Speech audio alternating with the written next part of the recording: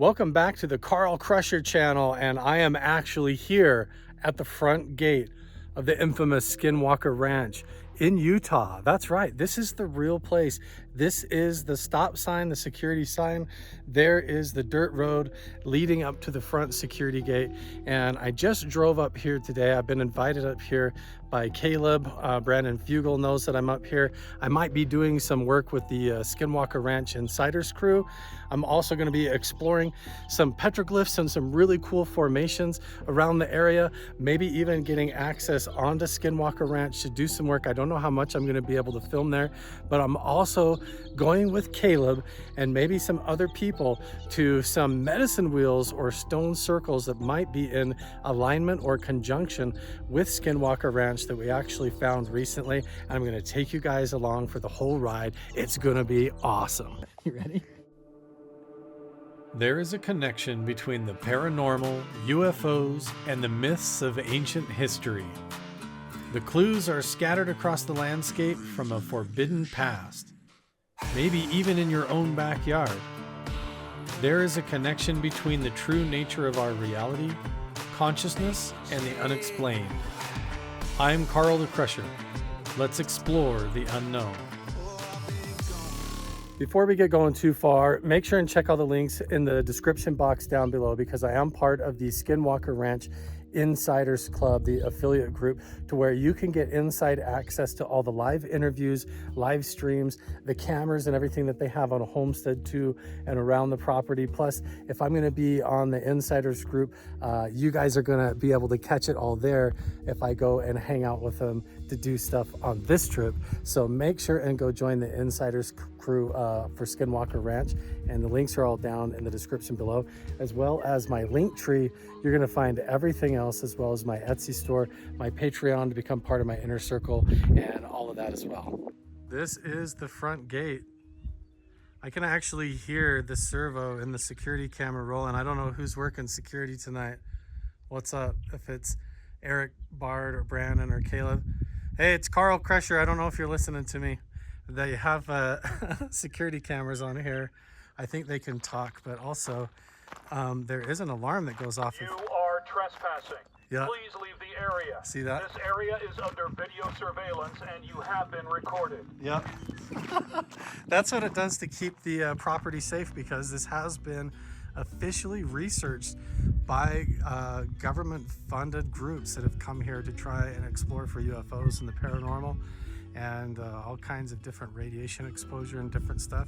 But here we are right at the security gate, and there is the front main entrance right there that you see all the time. And we'll see if we get to go in there or not. And look at all those bugs floating around. We're not going to confuse those for orbs, are we? We're going to keep our wits about us and do a good job. So, okay, here we are. It's going to be cool. I just wanted to really start things off awesome right here at the front gates at Skinwalker Ranch. I can't wait to hook up with Caleb and others, but along the way, I'm going to be showing you guys all the behind the scenes, the inside tips and tricks, to where if you want to come up here and visit, there is a right and a wrong way to do it. There's even a best places to stay and things to go do, as well as best places to go get dinner and breakfast, best cup of coffee. I'm going to share all my inside tips and tricks on how to travel up here to Skinwalker Ranch, and hopefully we don't get a hitchhiker on this trip. The sun's going down. We're not going to stay here a long time, so I got to go check out where I'm going to be staying tonight and visit with family and make sure that everything is lined up. But first thing in the morning, we're going to be going on some awesome adventures, and it all starts right here at the headquarters and the epicenter of all strange things and mysterious, Skinwalker Ranch.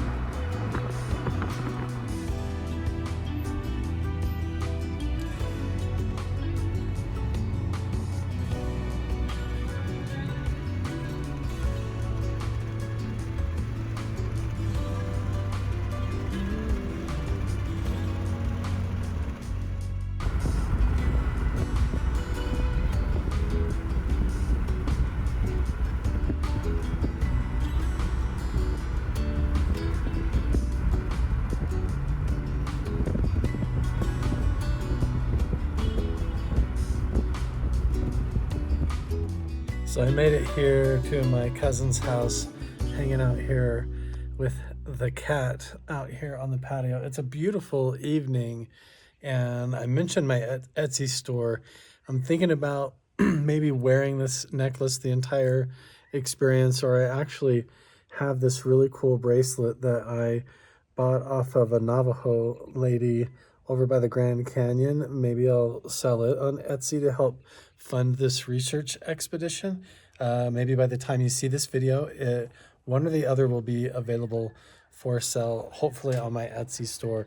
If not, I'll have it on eBay or something, because I don't know how to price it or anything like that. I just want to make it available for people to help with the research. But first thing I think we're going to do is I'm going to get some rest tonight, and then we're going to wake up in the morning. I'm going to show you where to get the best cup of coffee and where to get the best breakfast when you're in Skinwalker Ranch territory.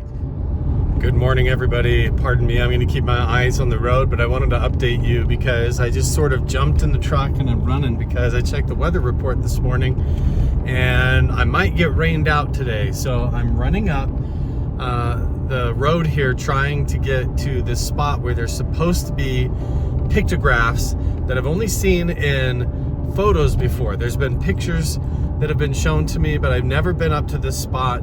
Now I've been to the McConkey Ranch, McKee Springs petroglyphs before, and those are amazing. If I can't find these, I'm gonna go back to the McKee Springs, McConkey Ranch petroglyphs and do a better job than I've ever done before to make sure and show you guys what those are all about.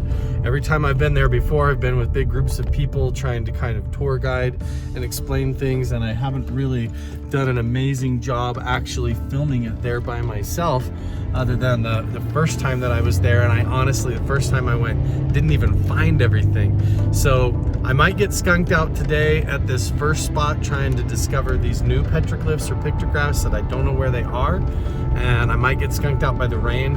If that happens, we're gonna rethink things and find a way around it and still make some new discoveries today.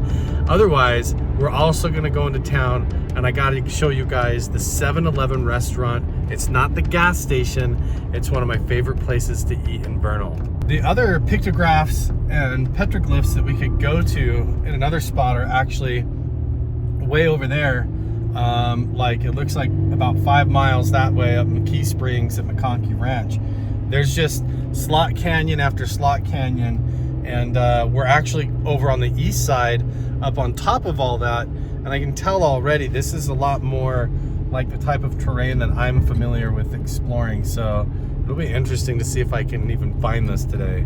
This place is called Docks Beach, and I wouldn't come here in a car. You definitely need a pickup truck to get back in here.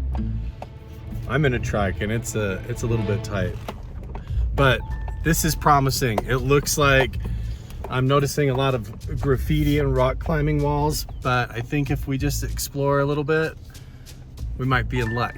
Well, here we are. This is a place called Docks Beach, and I can see why they call it that. There's so much sand here. It looks like a lot of people go rock climbing.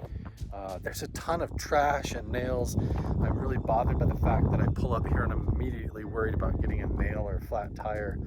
There's shotgun shells and all kinds of stuff everywhere. Like there's a giant California condor, like an eagle flying over. But these pictographs or petroglyphs could be anywhere. I can tell there's a crazy echo. Hey! Yo! Hey!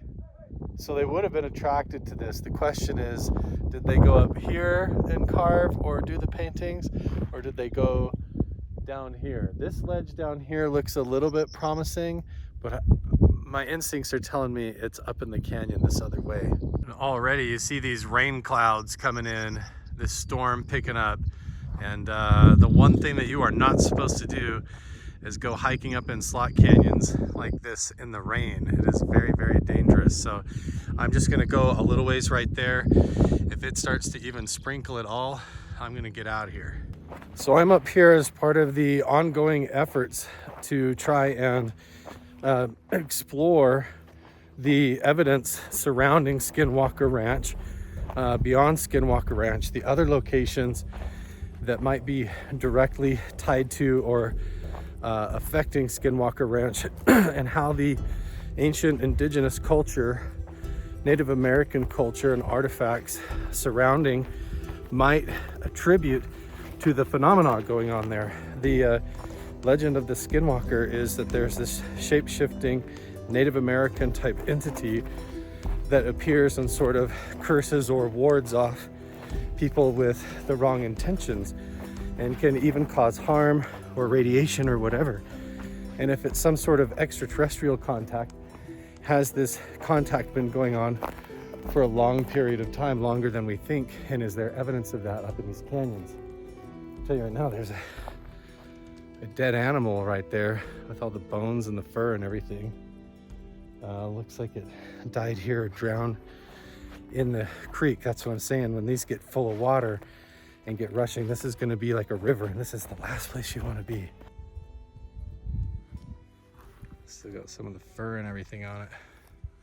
There's a lot of trash flowing down this canyon, but you see, if it starts to rain, my ability to come up out of here goes way down, because this becomes like a river. So if I go down here, I could totally get stuck down in the bottom of a crevice and not be able to get out. So I'm kind of rethinking it with these rain clouds. It could be raining somewhere else, and then the water catches up with you and you don't even see it coming.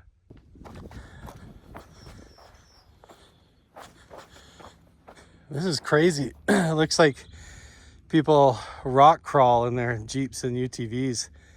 There's tire tracks coming all the way up here. In fact, it looks like most people drive up and down this canyon, so it may not even be where the pictographs are. Well, I thought this looked promising, but all I'm running into is more nails and graffiti. People coming up here and defacing things. But I'm gonna keep going because this slot canyon goes all the way down here. And then look, if I go down on the bottom, if I'm willing, I might be able to explore all the way up there or go around the base some. So we're not done yet. I'm gonna stay out of the tight slot canyons, see what we can find. There might even be petroglyphs if I slow down, even if they're sort of like carved over top of it. Kind of looks like there might be. Some of this is hard to tell. This just looks like weathering patterns, but I'm gonna keep looking. Okay, I recouped back in the truck. I felt like this was diminishing returns, but I'm taking you guys along for what it's really like. I'm going solo, getting rained out. It's windy in a slot canyon I've never been in before. Hiked way down in there, didn't see anything but trash and graffiti. So I'm gonna reset, talk to my friend who's an archaeologist. We're actually gonna have dinner tonight, and I'm gonna go back right now and show you guys my favorite restaurant to eat at here, and then maybe we'll come back out when the weather parts and check out some petroglyphs I already know. Based on the photos that I've seen, I really think that this is a significant spot, and so we're gonna be back here. I also, aside from the archaeologist, I have a friend who has basically crawled around every single canyon and explored all of the petroglyphs and pictographs of this whole region. So maybe I'll go stop into his shop. He's also a photographer and an artist and has some really cool stuff in his place that you should probably check out if you ever come to town. Now back here behind me is the 7-Eleven Ranch restaurant. That's where we're actually going to be going in a minute to have breakfast and coffee, and I'm going to show you everything on the menu that they have. But just to show you how unique and amazing the town of Vernal is, and why I like coming here when I research Skinwalker Ranch and when I look at the petroglyphs and pictographs. They've got so many cool things, and the town of Vernal is so artistic. I mean, they've got this awesome Veterans War Memorial Museum here with a whole attack Cobra helicopter on display that you can come and check out. And it's actually right across the street from the restaurant, which is right across the street from the Weston Lamplighter Hotel, which is actually a haunted hotel where they do a haunted house Halloween festival for a charity event in the community every year here. And I've done paranormal investigating in there, and this building right here, actually up in the corner up there, was the first place I ever saw an actual full body apparition of a ghost of a little kid that ran across the end of the hallway in this building in front of the window into a room with no exits, and I went in there and there was nothing there. But then if you come further down the road here, let me show you what else is here.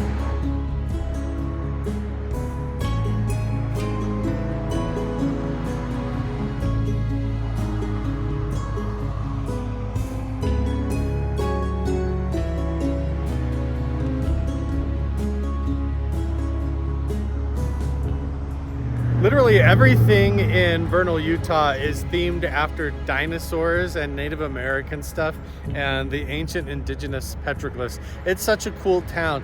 There is giant dinosaur statues and all sorts of murals painted all over the walls, and there is a really cool artistic touch to this whole town.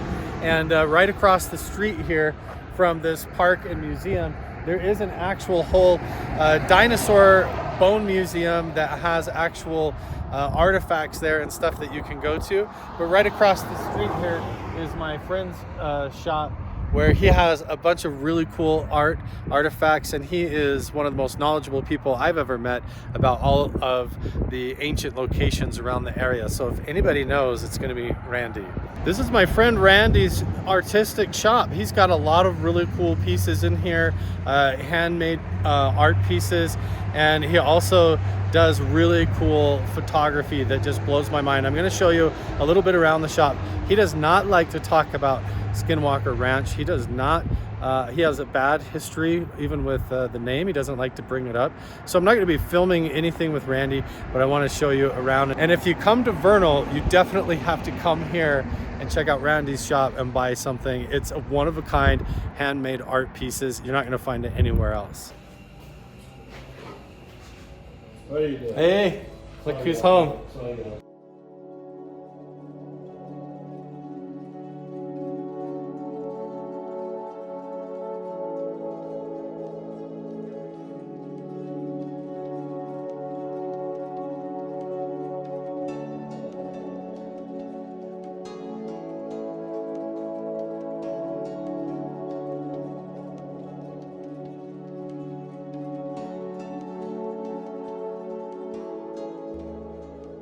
Do you have any idea where those tall red pictographs are up by Docks Beach? The one that has a bird head and almost like a top hat on or something weird? Yeah, they're up there in the Stanica diversion. I just went up there this morning and walked around, and I was like, this is, I could spend a week up here and never find it. They're up there.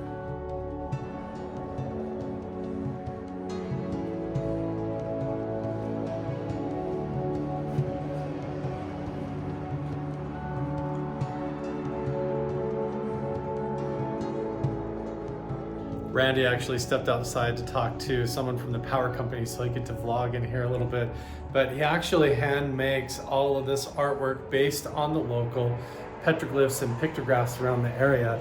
And this is photography that he does of the geology, where he zooms in on these crystals with this microscopic camera and takes these ultra up close photographs like this, and they're just amazing and beautiful. Randy is awesome. He actually corrected me on a few things and updated me on the location of where there might be some pictographs and petroglyphs are that I don't know about. So maybe we can go try to find those as well. But he actually updated me as well and said that this isn't just a military historical museum, but this is a historical museum for the Uinta County and the Uinta Basin, and they have a whole bunch of ancient artifacts and Ute artifacts, and maybe even a haunting of a ghost.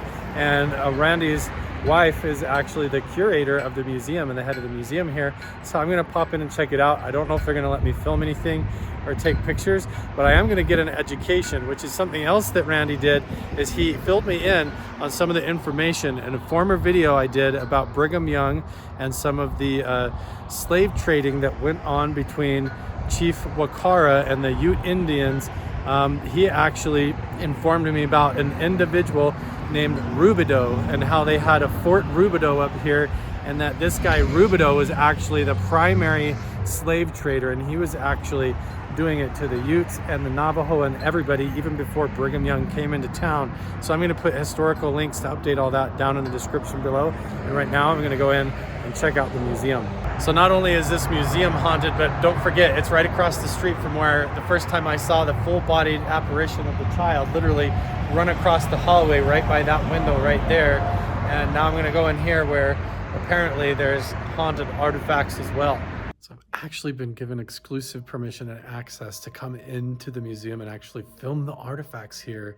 But you've got to check out the link in the description down below to give full credit to the museum and all the hardworking people here in order to tell the full story of the heritage and the history of the Uinta Basin and these amazing people. So I'm going to turn my camera around and tell you guys some amazing stories and show you some really cool artifacts in here. These are some of the baskets, and at first glance you look at them and you're like, wow, those are really cool baskets, but look at the intricate pattern, the lightning bolt going up through the basket and how finely woven it is. I think it's just absolutely amazing. This one was actually, it says that it was dated around 1050 AD, around that time. And then it just gets cooler and cooler. See these staggered step pattern like this? These were called burden baskets. They would carry bundles and bundles of stuff. This one also has a step pattern going around it.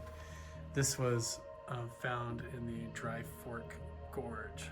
So a lot of this stuff has been donated to the museum, and it gets more and more interesting. So everything over here on the left is all Ute artifacts. And then we've got unknown artifacts, Anasazi artifacts, and then a lot of other ones over here that are Fremont people, First People collection and Fremont people. So some of these are really old. A lot of the artifacts down in southern Utah around the Grand Canyon and into Arizona look like this, which is why this is an Anasazi water jug. In fact, I find a lot of pottery, pot shards that have these kinds of painted lines. So it's really interesting when you see a full-size pot to actually get a sense of the idea when you find a tiny little piece that's curved and painted, that curved piece might have just come from a little part of the neck up at the top for an entire big jug that actually was there. And I'm going to keep going around. This is actually a stone bowl. So this is, they call this the First People's collection because some of this, they don't even really know how old this is. Look at that stone bowl before they were even making clay pottery. It's like Stone Age tools. There's even this amazing little figurine of a mountain goat. It just blows my mind that all these artifacts are there. And I think I have an interesting feeling about which of these artifacts might be one that is giving off an interesting spiritual energy right over here. There's photographs of original people that lived here in the area doing peyote ceremonies and all kinds of cool stuff in here. They even have petroglyphs. Some of these were actually on farmers' fields and they were getting ready to plow their field. And so they wanted to remove these stones off the property. And so they were hauled up and moved and donated to the museum. But they actually have straight up petroglyphs carved right on top of them, sitting right here on the ground in the museum. All of these are probably located in and around the area of Skinwalker Ranch or the Uinta Basin. And once they've been moved, there's no way to know what they used to align to if they were some kind of a map. But look, you've got full-blown handprints, wheels, animals, serpent lines, energetic lines, all kinds of cool stuff. Look at this one, the guy with the feet with the dots going off, these big foot platforms with the hand, and then the lines spiraling or wavy lines going up and up and up to the palm at the top. So very cool petroglyphs just sitting here in the museum, but that's not what I think is haunting the museum. I actually think it's these artifacts here. You've got this bundle of wands that nobody knows what it was used for. And then you have this feather bundle. I'm honestly hesitant to even film this Just even standing by and walking by this cabinet, for some reason, my intuition and everything gets feeling really strange and really weird. The feather bundle, the bundle of wands, this little cabinet right here full of artifacts feels like part of a ritual ceremony, probably a shamanic ceremony or something. That might be something strange going on here in the museum associated with that. So I'll show you guys the bundle of wands, and then I'll just dip down. You can pause the screen if you want to look at the feather bundle. But all of this stuff kind of is interesting. Some of it, they don't really know. These gaming pieces, I don't know. It's all speculative, but they could be like fortune-telling pieces. I think it's really cool that this feather is actually sort of clipped, like with the staggered step lines, or that almost serpent line, energetic line. And then you have these feather bundles over here that for some reason is really weird. I don't even want to film them. Now, this cabinet right here is probably my favorite display in the whole museum, and it's because of this bag right here. This is a red ochre pigment bag that may or may not have been used to actually paint pictographs, the red painting on the sandstone that we find all over the rock faces up here and around Skinwalker Ranch and the whole Uinta Basin. And this whole cabinet and everything, including this pigment bag, all was objects that fit inside this big backpack and could have been the artist's bag who is collecting pigments and going around actually doing the artwork in this area. Let me just try to paint the picture for you. You've got this big bundle, this big satchel or backpack here, and everything inside this cabinet actually fit inside and was found inside this larger bag. So up here, you had this whole bundle or bag right here, and this little stone pouch was full of these stone tools right here. And so this bag had all of this. This bag had all of this different type of clay for making clay pots or whatever they were doing. This little satchel had all of these stone tools right here. This bag had all of this clay inside of it, so this was inside of this pouch. And then they also found this big antler right here that has the pigment on it, like maybe he was using it as a tool. But everything fit into this pouch, this fit into this pouch, this was in this pouch, everything was into bundles, and then all of it fit inside this big backpack. And as well as inside of this big backpack was this red pouch of pigment. And there's a whole big ball of red ochre sitting in there. And if you even touch this, it gets all over you, and all over you, stains your skin, your clothes and everything. But this was all carried like an artistic bundle in this backpack for somebody who was maybe going around either doing pottery, making tools, or possibly responsible for some of the painted pictographs and petroglyphs around this region. So I think that's very cool to get this close to maybe one of the artists. This museum display is small, but it packs so much knowledge and information about how they lived, how they carried everything, how they would have worked, what they were interested in collecting, all of their artistic sensibilities and interpretations, a lot of the big stone tools they use. Don't worry, I'm gonna flip the camera around again and show you. But this museum has so many hidden gems. A lot of people have corn cobs, but did you know it's very rare to actually find indigenous corn cobs that still have the kernels of corn. So there could be extinct versions of corn that nobody's ever even tried or tasted in maybe several hundred years, sitting in this museum that very rarely can you find anywhere else in the world. You see that? You've got the kernels still on the cob. Usually you see it all like that, already eaten, like the animals have got to it, but somehow these are still preserved and could be parts of species of corn that nobody even knows about still. And so that's all gonna get studied. And there's also all these other cool artifacts. This is like a ceremonial rattle that's full of stuff inside that you would shake. It's made out of the stomach of an animal. And then there's all these, stone tools and arrowheads and amazing artifacts, including the bows and the arrows and everything you can imagine, all just right in here to come and see.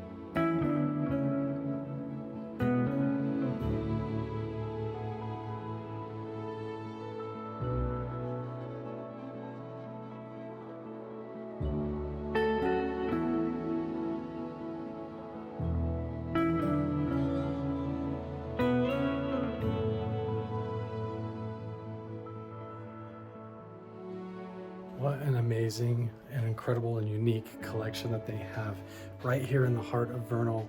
All of the stuff that would have been going on right in and around Skinwalker Ranch. These are the original people that lived here, that settled here. These are their belongings, the artifacts, and a clue to how they were living and maybe what they were up to and what they were doing with all the interesting feathers, some of the rituals and ceremonies. If you get a chance to come and check out this museum, you got to check it out. They got a lot of other stuff aside from just the Native American Indigenous artifacts, a lot of other cool pioneer settler museum and World War II artifacts in here, as well as historical information you can check out. So make sure and visit that link down below. They even have like a whole upstairs. I don't even know what's up here. Let's go see. Heyo, it's a whole historical collection. Look at that. If I say the words or I film too much of it, I'll actually get reprimanded on YouTube. But look at these ones. These are gold. Those are cool. So you got to come here and check this all out. And then look, it even has geological information about the mining of gilsonite. One of the theories around Skinwalker Ranch is that the geology of the Uinta Basin might be playing a role in the active phenomena that is appearing on the ground or how it affects human consciousness. And they have a whole historical display here on the gilsonite mining that went on historically in this region. Look at how they have these big chunks of gilsonite that was actually mined all over the place here. And they've got these historical photos showing how they moved in the area, and then some of the actual disasters and how a lot of this town was actually built based off of the Uinta Railway coming up here in order to get gilsonite. And along with gilsonite comes the oil industry, which is why now here in the Uinta Basin you see oil derricks, you see oil pumps all over the place scattered in the area, because they didn't just find gilsonite, they struck oil. Here we go, we're at the 7-Eleven Ranch restaurant. If you want authentic, old school Skinwalker Ranch vintage, this is where you come. Look at this gigantic, ginormous menu that they have. Folds out all the way, and that's what I'm gonna get right there, country fried steak. It's like old school, exactly what you think it is, you know, sugar in the shaker jar, black coffee, Diet Coke in the Coca-Cola cup.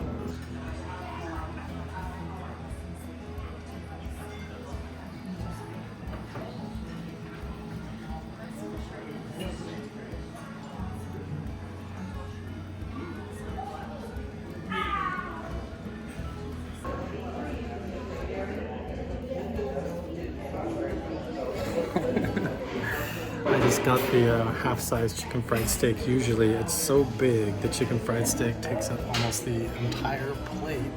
I know that the camera doesn't really do it justice, but it's authentic American Western diner food.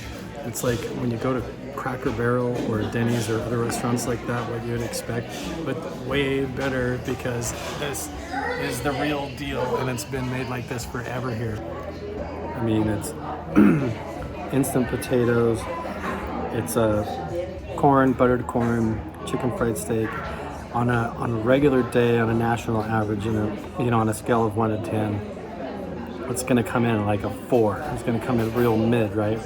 When you're hiking out in the cold in haunted locations or looking for UFOs, this stuff comes in more like a 7 or an 8 on a scale, I'm telling you. 7-Eleven restaurant's also a really good place to stop in and pick up your souvenirs, because they've got everything from alien poo to bag of dinosaur poo to all of your t-shirts and gear. And this is probably my favorite spot to stop and get Uinta Basin type swag. Everywhere has cool paintings and murals, and if you don't believe me, this is what I mean. This is back in the alley by like the dumpster and everything that nobody even hardly sees. And they didn't have to do this, but some artists came out here in the business and they painted a giant grizzly bear coming out of the wall. And pretty much everywhere you go, there's amazing spots like that with murals and artwork. The artistry of Vernal is just such a cool town. And even on the back of this 7-Eleven Ranch restaurant, which, let's be honest, I mean, it's diner food. It's more about the experience of the Wild West and being up near Skinwalker Ranch to get the chicken fried steak or the breakfast there. But the, you know, the food is like it's like a 4 or 5 probably. But look, see, they even have dinosaurs and decorations all over the place. But there's a lot of cool artwork all over the town that you can go check out, take selfies with, and see, as well as all the big dinosaur statues and stuff. It is really cool. But I got some tips from Randy on where some pictographs are, some big red painted ones, and I think it's cool, since we just saw that bag of red ochre at the museum, to maybe go see if we can find it. Hasn't started raining yet, so maybe these are right closer to the road and we can find these a little easier. I've got other places that we can stop to get breakfast, lunch, and dinner, so don't worry, we'll try some other spots too. See, look, they didn't have to do that. Big, cool painted mural. And then look over here and like, oh yeah, the dinosaur statue again.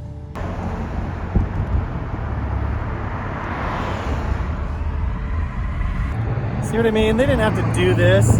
Whoever has this cool little building here on the side of the road didn't have to do a giant mural of dinosaurs to make it fun for kids, but they did. You know why? Because this city is cool. The people that live up here in Vernal are cool people, and they're artistic, and they took this little spot and they did stuff like this with it. Boom. I think the whole town is just, I commend it for that. And if you come here, it's worth going around and checking out all the cool artistry and the cool graffiti everywhere, and the murals and the statues and stuff, because you could run all day almost like a scavenger hunt around here just looking at all the fun stuff to see. I just want you to look at this and appreciate this. I'm just trying to drive out to where these petroglyphs and pictographs are supposed to be. This is just like a car wash on Vernal Avenue, north of town, out in the middle of nowhere almost. And look at the mural they put on the wall here. I mean, come on. Are you kidding me? On the side of a car wash, it doesn't even have the name of the business or anything on there. Who is this? Is this guy on Instagram? I'm gonna go follow this person, whoever that is, because well done. Wow, that is freaking cool. This whole town, this whole place, everybody here is unique and interesting like this. I really love it. Okay, here we go on a wild hunt based on a tip from the legendary Randy. So I'm following along this road and I'm just looking for basic landmarks and looking off to the right, but this is kind of just to the south and west from where I was this morning, up at that location where there was all the graffiti and the nails in the ground, which reminds me, I gotta check my tires, make sure I don't have any nails. But there's, okay, it's already looking familiar. I think there's supposed to be some kind of a culvert pipe that goes underneath the road that I'm looking for, and then I have to go climb up the hill, but holy smokes, this is looking cool. I apologize for how many bug splatters that I have on the windshield. I did just stop at that car wash and probably should have used it. But there's this whole cement embankment here, and all of these rocks along the side of the hill have these little crevices that go back in there, so we'll have to keep our eye out.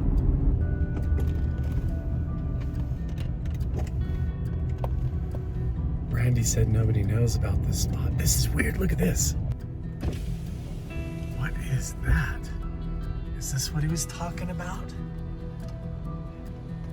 It's like a big walkway or ramp that goes clear up there to like a shack. I don't know, we might have to circle back and check that out. But it looks like this embankment might cross underneath the road right here. So maybe we're getting close. I mean, even back in these little pockets all over here. Can you imagine having this be your house right here? I mean, there's probably indigenous artifacts underneath that house and back up in the canyon right there behind it. I mean, right? There could be, this whole place is just covered with it. Look at all these cliffs and everything. So I think we passed it. I've actually turned around and now I'm going back because he described where there was concrete that goes underneath the road or a culvert, and I just went by that up here. I can see some graffiti and carvings up that little canyon right there, but it doesn't quite fit the description. Maybe. But look, this looks like up here is where this cement culvert is. See, it could be right up here. Maybe. It does look like there's a little bit of a semblance of a trail. Maybe a game trail, but definitely does not seem like very many people know about this spot. I'm gonna have to figure out a way to climb up and over this to go up there, because I think the spot that I need to go is right up there, guys. All right, we're in. Well, now there's like a creepy troglodyte tunnel behind me we get to think about while we hike up here, but I am so excited. I don't know if very many people, if anybody really even knows about this spot. I didn't know about this. It looks like a pictograph from what Randy described to me. It's a tall red figure with a big headdress, so it should be really cool.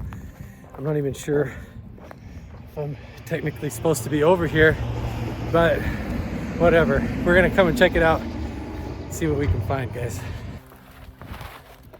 I think this is it. This is the canyon that goes up. So here, I'm just gonna keep filming as I look along here, check for carvings.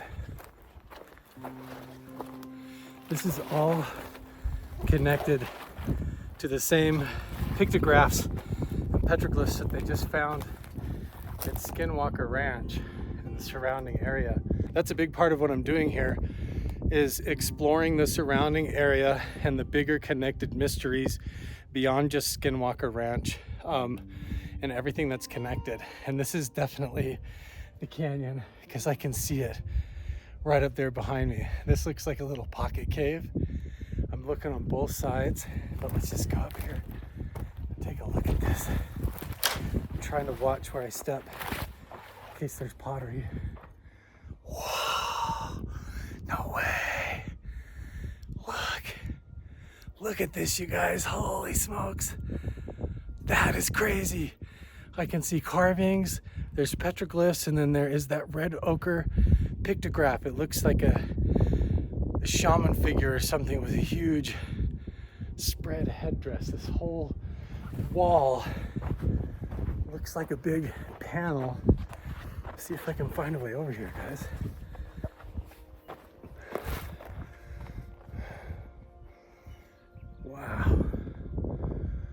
Wow, that is so cool. This is so cool. You guys check this out.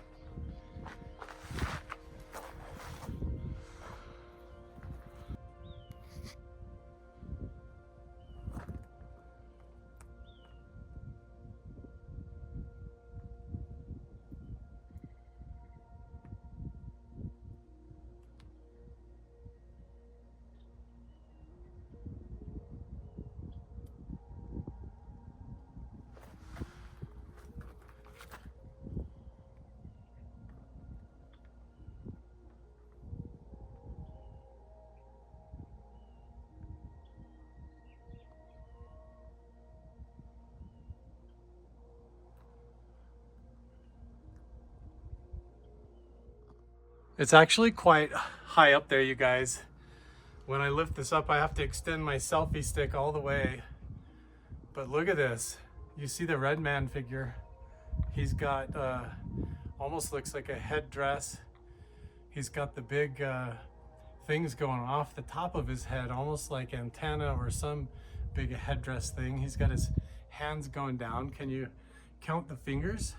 It's difficult because look how many fingers on this hand. It's almost like his digits go 1, 2, 3, 4, and then they continue counting on up and up. It's like his hand goes up almost like a rake.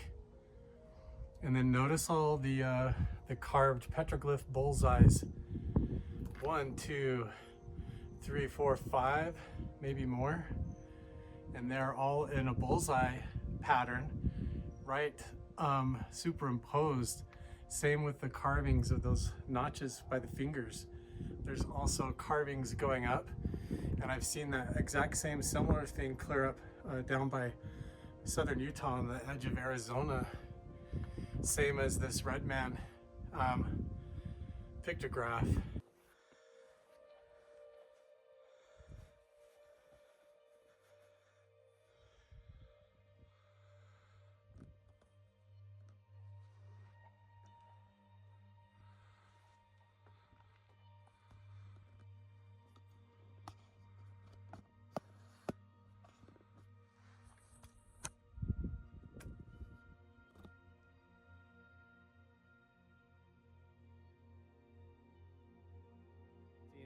All the other petroglyphs the whole way up, including the oral tradition and the legend of the giant serpent living in this valley as part of the creation story. Aside from the creation story, you also have all of these depictions of these entities or these shaman or these figures that have strange features to them. It looks like he's wearing some kind of a tunic, but he has like really short legs and arms. I'm going to turn the camera around so you guys can get a closer look. Notice how as I pan around, you don't see any other petroglyphs. There's no other carvings. It's just this red pigment. And you've also got these other dots. So there's the dot right here, one right here, and then you've got the red man figure. And then here we have this almost like this sort of like upsilon symbol as well that we see all the time. I hate even calling it or giving it a name like that. Looks like horns or ram horns or some kind of a symbol like that, as well as these petroglyphs carved underneath it. This is just magnificent. And look, oh, there's his feet coming down. He does have legs. It's almost like he's wearing a tunic. Is there any toes? I'll have to watch the footage back. But look at the symbols, almost like he's coming out of some kind of a spiritual dimension or realm. This figure with all the glyphs and the symbolism around. Pan back a little bit.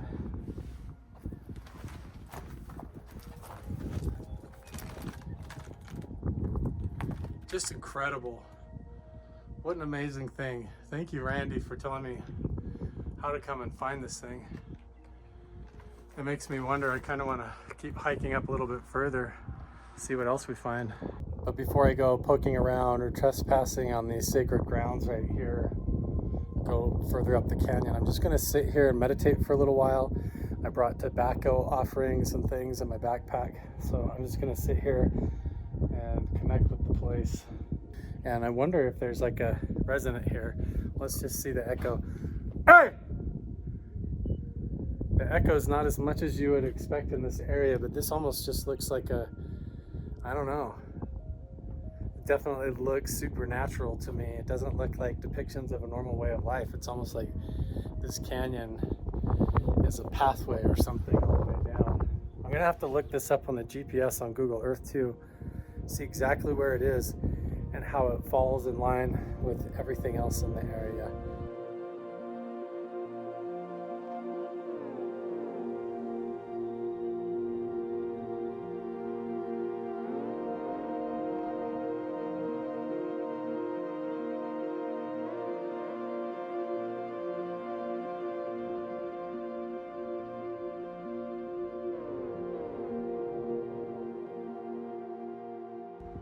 Look at this, guys. I just can't get enough. It's so intense. The motif and the symbolism It almost looks like there you've got the figure with the headdress and the tunic with the short legs, which we've seen clear down in southern Utah.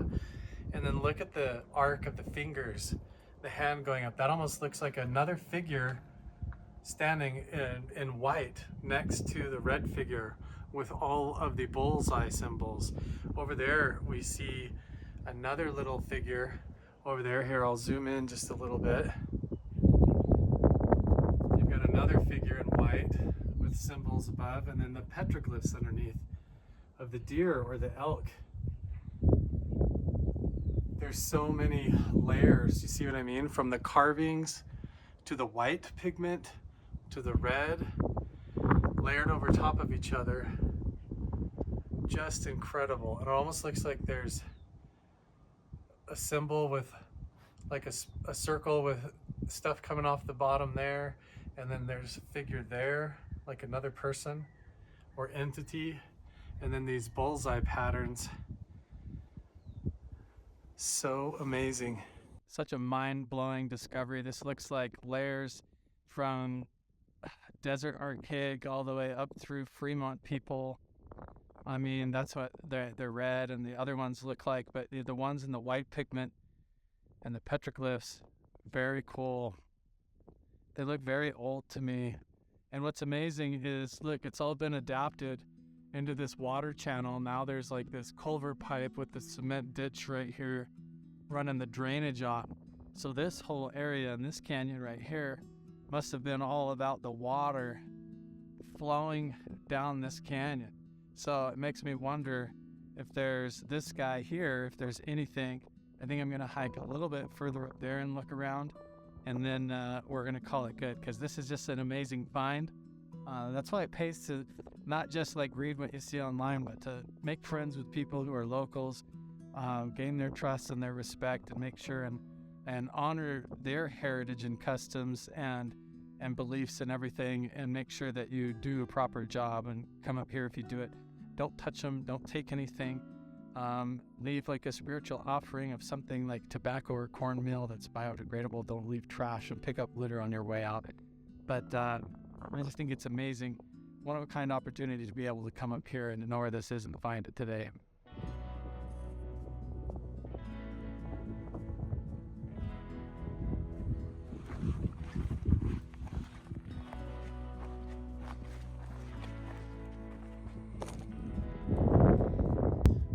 See, that's what I've been trying to do for the last 2 years.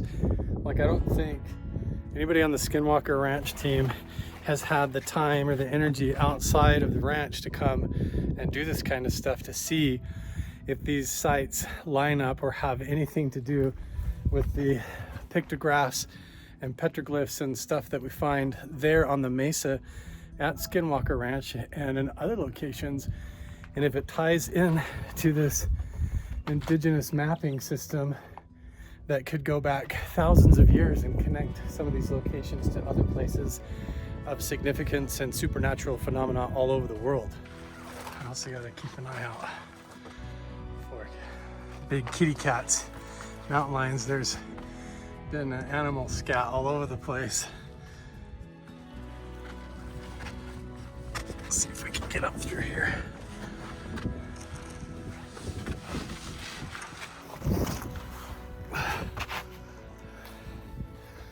Definitely don't want to twist an ankle.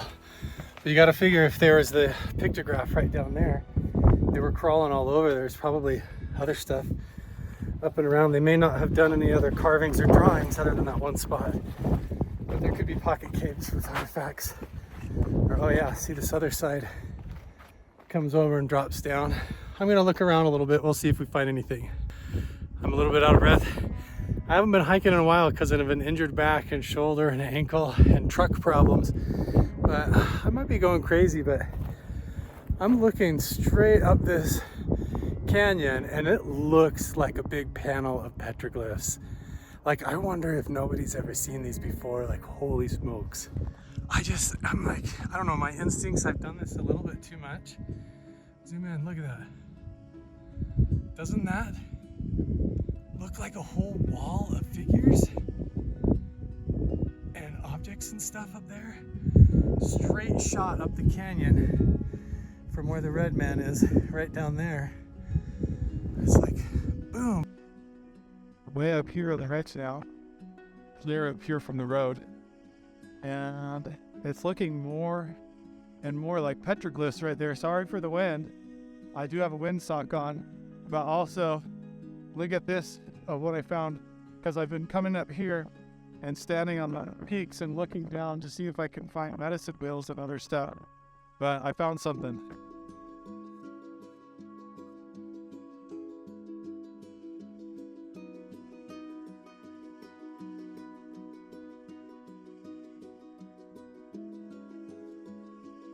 Definitely a grinding stone. I don't know, there's all these pockets all over the place where it could have just been done right here. But this was a stone tool. I'm not even gonna touch it, pick it up or anything, but very cool. And then I look up the ridge from right here, and it's straight in line with what it looks like. Looks like petroglyphs. Maybe I'm mistaken, maybe it's not, but it kind of does. And then also, when I turn, sorry, I'm kidding about the wind. I turn and look down here, and that one right there. On your way back down, we'll check it out. Again, sorry about the wind. So I hiked all the way up to the top of this hill because this looked like petroglyphs. But once you get up here close, look at it. Natural geometric shapes of weathering. It's not petroglyphs at all. Totally just natural weathering and chips on the rock. So we're gonna hike our way back down, check some of these other spots on the other side of the canyon, the whole way back down, see if we can find anything else up and around that first one and make our way back out. From down below, definitely looks like carvings, and it is, but just natural weathering and formations and limestone and bird poop and things. No petroglyphs up here. Very cool. I have never seen so much elk and deer poop everywhere. Everywhere I have gone up this entire canyon is completely full of animal crap.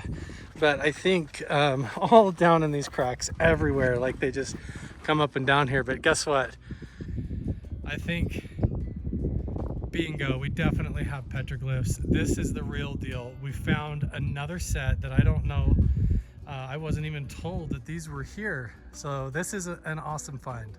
So now it's got me wondering, coming over here, if these ones are on this panel, if there's more on the opposite side from where the red man was, if I climb down a different way than I went up. But let's go. I'm so stoked to see these.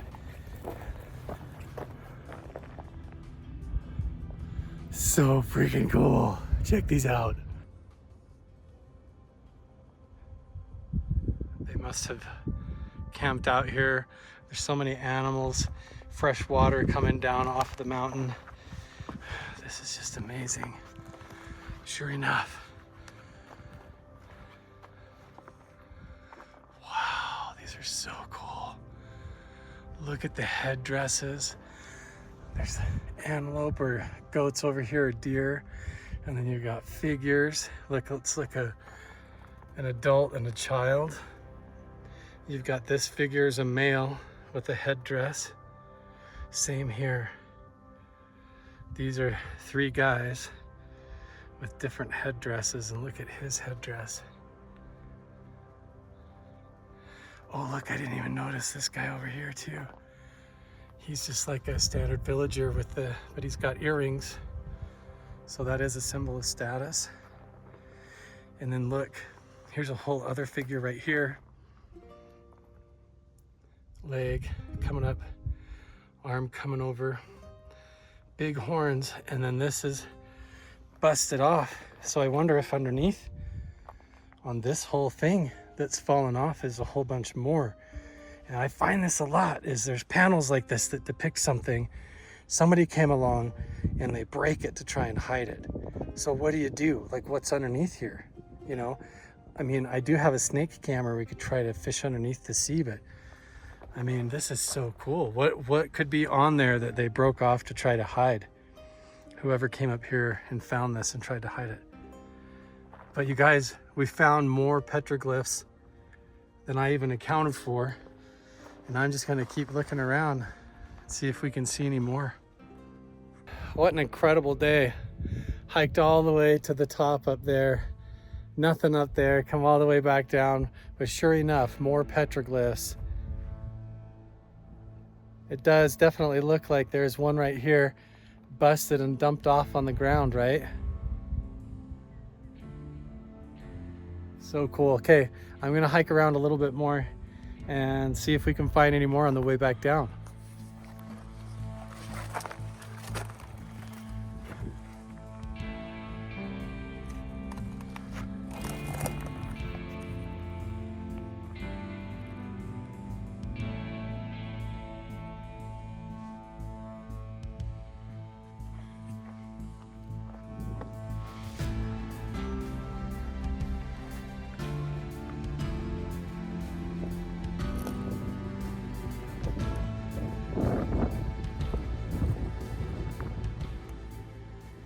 What kind of critter made that track? Is that a bird? What is that?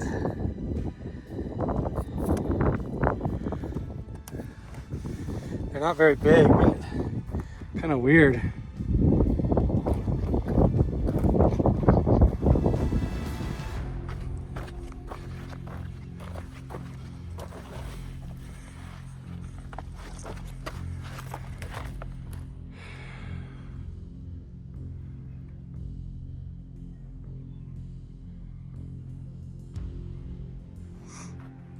Can't really tell. It doesn't really look like there's anything here. Probably too much water runoff on this one. Maybe a little bit, possibly here and there. It's hard to tell. It's like a labyrinth up here.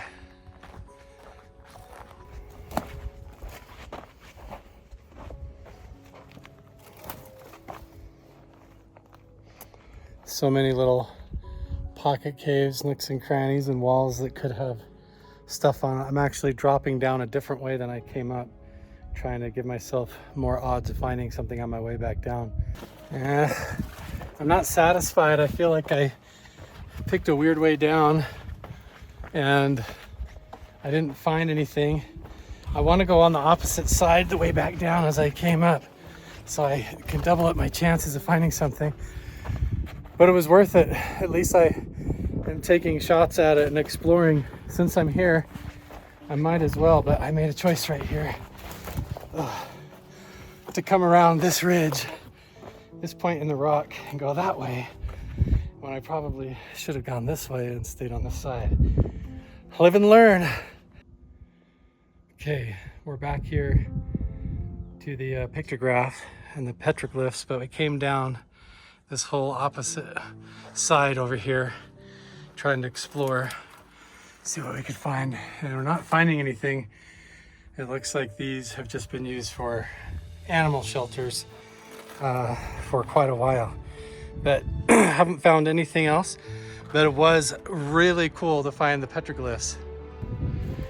Definitely not in an obvious spot. Even if you knew where these ones were right here and you came up there, it doesn't look very inviting to go climb all the way up over all that garbage and around the bend to find the other ones. But I'm so glad we did, and that's what I like to do. I feel like I have an instinct for that. I'm like, I know there's more up there, but it was funny. There's none clear up at the top. At least we did our best and took a shot, but these are so cool. I'm gonna spend some time with them just a little bit more.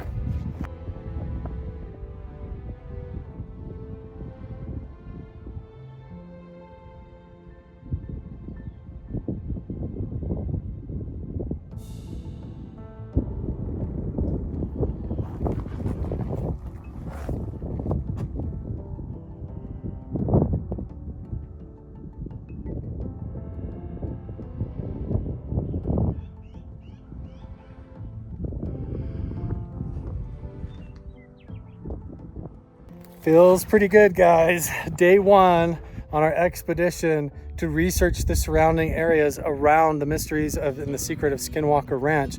And lo and behold, we find petroglyphs, pictographs, and we find this slot canyon with running water, and everything sort of points in this direction right towards how everything flows down from the top of the mountains down right towards the bottom of the Uinta Basin at the belly of Skinwalker Ranch. And I don't want to try and force fit everything into Skinwalker Ranch. These were definitely done by the Fremont people. These were carved by indigenous cultures that lived up in this area. But the forbidden history, the lost culture, the stories of the tragedies that occurred up in this area, and the supernatural mysteries involved with these pictographs and petroglyphs in their relation to the star people and the oral traditions that existed to this amazing cosmic connection to the stars that these indigenous people had that goes back thousands of years.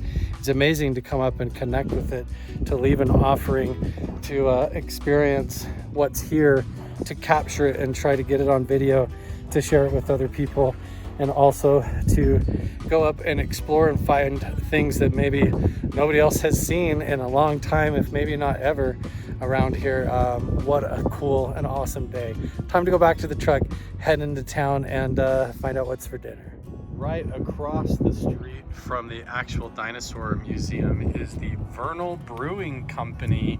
This is a really awesome local beer brewery and restaurant where I'm gonna have dinner tonight. I'm not gonna be filming my meal this night, but I'm going to be meeting with the archaeologist and taking a look at the menu.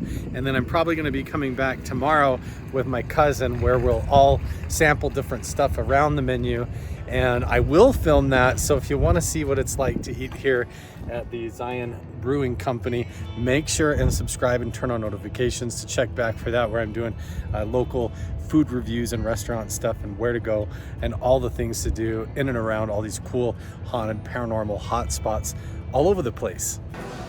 They brew all of their own beer here, so check this out. They have this entire beer menu and cocktails and all of that. But if you come here, this is what you want to do, is the featured craft beer, and then this is the menu, and this looks a little bit more up to par and modern as far as menus go, so pretty good. And honestly, pricing looks decent, looks pretty decent. So all right, I'll let you know what I got. I think I'm actually gonna try and do the Dave Portnoy from Barstool Sports. I'm gonna go with the old school pepperoni. We'll see how the Vernal Skinwalker Ranch pepperoni pizza holds up here at the Vernal Brewing Company. And I'm kind of a lager guy, so I'm gonna get the Little Hole lager beer. I'm gonna get a coffee too, because if the sky clears up, I wanna get the night vision out, drive over nearby Skinwalker Ranch or maybe Bottle Hollow, see if I can do some UFO watching tonight.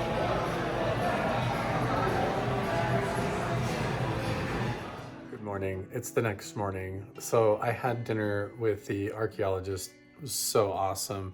We're totally planning to go to Mount Wilson and open the sword. He even made a reference that the Knights of Pythias sword at Mount Wilson might actually be connected to one of the Rockefellers who was a prominent Knights Pythias member.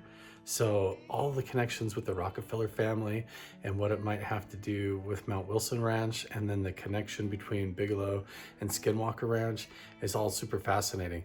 But he's gonna actually come to Mount Wilson Ranch and help make the connections between Skinwalker and Mount Wilson, and also help us date and identify a lot of the indigenous artifacts that we find there. And I think it's going to lead to some new discoveries that nobody's ever seen before. But I did also save the pizza for my dinner last night. I'll show you the leftovers and give you my rating.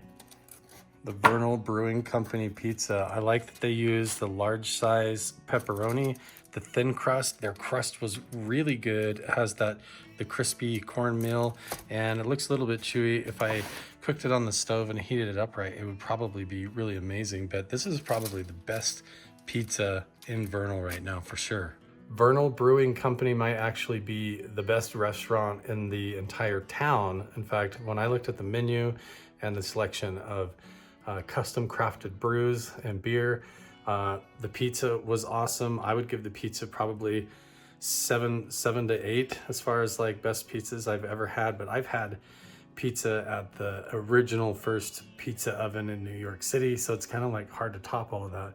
But yeah, I would say that Vernal Brewing Company is definitely a place if you want to have a nice dinner and a good beer after a long day. Very good, a nice addition to the town for sure. I have all day today basically to myself, and then I'm going to be hooking up with Caleb and maybe the archaeologist and one of the locals who's going to be helping take us around to show us some of the indigenous artifacts in the region. Plus, I might get access onto Skinwalker Ranch, but again, anytime I go on there, a lot of that is confidential and I'm not really allowed to talk about it or even film it, except for private research that we're doing. And so under contracts with the History Channel and other things like that, I have to be really discreet and careful about exactly what I do. So I think what I'm gonna do is after I get some supplies, I'm gonna pop down near Skinwalker Ranch this morning and start the day off with some research in and around the area of Bottle Hollow. I think I'm gonna go to the reservation office and actually get a permit to see if I can go around Bottle Hollow and do a little bit of walking around there, investigating and all of that. So if I can, I'm gonna wind up checking out some other indigenous artifacts and petroglyphs, rock art around the area today, and then wind up having dinner with family.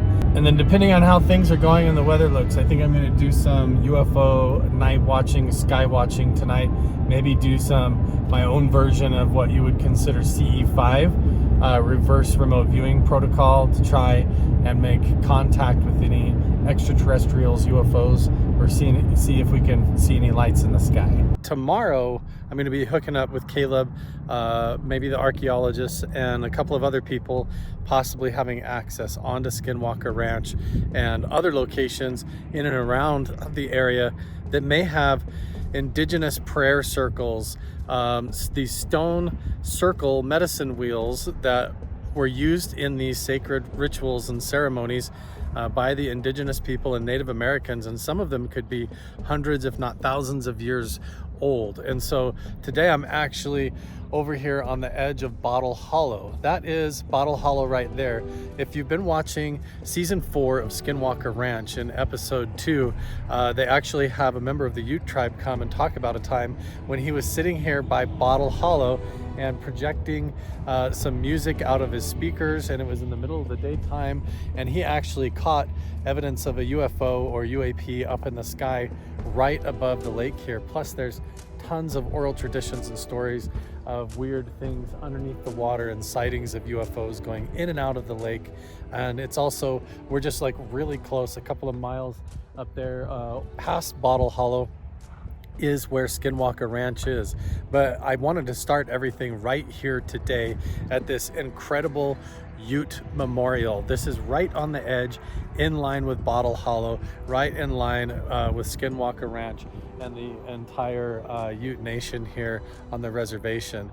And this monument, a lot of people don't know when they come up and walk through it, that this is actually designed as a giant prayer circle. This entire monument, the way that the fence line and the property is laid out, is a huge medicine wheel.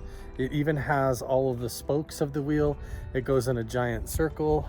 It could even be considered a big prayer sun circle because of the spires in the middle that would cast shadows and everything. But this is just an incredible monument that goes in a complete circle all the way around, with the spokes of the wheel going into the center of the monument. So even though this is kind of technically built and dedicated to the war veterans that fought for the United States Army and the military out of the Ute tribe that died in the line of duty, this memorial is still undeniably a giant medicine wheel with the spokes and a circle. This whole place falls in line with Bottle Hollow and Skinwalker Ranch and the whole Uinta Basin and the mysteries of this phenomena. So I find it interesting that there could be a stone spiral or an old megalithic artifact or circle on the mesa at Skinwalker Ranch. But then they also have this giant cement modern medicine wheel right here as a memorial that you can actually come in and walk around. I just think it's absolutely incredible. The amount of detail on this statue. So cool.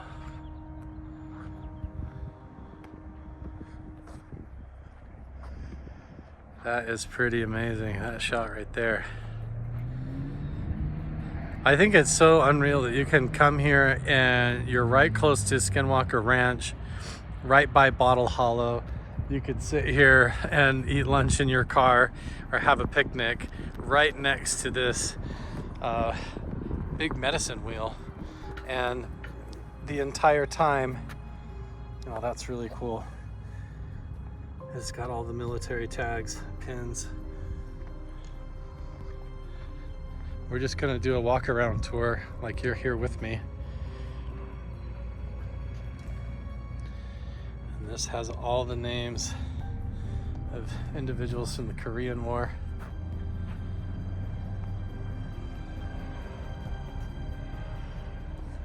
I don't mean to skip over everything, I'm just being a little bit efficient with my time today too. So here, even here in the center of the prayer circle, look at that at the top. There's like a pyramid at the top with a box. What is it? I wonder what that is. Do they shine a light out of that? Is there like a big light, a beacon light that comes out of the top of that? I wonder if that's a big light bulb in there. And then look down here, this is the center. And then look how many times the name Sespuch is on here. Larry, he was like one of the elders and heads of the Ute tribe.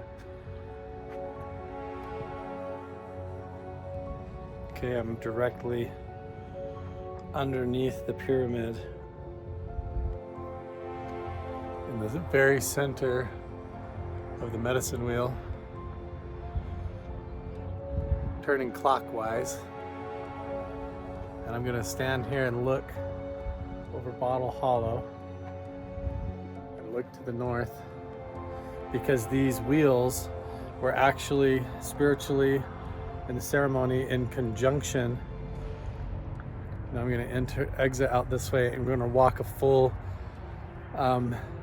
clockwise circle around the entire wheel and circumference. And what we're gonna do is we're gonna look up in the sky and over Bottle Hollow, and all together as you watch the video. It doesn't matter, because it doesn't matter if you're watching this video in the future and I'm actually filming this right now in what would be considered the past. According to quantum entanglement, the phenomena, it doesn't matter, right? So we should be able to look up in the sky and all together as I walk clockwise around this giant medicine wheel, and we think about how these were designed to be like the wheel of time, and they had to do with the northeast, south, and west, also in conjunction with the different aspects of your soul being in alignment with the cosmic rotation and cycles of the universe and the stars. These wheels would have been in alignment with the North Star, or even Vega, or depending on if you're in Egypt, it would have been Theban, I think is what the star would have been back when they built the pyramids then, or Thuban. And these wheels of time sometimes were even in a swastika shape. And over on the border across in Colorado, there's even a giant medicine wheel, probably even as big as this one, if not bigger, that is made of stone out in the desert in the same way, and it's in a swastika shape. And it doesn't have anything to do with the Nazis. It has to do with the Big Dipper and its rotation around the North Star, and how what you're doing, going clockwise ceremonially and in your soul, being in alignment with your intentions and integrity, and trying to be a good person in your mind, soul, and your actions, your intentions and everything. And with the earth in the universe, you put all of that in the same pattern and cycle in alignment with the North Star in the alignment of the universe. And you flow with that in your mind like a meditation, and you pinpoint in your mind exactly where you are, and you invite any kind of quantum time traveling entities or spirits from another dimension who are doing the same thing and able to travel through time in the same way, almost like a beacon or a giant antenna. We use our mind and meditation, and we send out a signal, and we visualize, like from overhead, this giant wheel, and exactly where you are on Earth, and in conjunction with Bottle Hollow, Skinwalker Ranch, and the phenomena. And we basically send out a signal through the beacon with our mind and consciousness together, irregardless of time in the future or the past, or the I'm here now, and now we're watching the video all together in this premiere. But the idea is, just like Stephen Greer and others and the remote viewers from the Stanford Research Institute who were at Mount Wilson Ranch and then moved to Skinwalker Ranch, that they were doing this type of reverse remote viewing, basically sending out a signal with meditation and human consciousness, where you visualize this wheel like a beacon shooting up through quantum space-time and cycling in conjunction with the universe, sending out a signal and telling whatever might be listening or watching along that same wavelength exactly where I am and what we're doing, and invite something to appear in the sky at some point, either today or tonight. Or also, it would be really cool for that to happen with other witnesses, maybe even tomorrow with Caleb, with the archaeologist friend, or even right now if we just sit here and think about it. So okay, we've done a loop and a half around the entire medicine wheel. So I'm not doing it exactly the way obviously the ritual's done. We're just kind of walking and meditating. So I'm gonna be quiet now. We'll look up in the sky, look over Bottle Hollow, go back into the middle of the wheel, and maybe you guys learned a little something about the method or the technique or the magic of what some of these medicine wheels could have been about in ancient indigenous times, and why they actually matter and are connected with beings from the future or from other dimensions or spirits from the past. How these wheels kind of defy space-time and open up gateways or portals for these events and phenomena to occur. Okay, now let's just be quiet in the center as we return here again.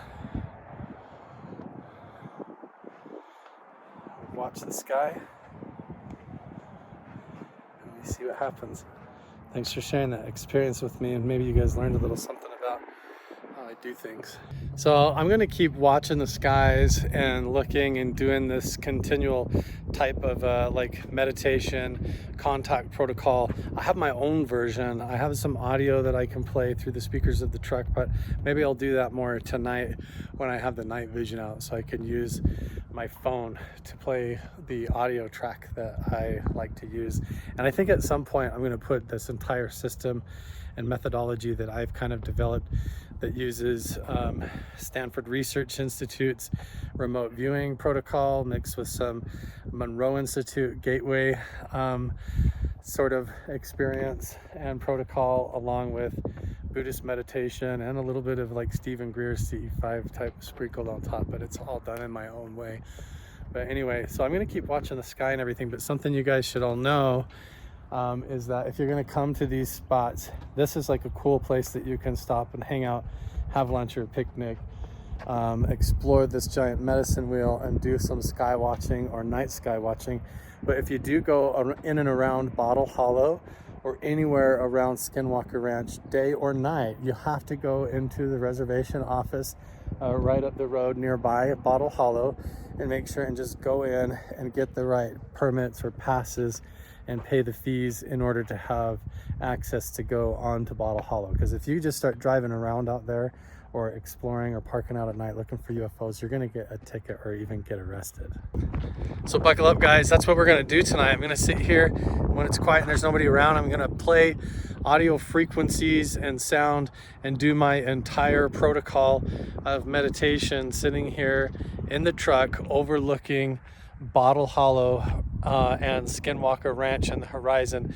But right now, next, what we're gonna do is cruise up right around Bottle Hollow, go up to the area and the circumference and drive all the way around Skinwalker Ranch and give you guys a whole idea of it. Don't forget to check all the links down in the description box below, where you can join the Skinwalker Ranch Insiders group, where you can get all the live stream webcams, the podcasts, the live chat interviews, and check out all the Secret of Skinwalker Ranch Season 4 insider access interviews with the cast and crew and everybody there on Skinwalker Ranch. But also you get to check out when I might sell this necklace on my Etsy or on eBay. And also some of the things like this hat is actually an EMF radiation shielded. It seriously is like a tinfoil hat. See that? It's lined with this protective shielding, and it has this nice cool corduroy feel to it. I have a couple of different types of hats and even beanies that are EMF shielded. Plus I also wear this from Museum of Tarot, which is a halo pulse magnetic pulsar that I can set to different frequencies and stuff, and it creates sort of like an electromagnetic field, like a bubble halo around me, including the shielding of this, because if we're going to go around Skinwalker Ranch or these types of areas, one of the commonalities and the things that occurs is getting hit with microwaves or directed energy beams of some kind, or even doses of radiation in all of its different varieties. And so I think it's important to take care of yourself rather than just going out there and hoping for the best. So I not only do meditation, I do sage, I do a lot of spiritual preparation and make sure that my intentions are in line. But then I'm also not dumb, and I use, you know, what we would call like techno shaman technology, like the halo pulse and EMF protection, like Faraday shielded beanies and hats, and they even have sun hats and other stuff. So anyway, make sure and check out my link tree and my website and stuff, and you can find out all of that. But right now we got some work to do. And this is the Ute Indian Tribe Fish and Wildlife Department. There is their website, there is their phone number right there. This is where you've got to pull up and actually go in and get your permits before you even step foot or drive on anything off a paved road here, or these guys are going to pull you over, give you tickets, give you fines, because you're going to be trespassing on the Ute reservation land or on Skinwalker Ranch. And here in the offices, which are really cool, full of like awesome wildlife and decorations and stuff. But basically they're informing me that if you leave the public roads or anything like that, or even go down to Bottle Hollow or anywhere around the reservation, if you film and do photography, that's considered trespassing. So don't do it. You're allowed to like fish and camp and do certain things like that and get permits, but do not film and do not do photography. Well, there you have it, guys. That's the verdict. This is Bottle Hollow, but basically if you drive anywhere off of the paved roads and try to film anything or go down there for entertainment purposes, trying to take pictures or do a video, you're gonna get a ticket for trespassing. Pretty much all you can do is drive by like this and film out the window of the car, get a sense of it, and say, hey, there's Bottle Hollow, right? That's where all the legends happen and where things seem to go in and out of the water and fly overhead, and people see it. So see, we can drive on the road right here and film and see if we see anything. But if we drive down there onto those dirt roads, or pull off to the side of the road, or start goofing around right here, you're gonna get stopped by the tribal police. In fact, I think there's a tribal police right up ahead here, so we're gonna make sure we're obeying the law. So tonight what we're gonna do is go back to that war memorial spot where the big medicine wheel is, stay in the truck in the parking lot, maybe get out and walk around at night a little bit and film and do some stuff around that medicine wheel, but mostly we're gonna stay there in the parking lot and not try to go down by Skinwalker Ranch or drive up around Bottle Hollow at night. It is kind of cool though to drive up around here, and if you did want to get the permits to be able to go down there and do fishing and stuff like that, you can go in the office and really enjoy the lake. A lot of people go there and swim and enjoy it recreationally as a place that they do with their families. But the girl at the desk there at the office, she was really cool, and she's like, oh yeah, we get a lot of people that come down here and try to get into Skinwalker Ranch and poke around Bottle Hollow, and they give out all kinds of tickets and even arrest people for trespassing. So I just want to inform everybody how to do it the proper way. We are down at the campground, RV parking and pavilions area, just doing a drive through the main parking area. Hey look, there's a goose hanging out. Right? Hey goose. But coming down here, getting out of your car, messing around, looking for UFOs, hiking around is something that is not allowed. Now there has been a lot of interesting stuff that has occurred even on this main road, because Skinwalker Ranch is directly over here to the right, to the west of the road here. It's about 1.5 miles up on the road, but this is the mesa all here. And over here on the top of this hill, or somewhere nearby, James Keenan has uncovered that NASA was doing drilling and had stuff embedded into the hillside over there. And we've never been able to get access to go and check it out, but there is some interesting stuff that's been done by government organizations in the past.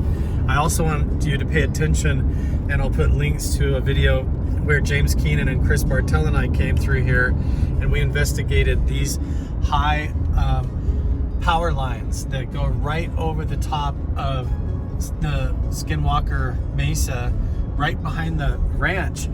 And those are very poorly maintained power lines that are leaching and leaking tons of electromagnetic energy into the atmosphere, so much that you can pick it up on the equipment and actually feel it in your body. It causes like a really strong vibration in your chest. It makes it difficult to breathe.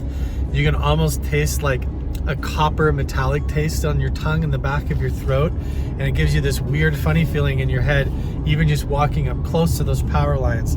So I think it's interesting to pay attention to some of all those compounding things that are occurring in this area right along Skinwalker Ridge that could be amplifying the geology and the aquifer system, or doing all kinds of stuff, creating these gravitational anomalies, these wormholes, these dimensional time warps, and all kinds of stuff accidentally or even intentionally back in the Bigelow days, who knows. But I just turned right.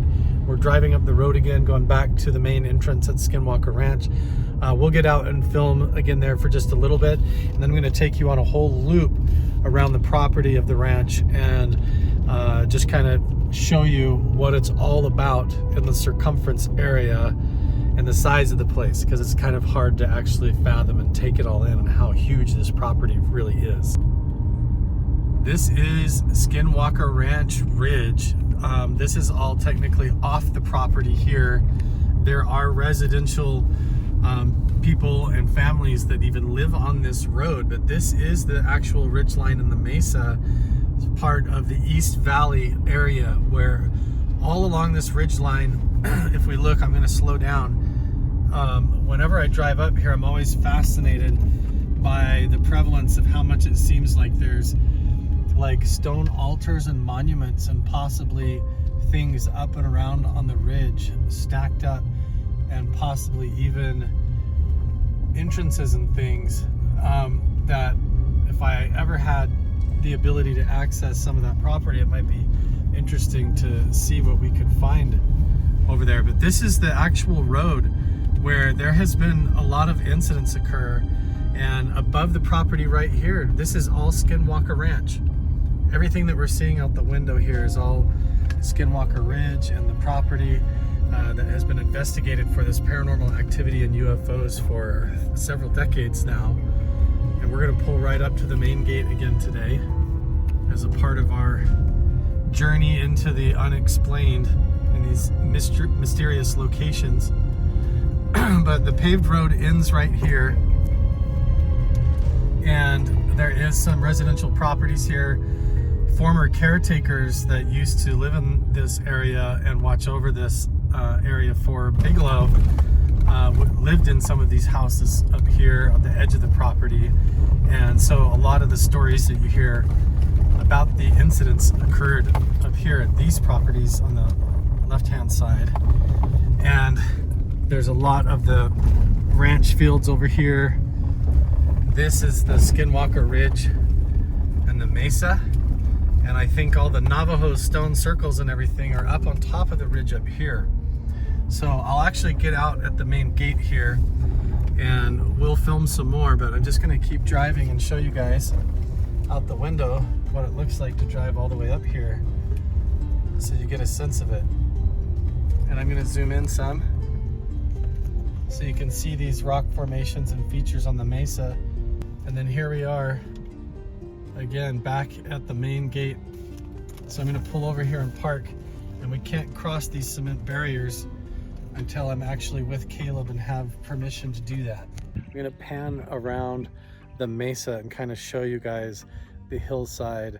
And then there is all these artifacts up on top of the East Valley over here that are associated with it. But right in the sky above us, behind me, is where they've been flying the drones, getting all the warping, the anomalies, the gravitational anomalies, very similar to what I've been finding and that our team has been discovering at Mount Wilson Ranch. And so right behind me, just up in the air, is where all of it seems to be happening, like a vortex or a funnel or some kind of a toroidal energy field that goes in and under the ground that has an anomalous spot right above the ranch right up here. So after everything we've done today, walking around the medicine wheel and coming right here to the front gates of Skinwalker Ranch, looking up in the sky, if we just also combine our intentions and our thoughts almost like a meditation, let whatever entities you know, outside of quantum space-time or whatever kind of phenomena or anomaly that might be here, even the Skinwalker itself,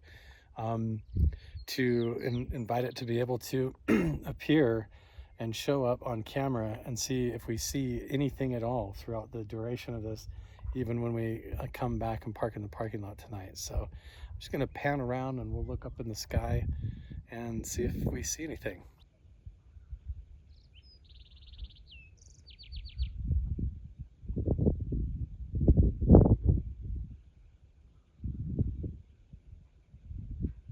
All over here up on the mesa, on the ridge, is these Ute and Navajo, or maybe older, stone spiral, ceremonial or ritual spiral wheel that might not actually be on Skinwalker Ranch property, but it is definitely affiliated with the phenomena that is happening there. And if you look at the hillside and up and around, how fascinating would it be to be able to go up there, explore and hike, look for artifacts, and see what you might be able to discover. There could be even more up there. There could be carvings, caves, all kinds of interesting things. Okay, I'm going to zoom out now, and I'm going to pan across the sky right above Skinwalker Ranch, because if there's any kind of an anomaly, it would be right here. And then you know what I think I'm going to do? I'm going to bust out my thermal imager, and we'll do a little bit of filming with that and see if we can see any kind of warping, lensing, or anomalies or anything strange on the thermal camera. Might as well, right? We're right here at the gates, and honestly, if anybody on security shows up and says, hey, you're not allowed to be here, what are you doing? It's just gonna be somebody that I know who's a friend of mine. So I'm gonna get the thermal imager out and just do some sky watching and panning around. Let's see what we can see. How cool. So I also remembered I've got my dicyanin goggles that have this violet purple hue that supposedly reveals things on the astral plane and anomalies. So I'm going to actually put this over the lens and see what we can see as well. Okay, here we go.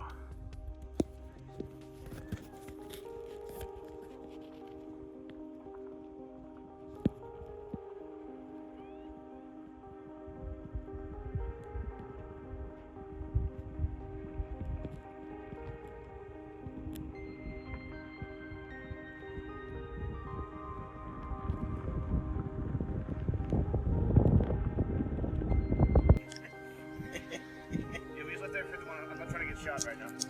Yeah, if any of the security comes out, I know all those guys, but you're right, we shouldn't trespass. These guys are saying that you guys actually camped at the campground and filmed a UFO flying over, like a light in the sky. I'm filming you on my thermal imager right now. Oh yeah. The Right over Homestead too. if you get a chance to talk to them, tell them to do EVP. Yeah. Yeah, And I don't know if they have. I know that Bigelow did in the 90s. they definitely did. Okay, Yeah. because it answers and it's EVP, like spirit box. Yeah. yeah, just stuff, talk to right. it. And so because they're shooting rockets at it, you're giving it attention and stuff, and that's fine. But like if you actually talk to it, it is immediately on you. Right, And that it is not what we saw at Area 51. Let's just say that. right. So did you guys go by, have you guys heard of Mount Wilson Ranch over there near Area 51 that was actually researched by Bigelow's team before they came here? No. They were there for 10 years digging for something underground Well, with half of the psychic spies from Stanford. Holy shit. okay, so Yeah, I've been researching there for the last year or so, doing documentaries with those guys. Yeah. what I'll say. Okay, so I do a tech conference in Las Vegas every year, and been doing that for like 10 years. Been out there 51 a whole bunch. This is his first time. Took him out there. I've seen a couple things. Last Saturday night, it was insane. And the portal tech, they've got it. Yeah. We're talking. But it wasn't. They didn't test above Area 51. They tested behind us. it. So if you're sitting, yeah. So if you take extraterrestrial highway and you sit and you're trying to look at S4 and Papoose, Yep. which is what I've been doing for years, right? Right. Not nothing, but just okay. So we get green flash happens to the point that it like shadows. We duck because it was like a meteorite or something, and we get up and it was just circling. Like it was three of them. Just like a light or 3 lights. Three lights, yeah. circling, like orbiting, and then disappearing, and then coming back. So they're like testing that, and then they use that circle in elevation, and that's when they just started dogfighting. That's the best way I can explain it. Wow. And we're talking like opening a portal, popping in, green light, the same green light that like was right over us, and just an hour and a half. Disappearing, reappearing, all Yeah, that it was stuff. like Yeah, an yeah, hour yeah. and a half of like testing. I mean, that's what Yeah. it looked like. So then there's power lines. You follow those power lines up into the basin park. Yeah. So it's behind. It's like there's another. So you got extraterrestrial highway. You got Area 51, all that jazz. All right, and then there's back over here. There's like one or two other dry lake beds with no access except the power lines. Right. Yeah. Running Yeah. that way. Right. And I'm like, okay. Yeah. But it's a public land park, sure. But yeah, I mean it's probably they got a station there. I could just tell you I've never seen that before. And whatever we saw, that is surreal. There's some bizarre anomalies. I've definitely filmed and seen a lot of strange stuff over the sky. I mean that shit's ours. That's the scary thing. Like this is not ours. I don't think. This is ancient and weird. Yeah, I think this is more tied into the indigenous artifacts and Yeah. some of the ritual things that were going on here, kind of quantum imprinted on the place. Yeah. Yeah. And it's, I don't know how else to describe it. It's intelligent. That's the freaking scary part. And Yeah. what we saw was definitely a test of some tech. And that Near tech Area is, 51. Yeah. But here last night, you guys camped out and saw something over the Yeah. ranch here. Yeah. And then a couple days over, like But it one was, day, but here we're it wasn't. down in Vegas. What we saw over here wasn't like that though. Like it was like way more like Personal. yeah. Really? So Yeah. more like a consciousness experience? Yeah. Yeah. That's what I've experienced every Yeah, time. It's exactly. It's so in Nashville, our place. There's right down the road. There's some Native American Indian mounds, and I did some EVP there and got this thing. Go home, right? Just like get the hell out of here, and you get this feeling. But that was just nothing like what we felt like. But it's similar. This is way more powerful, and personal, and intelligent. Like it's like, it's like Agreed. It's a Agreed. fucking Nephilim in there or some shit. Agreed. And Yeah. it's pissed. It doesn't. How's this? It's not a pleasant. It's not a good white fairy. Okay. Yeah. We're not talking about Territorial. It's territorial. Territorial, yeah. It's very territorial. There's something in that freaking mesa it does not want you fucking with. And I'm like, okay, is it automated AI from like some freaking ancient shit? I don't. So did you guys have sort of like weird holographic consciousness, sort of weird things? Like from last- dreams and things last night? or- No. Well, actually, That's what I was scared about. yeah. Oh, I yeah, don't yeah, remember any. I don't remember any. I don't want it. And that's the thing. Is like, well, the problem about EVP is what you're asking a question. Oh, you're yeah, the fucking spirit you're box. connecting to it. Yep. Yeah. Right? You're giving it attention. It loves eating attention. You get this distinct feeling. It's like, ooh, I want attention. And that's what, you know, effectively you shoot a rocket at it, you're giving it attention. Yep. How it manifests is, I think, what it wants, like what you want to see to get more attention. Like it interfaces Yeah, with your expectations, yeah. almost turns into Exactly. a dreamland. That's exactly what it is. Yeah. Like when you're thinking about something in a dream, you're like, oh, I hope the monster doesn't come up the stairs and It's- scare me. It almost instantly happens in a weird way. If you've seen Forbidden Planet, the 1950s sci-fi, Yeah. with the Krell, and they built that device that actually manifests like thought, Yeah. right, physically, Uh-huh. like that. Right on. Right? And I'm like, okay, so that's and again, I could go with thirst or like old ancient spirit or Nephilim or something like that, but then you hit freaking metal. Yeah. You know, and now it's like, okay, now we're talking some 2001. We're talking some deep sci-fi. Dude. Definitely, man. Well, hey, thanks for sharing those stories, Yeah, guys. of course. Oh yeah, man. That was awesome for filming my thermal imaging over the ranch right there. That was really cool. They should have done thermal, man. Those guys were pretty cool. They said they actually camped out at the campground here, and they actually had experiences that were more consciousness, psychic experiences while they were camping out here last night in and around Skinwalker Ranch. And then they talked about all those encounters that they had over Area 51. I was able to tell them about Mount Wilson Ranch and some of that cool stuff, and now they're part of my video and the adventure. But now that they've taken off, I got a little bit more time. Let's check this out with the Dyson and goggles one more time. We'll put a link down in the description box where you can get these as well. They look like welding goggles, but these are custom handmade lenses that allow you to see into spectrums of reality that your eyes normally cannot see.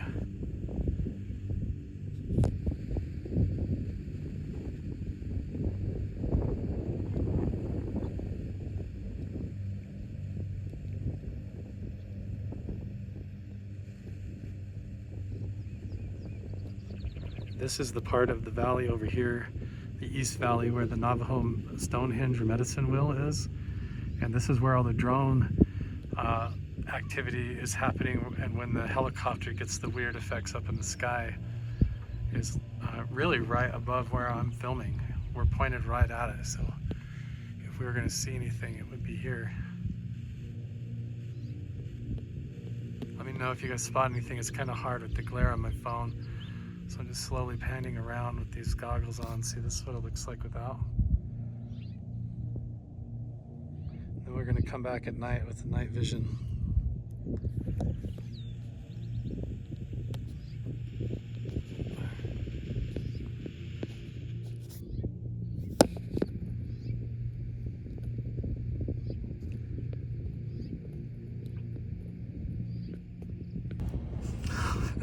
I'm telling you, the trickster entity of Skinwalker Ranch just got me. As soon as I hopped back in the truck to leave, the whole back of my shorts just ripped open. So now I have a huge hole in the butt of my shorts now, all the way up the back. I just went to hop in after sitting there filming all that with the Dyson and goggles and the thermal imager, talking to those guys, just taking it lighthearted. Go to hop in my truck to leave. Rip, the whole back of my shorts rips open. Like, what kind of a prankster? I don't know. I'm not saying that a skinwalker ripped the back of my shorts, gave me like a wedgie, but I'm telling you, there is a funny relationship with this place where dumb stuff like that seems to happen all the time. So I'm actually just gonna drive around the south edge of the ranch and show you guys that, and then I gotta go back and change my shorts because it got me. But this has been an epic day so far. We're gonna come back to that monument and definitely do some night vision filming tonight. What a fascinating place. Skinwalker Ranch, Skinwalker Ridge. The amount of stories and intrigue, fascinating, interesting people that have been here and experienced stuff. The more you dig into it, the more mysterious it gets. But I think that what Brandon Fugel is doing with his current research team now is a totally different scientific approach and angle than what Bigelow was doing. Bigelow and all of his guys with Eric Davis and Hal Putoff, Colm Kelleher and them, they were so involved with using experimental technology, psychic spy stuff out of the Stanford Research Institute and all of that, that I find it really fascinating that Brandon Fugel is bringing the drones, the scientific equipment, and then trying to also take a look at the Native American Indigenous impression upon the land and what those artifacts and that history and how it plays a part in a role is. And I'm excited to really be a part of it in my small way, and to bring you guys along behind the scenes and what that's all like. I get to come right up here and drive right close next to the ranch and explore everything with you guys, and do it the right way and help inform you guys as well as how to do it the right way. So let's drive around here. You guys, this has all been Skinwalker Ridge. It's really cool to bring you right to the heart of the mystery, up close and personal with me, and I appreciate all of your support as I do this. And we're just getting started, right in the middle of my trip. Still have a lot to do. This is just to the southeast of Skinwalker Ranch and the whole area. What it looks like down in the valley, where there is cattle roaming around, and sort of how the locals live here in the ranch land. And so you'll see that it opens up, but you've got where the water flows through the valleys down at the bottom here of the Uinta Basin. You've got all these scrub trees and junipers and sage that grows down in here. It gives it totally this very haunting feeling, based on all the stories. And there's actually been a lot of sightings. The Utah UFO display book, they talk about, like over 600 to 800 UFO sightings in the sky. And that was before there was even any mention of shapeshifters or skinwalkers, any of that sightings of like the dogmen or any interdimensional portal stuff going on in this area. But all of that during the Bigelow era sort of kicked off, and it's hard to know how much of it's real or not that came out of the Sherman family. There is talks that there was technology used to scare the Shermans off the ranch, and I know that some of that experimental stuff was going on during the Bigelow era. I don't know to what extent, but it is intriguing. But as we're driving around the south end of the property, I'll show you what it looks like to look up to the north and see the sky over Skinwalker Ranch and what that looks like right now. There's not much that you can do. You can't really get out and do a lot to film or explore, hike around, but that is Skinwalker Ridge and the ranch off there in the distance. If you can kind of see out through the window, that whole ridge is just basically right where we were. So other than driving around the circumference here through the reservation land on the main road, you can't really get out and film or do a whole lot other than get a sense of it, unless you go to those campgrounds or other locations that we've been talking about. Across the road to the south, there's all these oil drills and different stuff at night. You can hear them. They just sit there and go clunk, clunk, and make noise like that. But we're just driving down the road on the south side of the property and across all these fields. That is all Skinwalker Ranch. Everything in the sky is part of that equation, a part of the mystery. So I just rolled my window down. It's really hard to get a view, really hard to get a sense of it. So it's a pretty big property and covers a lot of area there. So it's interesting. This right here is basically the closest view that you're going to get of Skinwalker Ranch, of the headquarters. I'm gonna kind of just pull off right here on the corner and film out the window. But if you look out here, this is where you get a sense, if I roll the window down, of where some of the ridge is, where some of the homesteads are. This is all kind of the western edge of the property in the area. But right over there, this is all Skinwalker Ranch and that whole area. And right along this fence line right here is where I've seen a strange shadow figure walk up along the fence line and crouch down and then basically disappear out here the first time that I came up here. So it's kind of an interesting spot to pull up right here and look across the ridge. This is where you can see there's like this little blue light that will flash at night on the side of the mesa where they have one of those other security booths on the west end of the property. But that is the ridge, and that is the mesa right there. You get a sense of how big it actually is over there. It's tall. those artifacts up there, there's a lot of them that still need to be explored. So technically and legally, that's about all you can do and as close as you can get to Skinwalker Ranch, unless you are personally invited there by a member of the team, Brandon Fugel himself, or a part of the show. And definitely don't trespass onto the reservation land. Make sure and obey the law, and just don't get out of your vehicle and mess around and disturb people, because people actually live here and it is an active research site. So just wanted to show you guys kind of the proper way, if you come through the area, to not get a ticket, to not go to jail, to not get in trouble with anybody, but still get to experience as much as you can here. There's a lot of cool stuff around, and I think it's a beautiful area just to come and see, but make sure and do it right. Notice out there towards Skinwalker Ranch, you've got another oil drill. That is the whole mesa right there. And then look at this. No stopping at any time. I'm not stopping, I'm slow rolling. This is Space Wolf Research site right there. And oh my gosh, I'm on security camera. Hi guys, what's up? So they actually have a whole research site going on right there. It is not affiliated with Skinwalker Ranch. But they have some of the property that borders along the west side, and then there's a lot of interesting property and different stuff like that that goes off the west end of the ranch and to the north as well.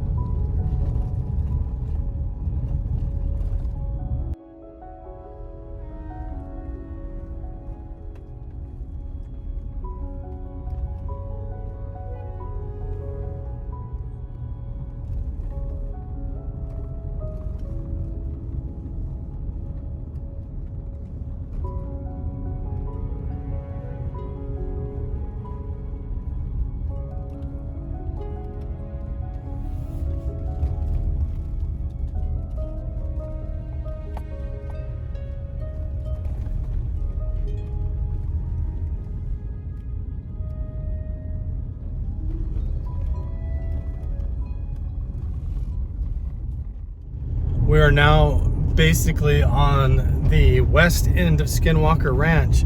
This is all part of the mesa and the ridge out the window right here. And we're actually coming up on these power lines. Check this out.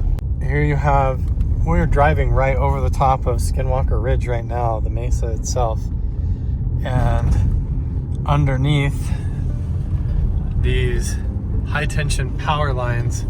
So this is actually the top of Skinwalker Ranch. Everything out the window here, if you hiked out there across the fence line here, is Skinwalker Ranch. And these power lines run all the way across the top of the mesa. And there's actually, you know, beautiful farmland and ranch houses, and people live up here and around right in this area.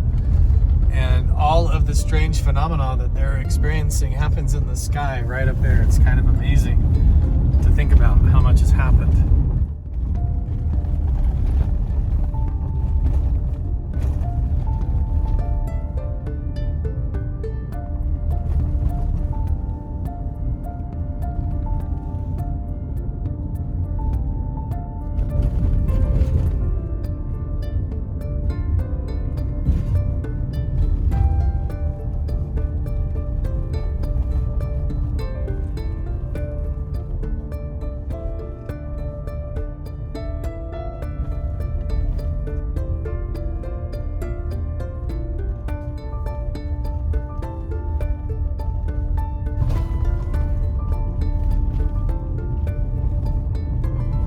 Now, if I'm not mistaken, I think we just did a full loop all the way around Skinwalker Ranch, and we should be right back up on Bottle Hollow Reservoir again. Yes, there it is, Bottle Hollow. We did a full loop.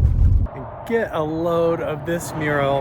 This one is so cool that I was willing to pull off the side of the road with a big split in the back of my shorts and risk it to get out and film this one. I just feel like it should be some kind of an amazing pilgrimage and something that you do to where if you're gonna come up here and try to experience Skinwalker Ranch, you gotta get a taste of the entire community, what it's like to be here and actually support it and appreciate it for what it is. It has its own flavor and its own culture that I just think is just so amazing and so cool.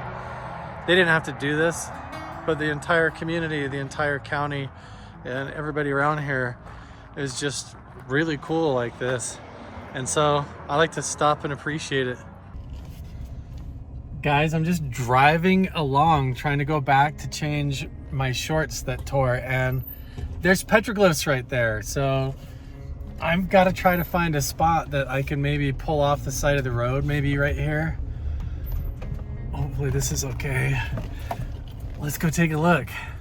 This is so crazy if these are actually petroglyphs. It's just like right off the side of the main road right here. This huge rock formation. I was like, this is pretty fascinating, and I could see graffiti all over it. Sure enough, look at that. Let's see if I can even get up here. God, it's kind of steep.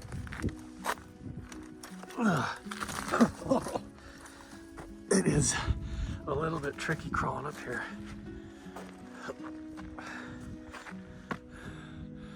There is petroglyphs here. Oh my gosh. What a tricky little crawl up here. Look at that, it's steep. It'll be fun trying to get back down. Look at this. Wow. So cool. These are authentic, actually carved into the rock. Look at these figures. You got eyes, nose, a body, some kind of a figure here. This one here as well. And look, have you seen these? All the way in Nevada. Figures like this. And look at this one. Can't believe we found these just right off the side of the road. Wow. I'm like so surprised by it. I'm not even sure what to make of them. They just all go off the bottom. And they go all the way up this whole panel. Look, they're like little pill-shaped people with tiny little arms and legs, faces, and then look at the dot, dot, dot coming off the top of the head. Look how cute that is. Look at that, little faces. And the big arch right here. Oh, there's more. Whoa, there's more up there. Look at that.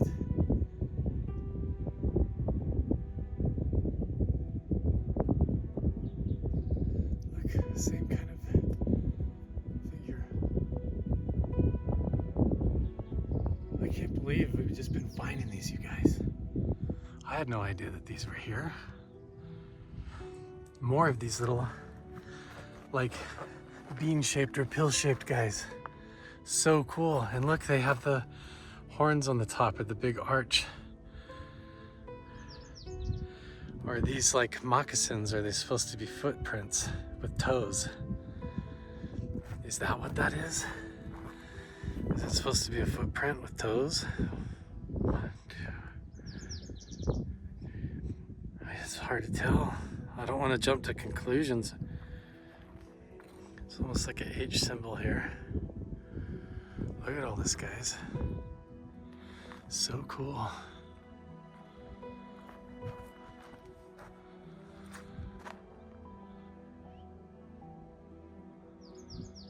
All of this just right back up near in Vernal, right by the other petroglyphs and pictographs. I mean, there's probably more.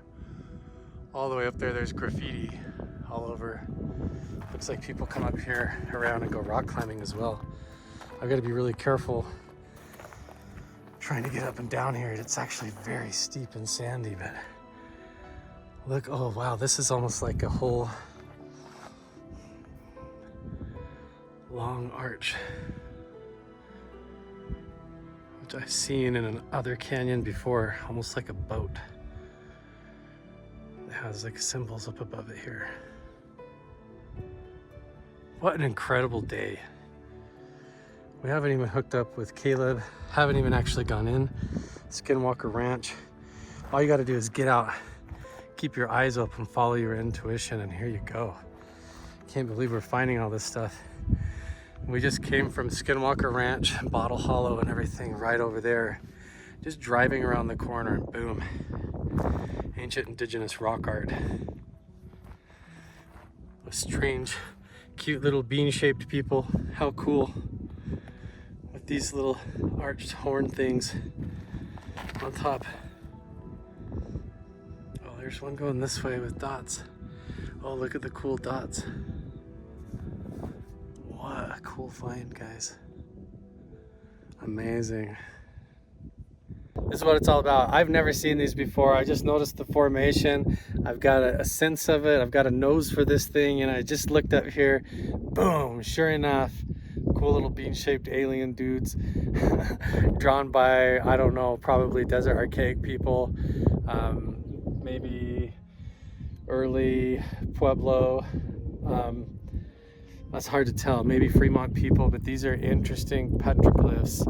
I don't see any pictographs with the pigment, but so cool. What a cool find.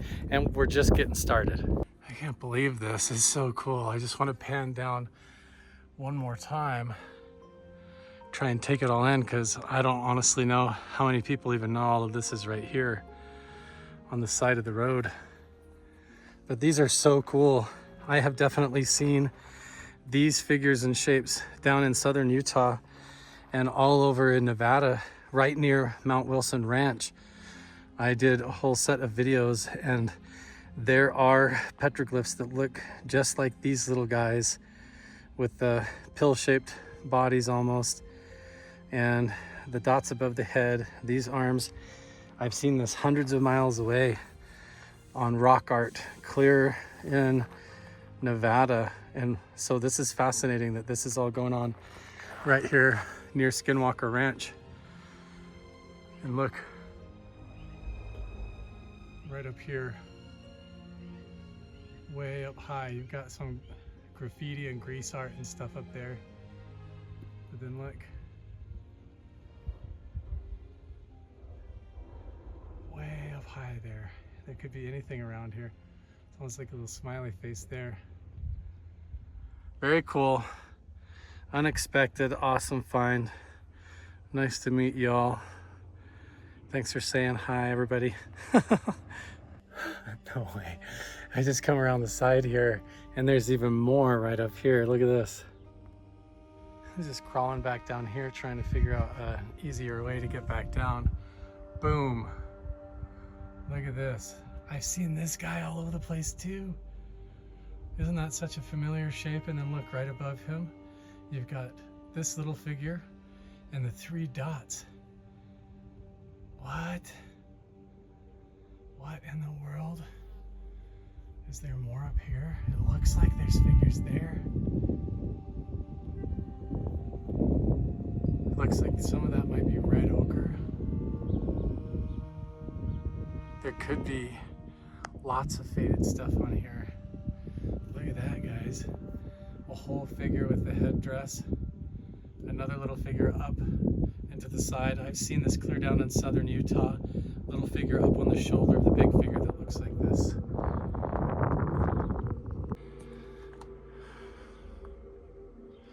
It's a little bit creepy. Oh, damn. Oh, shit. Look at that. Ooh, that's gross. Is there anything up here? Oh, yes, look at that.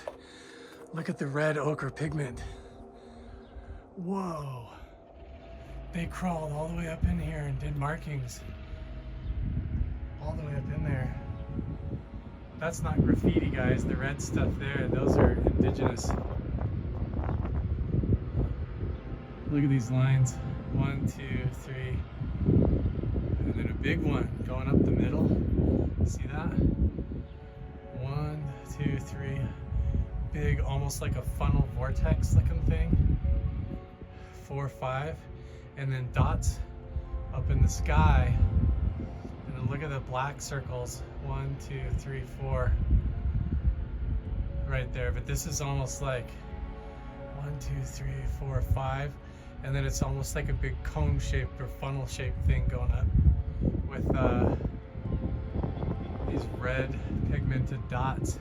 And then look, there's this whole darkened pocket thing where there could be stuff stuffed up in there. I can't climb up in there. That is treacherous. That is so crazy that they did that.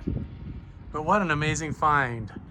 Painted red ochre rock art on the walls up in there. This looks so old. It's so cool. And I mean, always there's like graffiti and weird stuff around, and then oh my gosh, right by my feet here, a dead animal. Creepy cave. Okay. All right. You guys, this is why it's so awesome. Look, there's even more animal bones and weird stuff. These figures right up here on the wall behind me.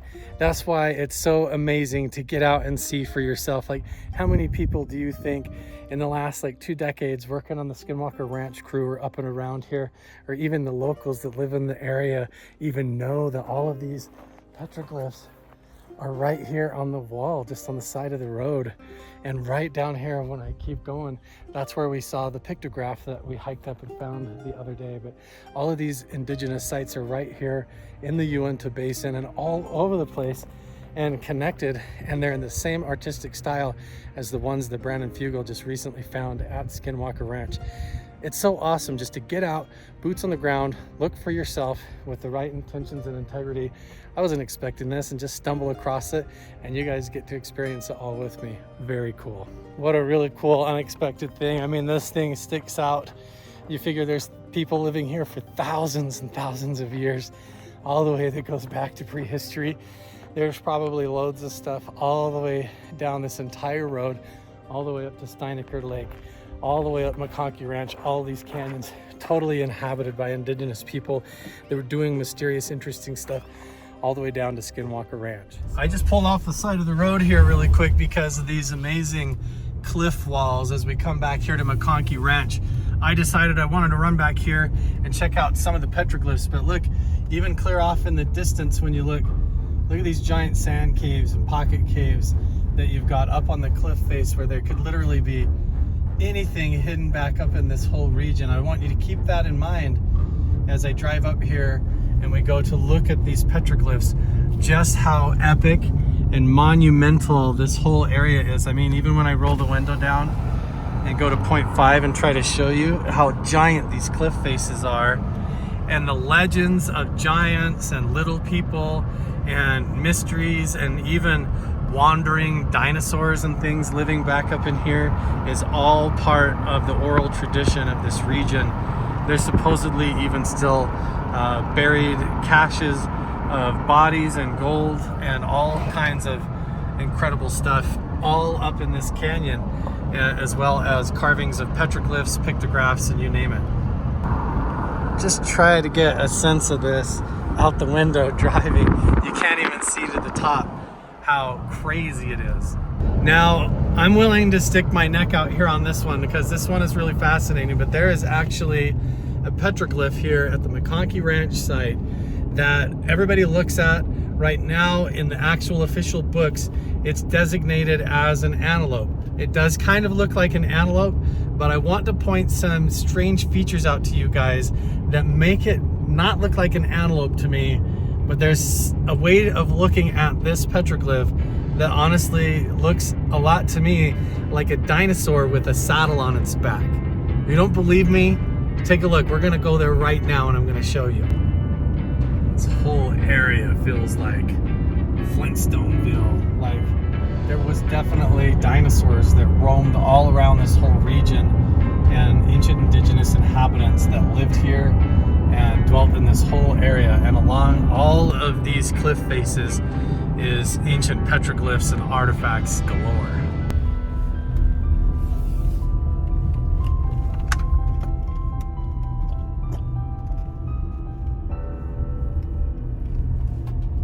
Well, I climbed up here as quick as I could. I'm a little bit out of breath.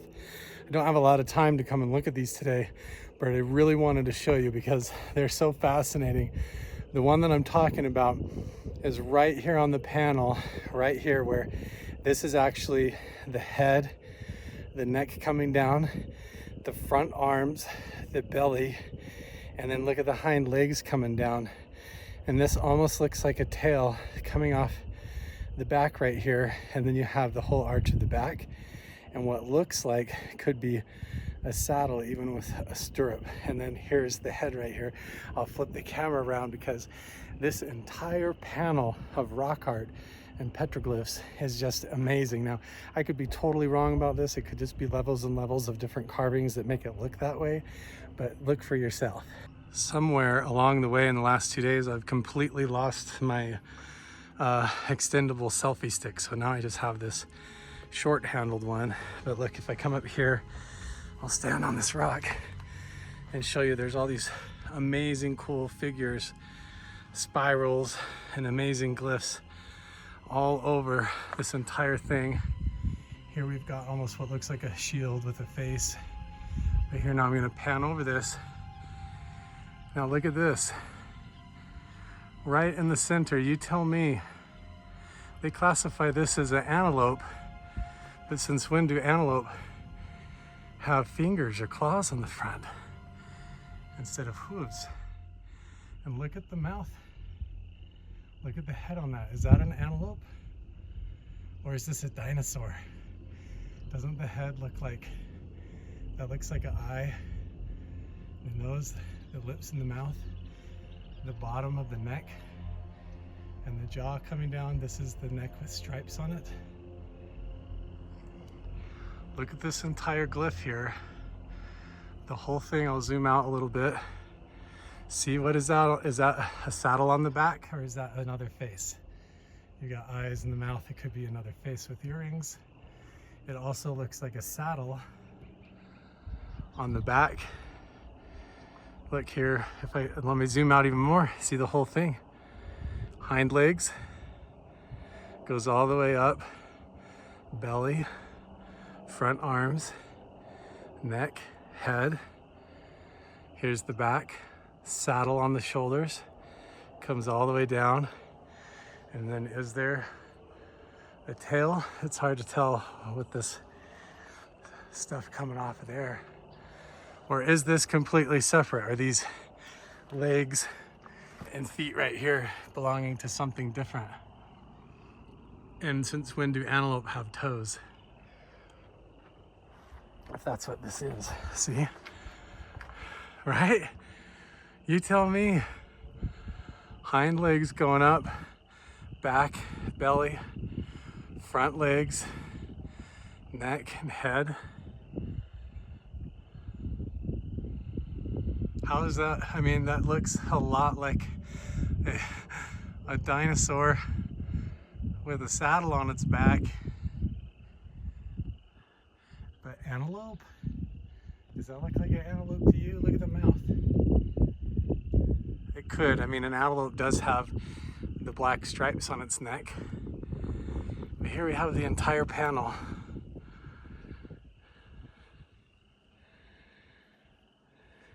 This little guy is really cool. And there's tons more to see. We'll go try and catch the rest of it. But even when we step back a little bit here, look at this, you get this really cool, amazing blue rock that has all this blue and green, almost kind of like copper or mineral deposit in it. And then even way up high above what looks like the antelope or the dinosaur thing or whatever, right here, you look up really high and look even more way up there. That's a whole triangular bodied figure with a big necklace and headdress and horns. And that's a whole pocket cave. They would have scrambled all the way up there to get up there. And there's more up there too. I don't know, it's super interesting and strange. It looks suspect to me, this whole thing. I've never showed anybody before. I've never really had a good opportunity to come up here and film it and take the time to do it. You guys let me know what you think down in the comments below. Is it a dinosaur? Is it an antelope? Is it just like lots of different things layered over top? Fascinating stuff. See, so from over there where those were, if you look way up high, you can see those figures way up there that are done with the ochre and the white calcite. And then it's a little bit hard to hold stable, sorry guys. And then if I zoom out a little bit and come over here, look at this guy. Very cool. His face, his headdress, look at the spiral symbol coming off of his hand on the one side. Look at this energetic line going off to the right here, coming off of the spiral portal and going up the side of the rock there.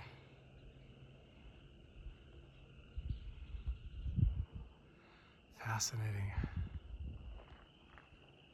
And then down from him, right up there, you've got more little glyphs and things, and then this figure right here with a whole necklace. You can see his torso is like an hourglass figure, and then up there would be his face and the necklace, his shoulders and tunic, and a whole headdress on this panel. Everything all right up here at the start is mind-blowing. And there's more and more. It goes all the way up here. Very cool. We made it up here, guys. We are at the main petroglyph panel. I do not know what to do about this guy down here with the little track hoe trying to do road work. But we actually made it.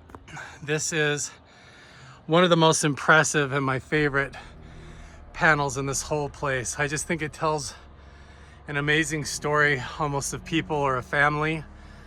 You've got this whole figure up here, and then almost like this little one right next to him, like, yay. It almost looks like a father and a son. And there's almost like an entire set of people, even over here where it's broken off on this side. You still have the tall figure all the way down. Look, that's even a kneecap and a knee coming down. Looks like feet. And here's like a little one right there. Oh look, maybe he's going home for the day. Let's hope so. Ever since I got up here, it's just been beeping and beeping and that little tractor running. And I'm right here by this like amazing sight, trying to soak it all in, but still just incredible to be here. I've just been sitting here looking at it, taking it all in, waiting for that little guy in the tractor to leave. But what an amazing spot. Now maybe we can finally kind of appreciate this entire panel. And I want to try to point out some things. I know I don't have my tall selfie stick to get a close-up look, but we'll just hold still and everybody can observe how you've got this figure here with the square head. They all seem to have almost like a square head. We've got these either feathers or like a headdress coming off, and the necklace here with the face and the torso. But look at these big hoops. It's almost like these individuals are coming out of circles or something, or it's a symbol of like power or a ring. But look at the headdress again up top with the earrings, the necklaces, and these big rings like they're stepping out of. This is something that I see all the way down into southern Utah, Arizona, all the way into Nevada. This is almost like a family, a royal family. Look, we've got the headdress up there again. very similar. What a beautiful piece here though. And there's just hundreds of these going all the way down. This is McConkey Ranch here, and this is the view down the valley. Holy smoke, I'm getting sunburned, guys. Look at this.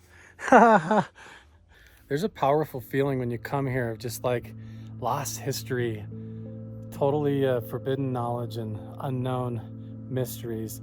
The legends and the stories up here involve all kinds of stuff that have to do with everything from giants, cannibalistic giants coming through and enslaving the Native Americans in this region and forcing them to work in the mines.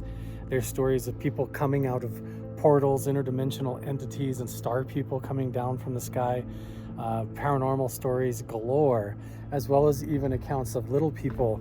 There's stories that there's burials, kivas, and different tombs and sites all over up and down this valley in this location, where there is actually bodies and burials that contain little people, almost like hobbits, and even bones of giants, and then other indigenous cultures and stuff that the local people around here on the property have actually hidden because they don't want different groups and organizations or people to come up here and love it so much that they love it to death and that they ruin all of it.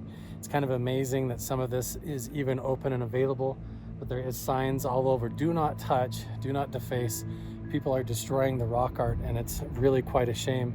Part of the reason I'm coming up here to record and try to document all this stuff is because I'm afraid that once it's closed off, it's going to be gone to the public forever, and this is going to be one of the only ways people are going to be able to see it. So I'm going to keep going all the way down the trail. I've got about 45 minutes left. We'll try and make quick work of it before I got to get back and go to a family dinner, but wish me luck. Even with all these little tiny guys, look, it's all like round circular bodies with little tiny legs and heads on top. Like, are they coming in and out of something? Is it like symbolism of a shield? Here's another circle way up here. It almost looks like it has a face above it, like eyes. Same kind of thing. What is this with like circle people or orb people? There's a lot of that, like capsule shaped and pill shaped and orb shaped little people. Either that or they're coming in and out of tunnels or something. This is fascinating. The way this rock art is done on this giant boulder would indicate that this was once standing up and fell over. Makes me wonder what's on the underneath side. Because look, these carvings are all done, ding, perfectly upright. That little goat right there, perfectly upright. That, whatever that is, that looks almost like a box. Almost like the Ark of the Covenant or something. Again, we keep seeing that everywhere. And then this symbol here, that's like these notches coming off. It's almost like a necklace symbol. We're gonna see this on the chest and the necklace of other people. And maybe, I don't know, something, maybe this is a whole figure. This is like the head and the body. Somehow, and the head's floating up above the body. Either way, fascinating that this is tilted this way, like this on the rocks, like that, when it used to be upright. So really interesting. Okay, let's keep going. There's so much to see here. Again, we have these really cool, similar figures. There's one of those necklaces, this sort of triangular body type. And then here we've got, again, an individual or an entity or a figure coming out of a circle or holding like a hoop like that. Fascinating. More and more of that. And then we get into the headhunter stuff, pictographs overlaid on top of petroglyphs that are these strange entities with almost multiple eyes, big horns, extra fingers, giant feet, and they're holding severed heads. You got to check this out. See what I mean? These guys are always coming out of these hoops or circles and look like that, like they have an aura around them, or that's some kind of a symbolic meaning to it. It's really cool. And then you've got these headdresses and the necklaces and earrings on these individuals. Okay, we're almost there. Look at this. Notice how he's got like almost some kind of a staff or wand or something, and there is a severed head with what looks like tears coming out of the eyes. that he's holding in his hand. And here's almost like his son reaching over holding hands, or someone. And here's this whole group all together with these symbols. And I'm not sure what this is underneath, but you've got this guy over here. Look at him. What's up with the way he's made? I love the apron, is so cool. But what's up with his like head? The way his body is so specific. The style of the headdress, the body shape. Look at these people. They could easily do circles, obviously, so why did they give themselves these rectangular heads? Here's a pictograph. This is like this gray or white, this blue stone pigment carved all right here. Petroglyph of a little face, some kind of a pecked scene. I'm not, what could all of this be? This curving up here. Interesting, I've never really noticed that. It almost looks like a landscape, or look at, there's a whole bunch of pecking and rock art right here. Here, look at this glyph. Spiral symbols, portal symbols. Look, we have more of these like warrior people with the severed head. That's why they call this head unders. Look, he's like holding it on a string. And here it is hanging. This is actually like supposed to be blood coming out. Something horrendous happened here. Look at the headdress with the horns going up. Look how amazing this artwork is. The designs, the necklaces, the facial features. Look how many eyes in the headdresses. And this is all within the region of Skinwalker Ranch and all of this unusual phenomena in history. And then we come over here. We have almost this like Slender Man type stick figure here, who's really cool and one of my favorites. And as we come over here again, a beheaded figure here, several severed heads along the way. And look at this guy. Look at the size of his feet. Look at the way he's dressed all the way up, like he's holding stuff in his hand. Size of the feet. Look at his head and horns and face.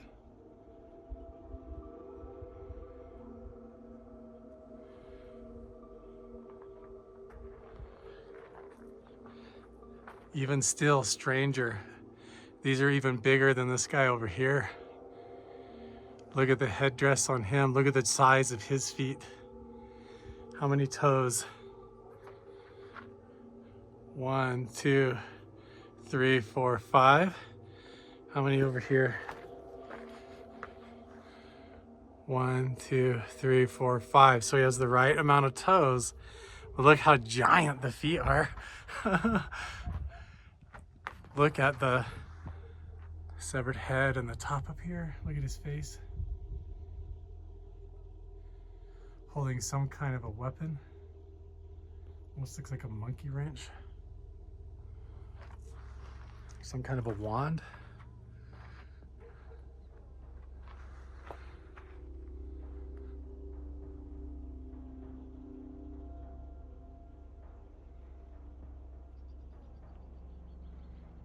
The way the eyes are, the necklaces, the way they're dressed all the way down. Just absolutely incredible. This guy is clearly holding a dagger. See? And now how come he has, look at his legs. Little teeny tiny legs. And the dagger, and the headdress. Fascinating. And this is pretty much the end of it here. These figures go down along the line here. These are some of my favorite. as well. It's almost like, again, a little family of people. This little guy here is so cool. Look at the antenna coming off the top of the head, or the headdress. But then look, severed head. Oh no. Maybe it's not a cute little family. Like, what happened? What is going on here? And then we have these stones placed out here. And again, another little stick figure. This is pretty much the end of the trail here. What an incredible experience, you guys. We actually were able to stumble across brand new petroglyphs never seen before, and then also have the short amount of time to run up here, look at what could be a petroglyph of a dinosaur with the saddle on its back. I don't know, it might just be an antelope, but I love mysteries like that. I think it's really fascinating to speculate and wonder. But all of these really blow my mind. If you ever get a chance to come up here, there's so much more to do in this community, in this area, to come and see and to understand the mystery and the secrets revolving around Skinwalker Ranch and beyond, and everything to do with that. So I'm not stopping here. I'm just gonna go back, have some dinner with family, and then remember, we're gonna be going back over to the memorial site with the giant medicine wheel there, and we're gonna do some reverse remote viewing protocol, like my own type of contact protocol, just sitting right there in the truck near Bottle Hollow, and we'll see what we can find. So if you haven't already, make sure and subscribe, turn on notifications, because we've got a lot more really cool stuff we're exploring in this whole series about Skinwalker Ranch. And then we're going back to Mount Wilson Ranch, which is the predecessor, because we've got so much to do there. Okay, we're not done yet. Let's keep going. It just goes to show that when you have these mysteries right in your own hometown, in your backyard, or if you go to an interesting location, just get out and go looking, see for yourself. You know, you can sit and talk about it all day, but I mean, I was just back at my place, changing clothes really quick, and decided, hey, I have 2 hours, and able to run all the way up here and do this hike really quick, check out this entire location and site that has all kinds of awesome artifacts and rock art on the wall there. And now we get to share all of that together and experience it. So I'm gonna head back now to the truck. We did it just in the nick of time and got everything done. And now I'm gonna head back, have dinner with my family, and then we'll see how tonight goes. I think we are gonna head over near Bottle Hollow in that area in a safe zone and see if we can do some sky watching tonight. I'm here at the restaurant getting ready to go in for dinner, and I started messaging Roger, who's been part of the Re-Indigenizing Minds project and helping me understand a lot of these indigenous artifacts and the legends of the Skinwalker. So I sent Roger the pictures of what I've been calling the dinosaur petroglyph, the one that looks like it's a dinosaur with the fingers or whatever, and the whole body with the hind legs. And Roger immediately pointed out that it doesn't have a tail, that the feet are human feet, and that the arms are human arms with human fingers, and then the head is actually of a dog man. He said that that is actually not an antelope, it is a skinwalker. It's not a dinosaur. That is a petroglyph of a skinwalker. And that is directly from Roger, who is my main Native American contact, who has been helping me interpret these petroglyphs and what they all mean. And he's probably in the chat right now, so you can watching this video with us during the premiere, so you can ask him yourself, and I'll pin it to the top of the chat. Also, thanks you guys for all the super chats and everything supporting me. Is that a petroglyph of a skinwalker? I'm going to put it on screen again right now and cut the audio off. Look at the head. Look at the mouth. Look at the jawline and the neck. Look at the eyes and how it goes down. Look how the arms and the fingers are really actually like a human with 5 digits. And the arms are like that and bent forward like a human's, and then it goes back and then has human legs, knees and feet. So what I was thinking was like a dinosaur wearing a saddle could be actually a petroglyph of a skinwalker that is now a little bit off limits, and you're not even really allowed to get that close to it really unless you go the long way and hike through and all this stuff, which is pretty arduous to get there.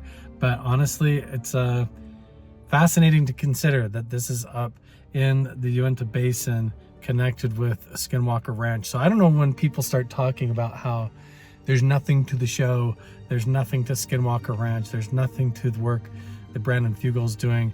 I mean, look, I'm only on day two. Day two. I know that this is probably split up, and I'm probably on part 4 or 5 right now. I don't even know. But I'm only on day 2, getting ready to go to dinner, and I haven't even gone to do my CE5 UFO watching over Bottle Hollow tonight. It's this place is crazy, and the rabbit hole just gets deeper and deeper. If you want to go down the conspiracy avenue, you can go that route.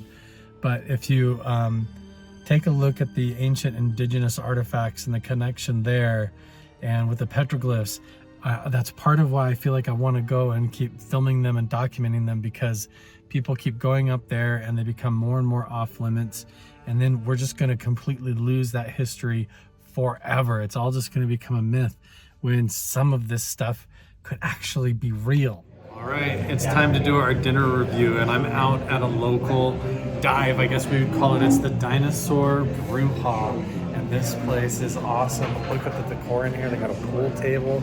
They serve all the local bill. My cousin Willie's here. But check out the menu. I'm gonna get the French dip. The Dinosaur Brew. This is like a really cool place. It's almost like a surf shop or something, but this is what I'm gonna go with. In honor of my old man, my dad would have definitely ordered the French dip tonight. And we've had an awesome day. I'm gonna flip the menu over, check it out. So if there's something that hits your craving, make sure and come here to Vernal, to the Dinosaur Brewha. Get yourself a brew, try out a French dip, and I'll let you know how I rate it on a scale of 1 to 10. Here we go. This is the French dip with the au jus. Look at the French fries here. Oh my gosh. And what did you get, Willie? The cowboy burger. You got cheese curds. That has onion rings and bacon and cheddar, and then you got cheese curds and all that. Looks like a brioche type bun. Holy smokes, and look at this tray of sauces and fry sauce. This is totally a Utah thing. Fry sauce. Utah and Idaho. If you don't know what fry sauce is, ketchup and mayonnaise and sometimes other different stuff mixed in, but it's good. I'm gonna go ahead and put some right down here. And we're gonna go for it, guys. This looks awesome. Look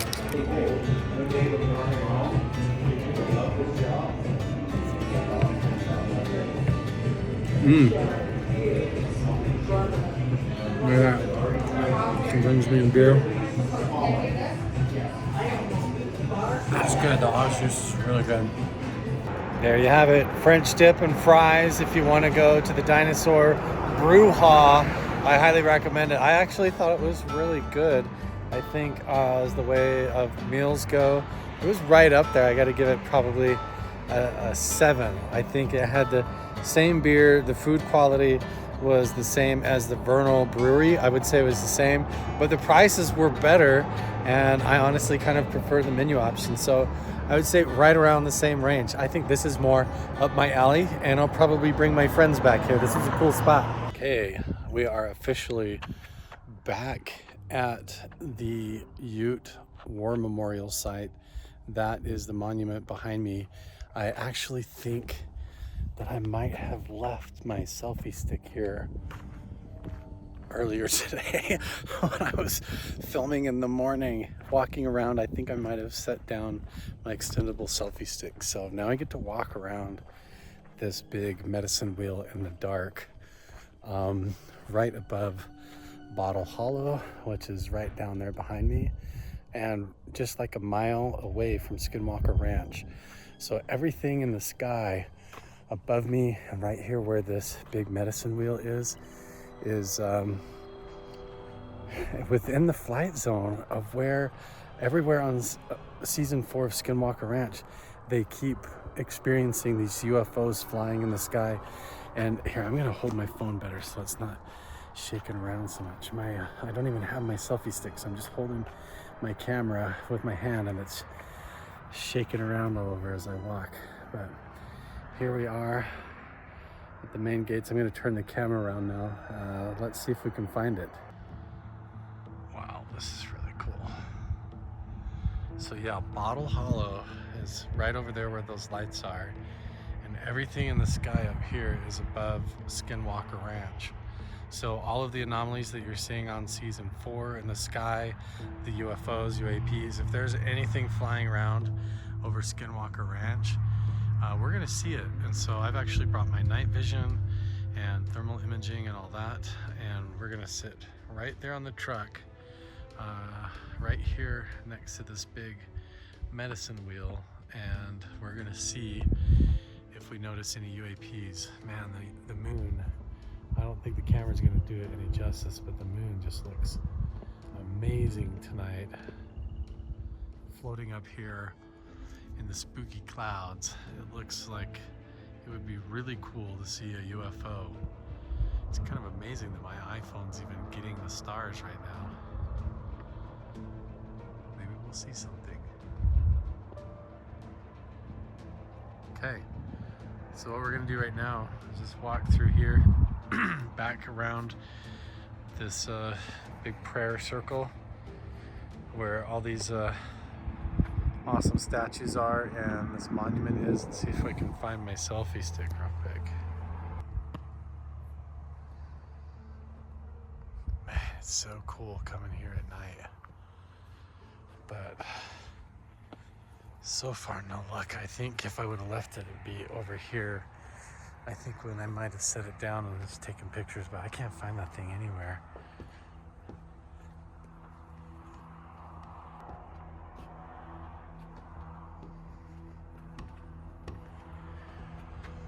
And I don't know if there's anybody out here hiding around either, so walking around in the dark out here, never know. If somebody's trying to sleep here or something. But I think we're alone.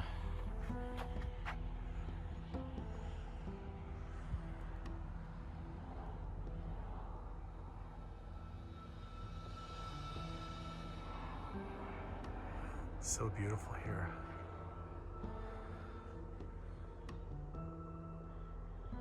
But no selfie stick. I don't know where I left that.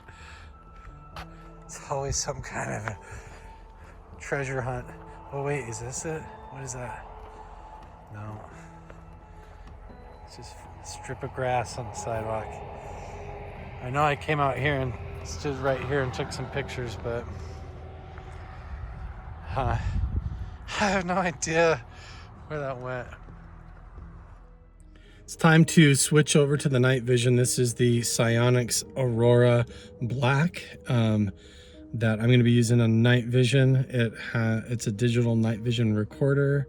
I'm going to switch it over to that. Anyway, if you want a link in order to go check these out and where to buy one online, I'll put the link down in my link tree in the description below. Same goes for my thermal imager, or if I use the spirit box or any of that, it will all be on my link tree so you can see where to go get one. Oh, I also officially just got word from Caleb that I'm going to be meeting up with him tomorrow at 11 in the morning. And then we're going to be hooking up with the local that knows where there's these actual indigenous medicine wheels, and he got permission for us to go onto the property and investigate them and research and see if there's any kind of a connection or alignment that we can see if that figures out. And then tomorrow afternoon around 4 o'clock, I'm actually going with Caleb to Skinwalker Ranch headquarters, and they're going to be doing an insiders show for the Skinwalker Insider page on their website, and the link to find that is also on my link tree down below in the description, so go check that out as well. I don't know if I'm going to actually be in that interview or that live interview at all, but I am going to be at the headquarters, and we'll see if I get to do any kind of research, filming, or photography around the ranch, actually on the property. Usually it's confidential work, but I'm hoping that I get to go do some stuff around the homesteads that I haven't been able to do. And it's honestly just a really cool opportunity to be able to go there with Caleb and do some stuff with the team again, even if I don't get to officially share it with everybody on my YouTube channel. But hopefully we'll see what we get to do. But I'm going to be spending most of the day tomorrow with Caleb doing a lot of really cool stuff. So that will be fun and something to look forward to. Time to jump over to night vision and let's do some sky watching. I'm going to actually put my own version of contact protocol. I don't know what to call it yet. I don't really have a name for it, but I'm going to be playing that on my phone through a portable speaker, and then sky watching with the night vision camera right now.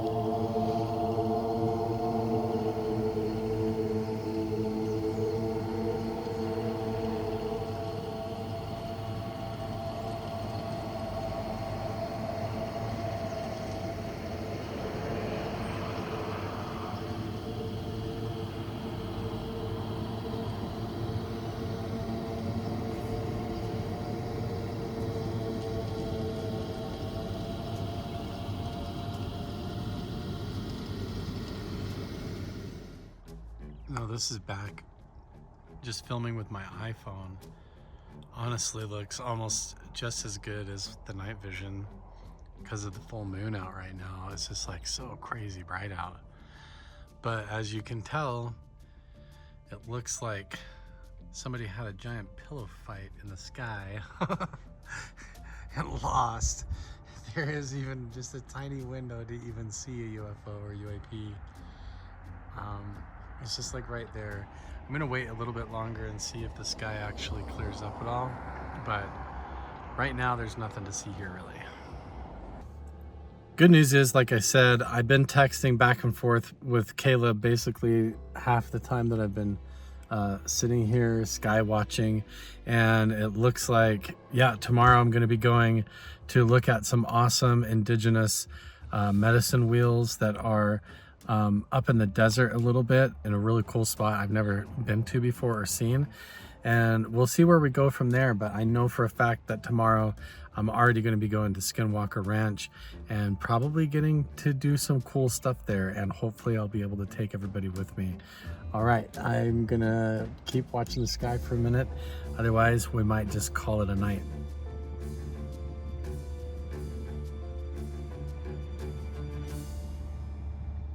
Good morning, guys. So last night, total cloud cover and overcast. I sat there for basically 2 hours and looked around, did meditation, played my audio. I have like a 4-hour and an 11-hour long audio meditation that I can do, and I try to do that contact stuff, but the sky was just totally overcast last night and it didn't go anywhere. So people want to know what my morning routine is like.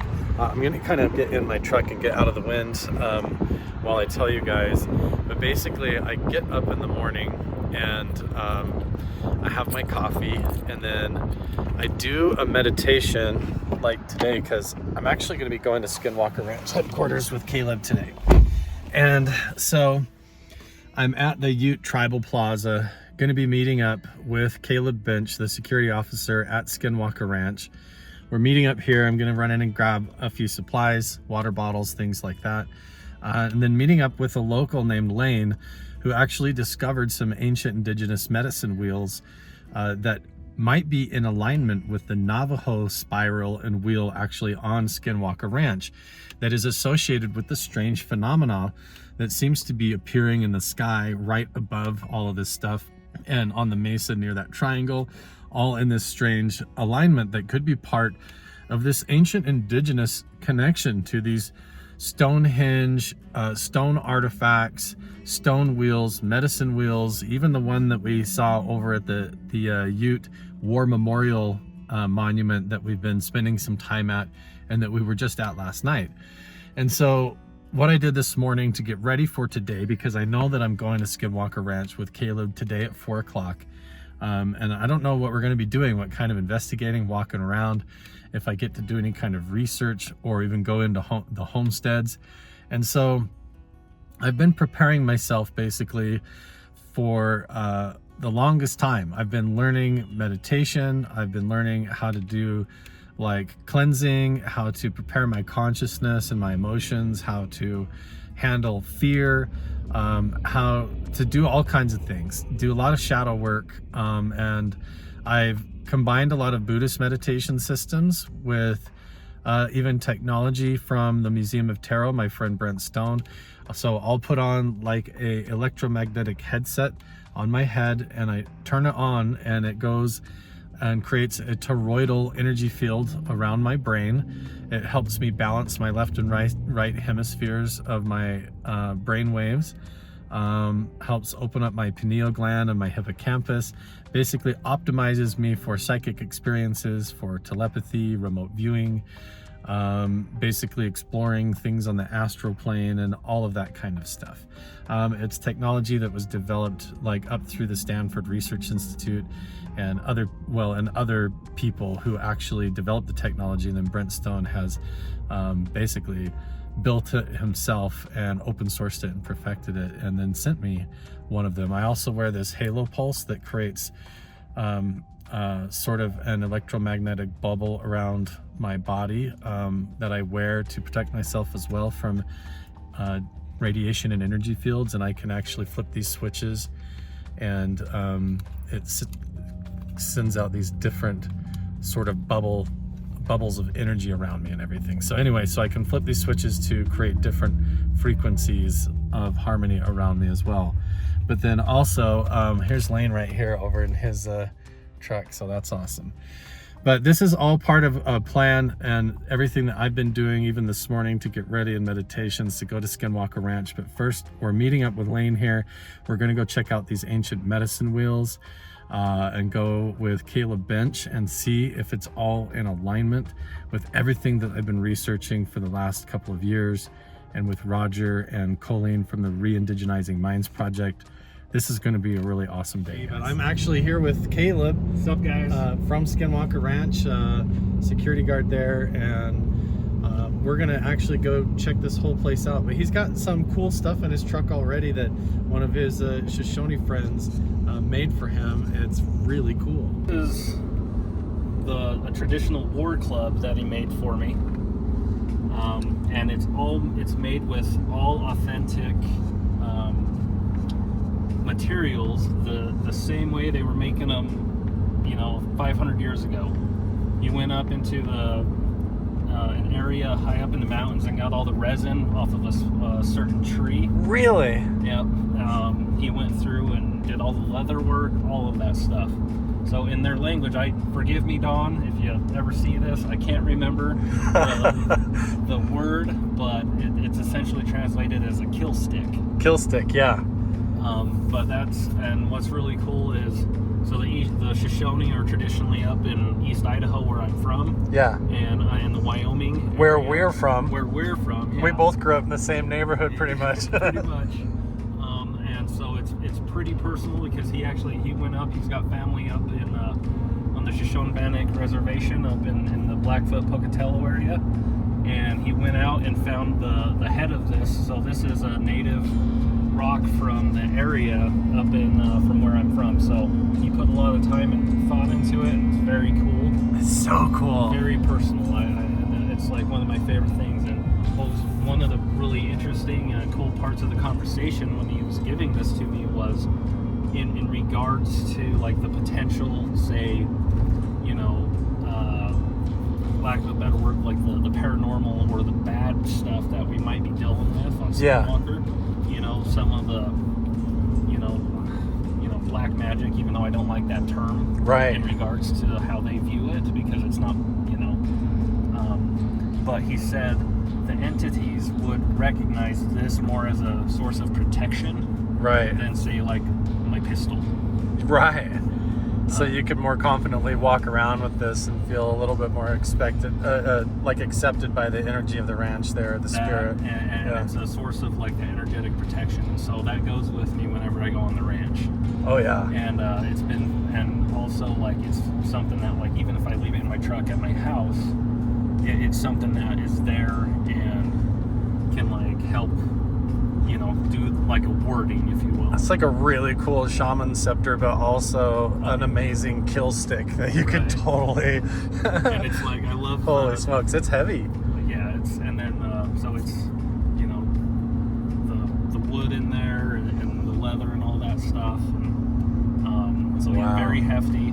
He said when he gave it to me, he was like, it still had a couple weeks left for the resin to really set, but I've had it now for, gosh, almost a year, I think. But yeah, it's one of my most prized things. That is so cool. Know, and the detail in this, in the way that he wove that is so tight, and it does not feel fragile at all. No, this is the legit. The real deal. Yep. Very cool. And what was really kind of cool is, you know, me being law enforcement and military and stuff. That's why he chose the white and the black. Yeah. As like the ode to that warrior culture, you know, you and stuff. your career and like as an individual. That's so cool as a personal touch. Yeah. Oh yeah, and so he, you know, I really appreciate that, and he took a lot of time and effort to create that, and it's very, very cool. That is amazing. That is so heavy. Yeah. So and that rock though, sadly, like that lava rocks. You know, this is a little bit different from most of it because it is heavier. Yeah. But a lot of your traditional lava rocks, not very dense, you know, very light. Yeah. So you probably want to get very many hits on with that thing before it actually you had to get a new head. Right. But it would do the job when you needed it. Oh my goodness. Yeah, for sure, man. I'm actually surprised at how close this is, Caleb. Right. This is pretty. How far would you say this is from the ranch or from the big War Memorial wheel? In either direction, I would say about 20 minutes. 20 minutes. Oh, it's right there. Yeah. We're like right on it, off the side of the road. That's crazy. Holy smokes. So here's Lane hopping out over here. All right, we'll get out and give it a look. I'm the only one who's actually like not local pretty much from around here or living up here, but this is Lane, and Lane actually discovered this spot. You're saying you've lived up here most of your life. Yeah, I grew up just over the hill in a point, and I actually had a buddy.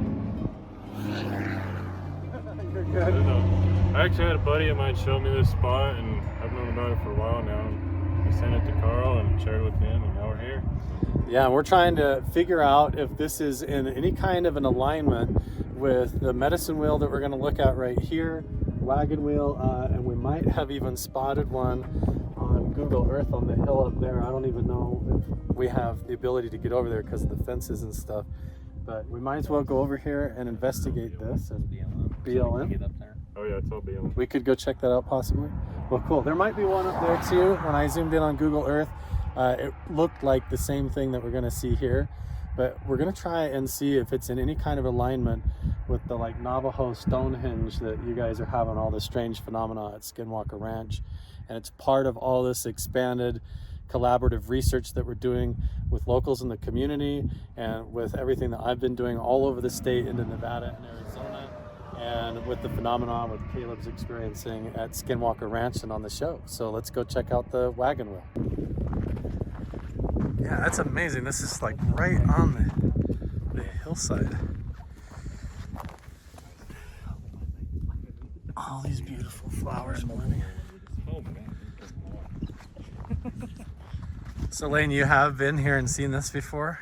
Yeah, one time before, and you can see it from the highways you drive past just about every day. Yeah, now that it's like you see it and recognize, you know. Yeah. And I mean, does this mound look odd to any of you guys? I wouldn't say odd, but it's like you look at all the kind of the high points. Right. I don't know. It seems a little bit specific. You know, I should have had Don see if, maybe I'll call him, see if he wants to come out. Yeah. This is really cool. Look at this wheel. I would say it looks about 12 feet across. I'm only going to go around it clockwise. I'm not going to step in it. Let's count the spokes. So we have 1, 2,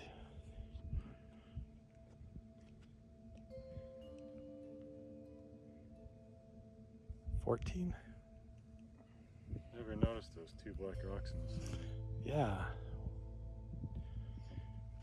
6, 7, 8, 9, 10. I think it's missing. It is like when I sent these pictures to one of my friends, it's missing a spoke. This one, which I bet points right to the other wheel that we think might be uphill. There's supposed to be a certain number of spokes in them, or? Usually, yeah. This is usually like 15. It could be missing a spoke right there. That I wonder if it's pointing to the maybe one up on the hill up there to go next, but I might be wrong. Trying to tell how old it is, but look at the sage growing up through the rocks. I would say that the vegetation has grown up after the stones were placed. Yeah, definitely like in the middle there for sure. Yeah.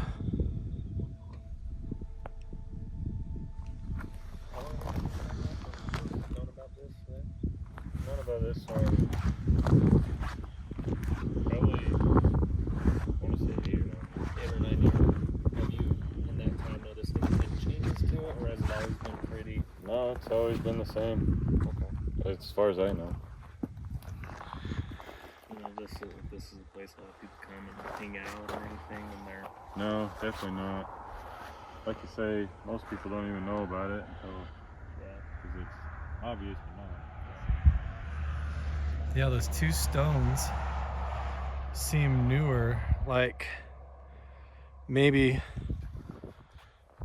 this does look like it could be Ute to me, but it looks almost like people have been up here and put those stones here even more recently. Those are the ones that stick out to me, because all these other ones have a lot of dirt and stuff on them. Right. I mean, those 2 are pretty much. Yeah, who knows how long they've really been there, but they're definitely kind of out of place, so definitely more recent. Right. So that's really the whole mystery of these wagon wheels, medicine wheels, and sometimes they're sun circles. They'll have like a spire in the middle poking up to cast a shadow for direction and time of day and all that. They were even doing that a long time ago. But the question is, yeah, like Caleb just said, why here? Why face in this direction? Now, usually when they did these, they were supposed to be in conjunction with the North Star. So the wagon wheel was a symbol of the chariot in the sky or the wheel in the sky. So basically, I'm going to come back over on this side to show you, come clockwise around it. And so this medicine wheel, they would go around it clockwise in conjunction with the Big Dipper going around the North Star. And the idea is that it would open up their consciousness spiritually to these other wheels or other points. So maybe they were communicating telepathically or using that to interface with the other places, or who knows, just spiritual sacred spots. But also this like mound could be natural, maybe something here too. Maybe it's a marker for some sacred thing hidden underground. It was like a thunder god, chariot, horse god, and You're talking about the Celtic stories of the wheels, how that all fits in too. Uranus was he was like the thunder god equivalent of Blind Zeus. Right. You know, where it does big symbols of wagon hall, the chariot wheel. Yeah. It's incredible how it's like a global thing. So many different cultures did it. So you wonder if how they were all connected, or were they all seeing the same thing, like in the sky, or was there like travel going on and communication beyond what we can understand? And that's what the kind of those conversations I was telling you about with Dawn, Yeah. my East Shoshone friend, is, you know, like that's how far we might have to go back to find our common ancestors out, maybe seeing it from that point of view. Right. Was the Celts and the Vikings, you know? Right. Or maybe, part of the mystery and what I've been talking to my Pacific Northwest, like Dene and different Navajo friends, is that they would communicate, like maybe the Celts and the Norse and even the Aztecs and stuff were somehow in a type of psychic or telepathic communication by using these glyphs and the cosmos, some kind of quantum entanglement thing, which would be interesting because why did Bigelow, during his era, when our friend Chris Bartell was working here, why were half of their team were all psychic spies doing the same stuff out of Stanford, right? Well, this is, defend against that topic, and you're invariably always going to come up with remote viewing. Yes. And we know remote viewing's real. Right. Very, very interesting subject. Yeah. So maybe this is evidence of like an indigenous archaic remote viewing method where they were talking to each other across the globe or interfacing with the electromagnetic field using these types of stone glyphs and ceremonies. And we've lost their system of doing that or don't quite understand it. And that's what we're trying to uncover. And how that ties back to Skinwalker Ranch, why so much of it seems to center back around that. Right. And why is that such a hotbed? And because obviously there's other stuff going on. Right. You know. Yeah, back in the 60s and 70s, there was like over 800 UFO sightings up and around this county and the area. Probably people you guys all know around here on streets you're familiar with. So this is just one of the other clues that could fall in line. One of those big, that's one of those big eagles, yeah. Because I know on the Nordic side of things, the ravens can be really good or really bad. Yeah, true. But Alex. and eagles are always generally very good signs. We got some binos in the truck. That looks like a big eagle. That's cool. Well, awesome. This is a really cool experience. We're going to get some photos taken here, and then we'll go see if we can find some more evidence.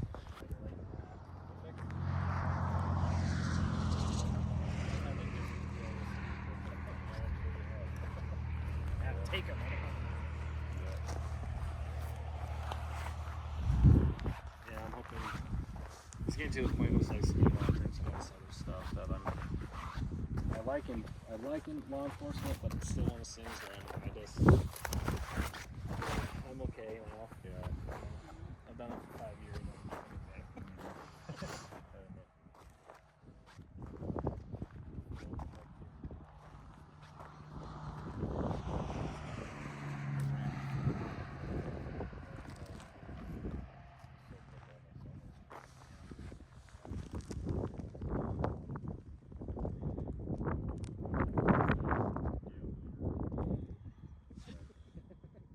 I saw Carl talking about on his 5 biggest theories about Skinwalker Ranch. Yeah. And he mentioned the Skinwalker, and I sent him a pin of this one that I knew about.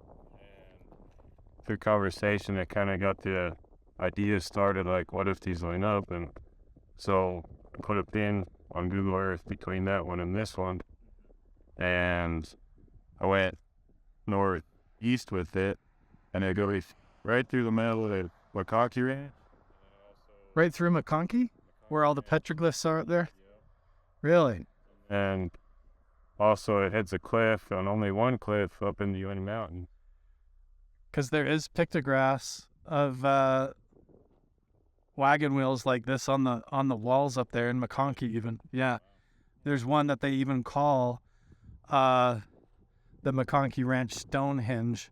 And that part of the petroglyphs, among others, are now off limits, and you're not even allowed to go see. Yeah, they roped them off and changed the access point. I just went there yesterday, and so where this glyph is and other interesting ones, I obviously went under the rope and filmed it anyways, but I didn't see the wheel this time, but I think I do have footage of it last time I was up here. That's my thing is who's shutting it down? They said that it's from defacing it, but honestly, there's the very first panel there. They've got a mislabeled glyph that is, they say, is an antelope that's actually a skinwalker. Oh, okay. And there's other stuff up there. That's one of those things that, like, I get it. Like, we got to protect these sites and stuff, Yeah. and that's important. But at the same time, it's like, who's the ones who are coming in and shutting this stuff down? Yep. Saying that you can't go there anymore. And that's happening more and more. It's almost like a race for me to get to some of these sites and record them before they're either vandalized or totally cut off and you can't even go there.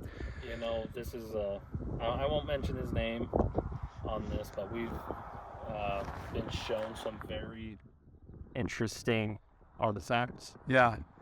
And I'm not going to go into more than that, but you can tell that, like the one specifically, you could tell that it'd been blown up. Yeah. Someone intentionally went in and blew it up. And Yeah. Like, to have that kind of mentality, or to have that kind of Yes.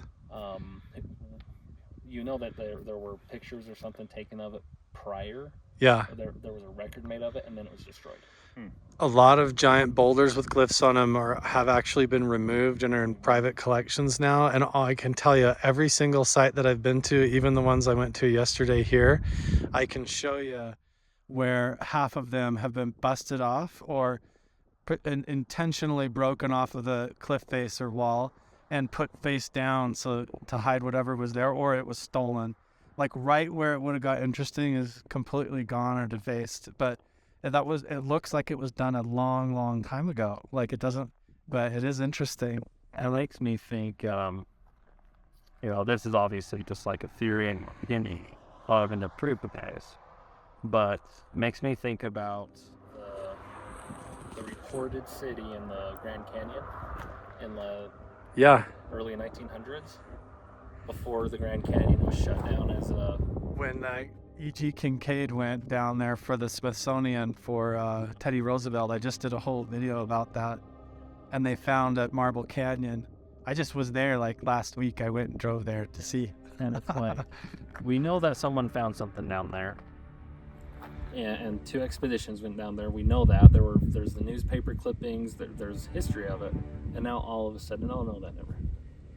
And all that's closed off. And it's all closed off and under surveillance and stuff, supposedly. And it's like, I even tried to fly a drone, and it was like non-accessible, no-fly zone, everything. I couldn't even fly a drone over it. Yeah. Yep. And it's like, who really gets to decide that? Yeah. And what's the purpose?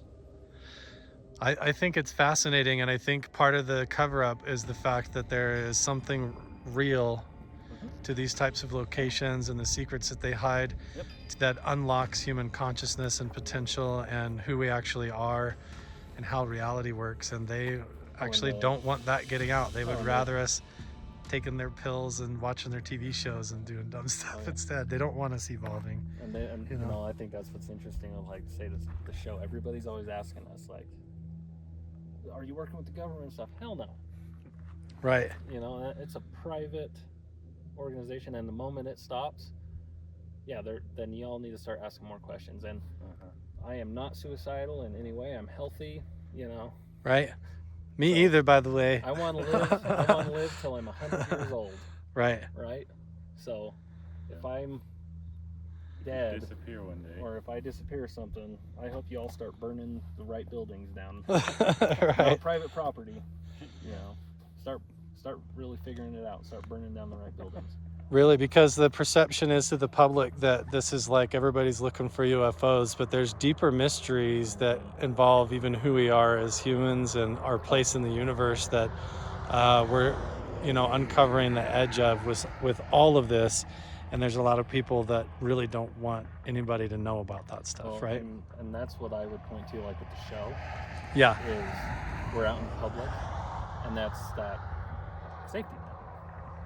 Because either you're by yourself and you're not telling anybody, and you're figuring all this out, and you're staying under the radar, you know, or you have to have that giant platform that everybody sees you, and that's that safety blanket. Almost like a protection because That's it's that- out there. Because So it's out there, people know who you are, people Right. are aware, and that's where again, like, we're not, you know, when it comes to the show, we're not making any of that up.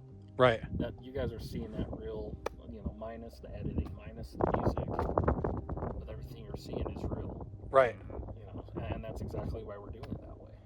Yeah, and why we're out here today, and why we do stuff even with like Chris Bartel and other guys who worked with the previous team, trying to uncover all of the aspects of this and why, who was here and what they were doing and how it all fits together, and even working with you know, the Native American Indigenous people to help us understand how all of this stuff fits, and why this is always in all of these locations too, from my research locations at like the Magic Mesa in southern Utah over to Mount Wilson Ranch and all the places that the same people have been, you know, for decades, you know, government funded teams trying to sort out these same things. And then now here we are running around independent, trying to do it on our own. But yeah, it's really cool trying to figure it out. And it's the dots are starting to connect. I'm just starting to pick up. We're going to do the best we can. I'm probably going to use AI to do wind noise reduction stuff. But we've just kind of decided our curiosity is going to take us here. So if we can find another wheel, and then there might be another one in alignment right down by Skinwalker Ranch that we're going to head to next and try to investigate. So today's already shaping up. You guys are getting all the behind the scenes action of what we're really doing in and around and beyond Skinwalker Ranch.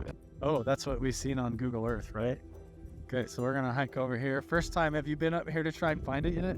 I have. Me and my wife came up here to scout it out, and it's definitely interesting. It doesn't have a natural shape to the point of the hill. Uh-huh. It's like it's cut off flat. Oh, interesting. So, yeah. So maybe something there right around, or Yeah. yeah, we'll take a look.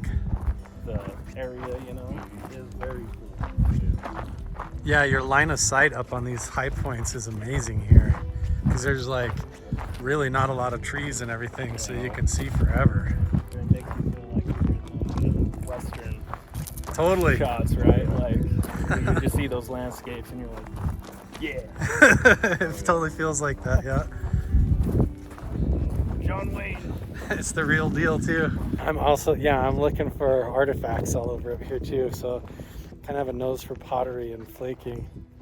Yeah, that's where I need to come out here with Chris more, and because that guy's a freaking hound for it. He is a rock hound for the agate and all the stones and everything. And And I'm like, that's just a rock, and he's like, no, dude, look at it.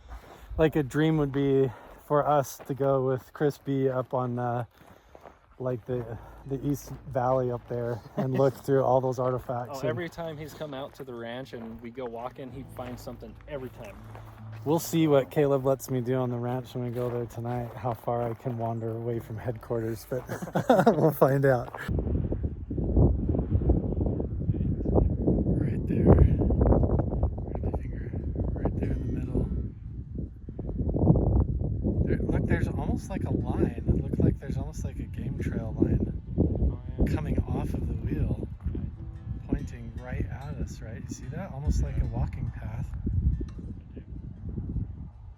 Let's see, I can't even zoom out. Oh, here we go. Limestone. Oh yeah, it's like a big flat piece of limestone. That's really cool. I was wondering how I got up here. Yeah, I know. There is some weird rocks and stuff around on the hilltop up here. I haven't seen anything that looks directly like an artifact. We are coming up on the point up here. We'll keep our eye out. That's way cool. I wonder where the line comes off of this wheel, if it actually is going to point to where the next thing is. It is totally like a flat spot, just like you said right here on the point. Look at that. And I mean, I can't even believe how lucky we got with the weather up here. It is a little bit windy, but it's so beautiful. It's not too hot, not too cold. And look at this, totally looks like a big leveled off flat area. I feel like the alignment of the circle down below, the wagon wheel down there, is a little bit almost pointed more towards Caleb over there. But it does, there is almost like a walking line coming off of the circle pointed right up at us here. It was super windy. We're just making down here because we noticed on this little lower edge of the mesa, there's elk droppings all over the ground. Lots of wildlife coming through here. It almost looks like this little hump of stones down here might be something. I don't know. It's hard to tell. This looks natural to me. In Google Earth, it looks like a circle up here, but I don't know. There's like this cool flat spot. And I still don't see any artifacts. I would say this is not it.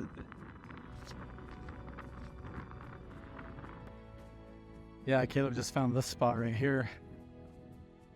It's kind of more in the saddle, but you're right, these bigger stones look a little bit more like a worn away circle than anything else that we've seen up here. But I'm a little out of breath still. But yeah, we got these big stones, somewhat in a circle, but it is difficult to tell. It's cool how the flowers are all growing in there. Yeah, it's kind of like you kind of look around. You got some scattered brush and some, got some flowers over here, obviously, but for some reason it just sticks out to me. It's like a big circle, yeah. And then it does fall a lot more in alignment with that line coming off the wheel down there too. I wonder if you would like follow that path through there. Yeah. In some of this other area, if you might find something. Might continue all the way up to something, yeah. Because like, I'm just throwing it out there. Potential like marker. Right. You know, if someone's like walking the line or something. Yeah, exactly. At one, maybe at some point there was more of a defined whatever here. I don't know. And if a lot more people come up and drive on these roads and come up to this area, then, you know, natives will come and remove things too sometimes. But it'd be surprising that they wouldn't take that one away, but they would this one if there was up here, but it's cool.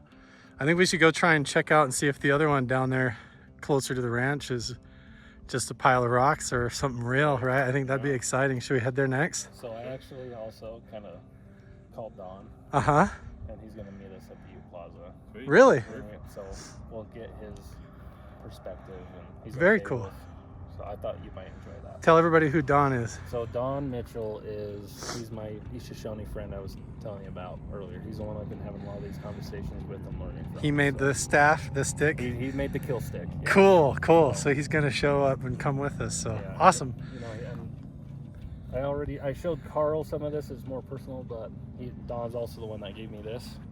So I won't go into that, but Yeah, he gives me some that's very we've cool. had some very cool interaction. It'll be awesome to get his perspective. So I appreciate you reaching out to him. And yeah, let's go meet Don and then see what we can find. Maybe he knows some other stuff he can show us too. Yeah.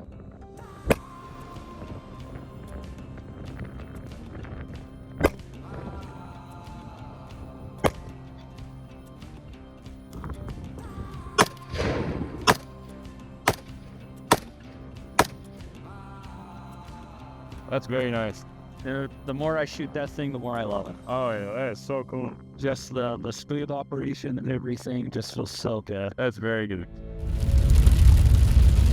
So we just met up with our friend that actually made this awesome kill stick for Caleb, and we're driving now following lane on this dirt road out to where there's supposedly these clay hand-drawn pictographs or petroglyphs, but now we're getting on this muddy road in a spontaneous rainstorm, so we'll see how it goes. What do you think, brother? It's a little sloppy, huh? So I say it looks like it. I can't tell which way it's going. Maybe we'll just hang out here for just a second, see if it blows over, and then hike down there. Is it very far? Yeah, it's a couple miles back that way. Oh, so we got to actually drive down this muddy dirt road, try and get there. So, all right, well, we'll see and make a judgment call here in a minute. The weather has cleared up. It's actually bright and beautiful now. So I've actually hopped in with Lane, and we've got Caleb jumped in with Dawn in the truck behind us. They're going to try and follow. We have a couple miles to go out here. But during the rainstorm, had an amazing conversation and got to meet Dawn. He basically told me about this area. Is an area that was inhabited by little people. So these are all like, I hate to say the word like hobbits, but this whole area and all the stuff that we're going to go look at down here, if we can get there, he informed me is actually the ancient indigenous heritage site for the little people. So what we're going to see here, I don't know if anybody has ever filmed or seen before. We're going to go try and check it out, and you guys get to see it too. So it'll be interesting to see if these were all done by actual little people that lived out here. How old would that mean they are? Oh, insanely old. Like little people would be, that would be like prehistory, over 10,000 years or older. And how amazing is it if these are their actual like handprints and artwork that they did drawn in the clay and the mud up here. What if they have stuff like little tool caches and little burial sites all around out here? It gets your imagination going when you see all the little caves and rock formations everywhere.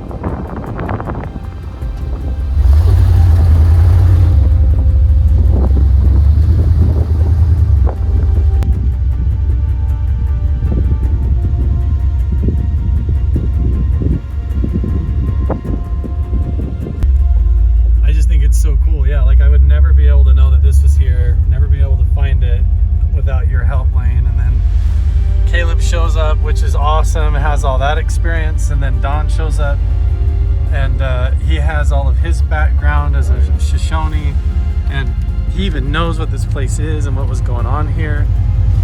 It's been amazing.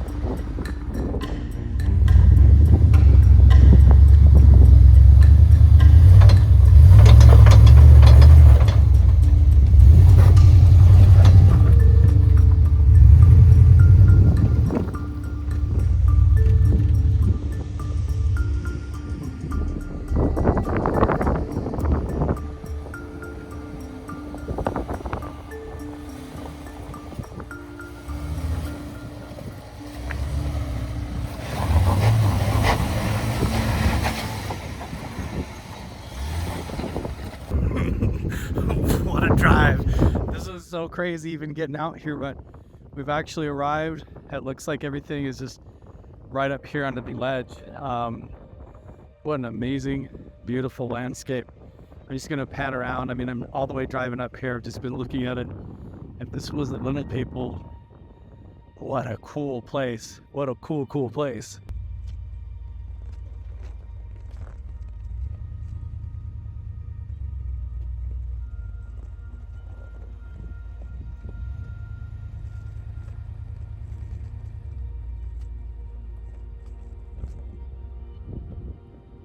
So we just burned sage. Don helped us do sort of a ceremony in order to invite our presence here and basically make our presence known, as well as sharing a nice tea that he brought and blessed as well. So we've been doing everything properly before we go up here and approach this sacred site.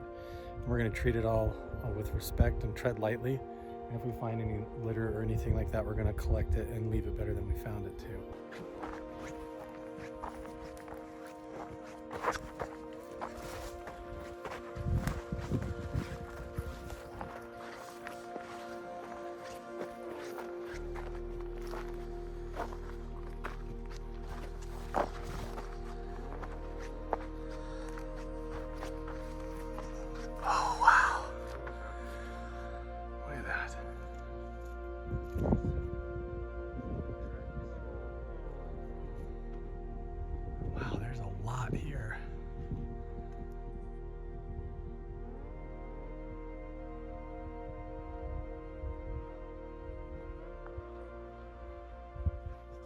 This is incredible, Lane. Thanks for bringing us here. Yeah, no problem.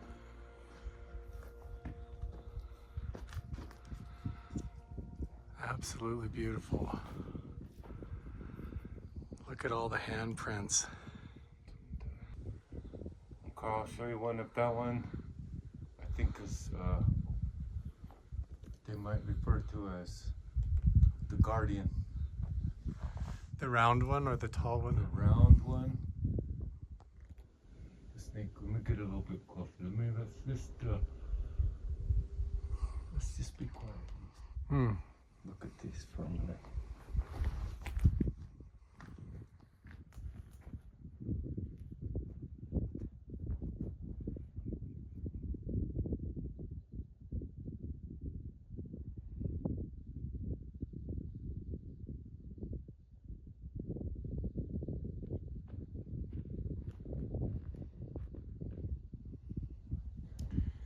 There's five red men. See underneath the white hands there's a figure, and then the round figure, and then the tall figure with the white. See the red man with the horns underneath all the white hands. And then next to him in the middle, and then the round figure. There's actually several people, and then they've come and put hands over top of them.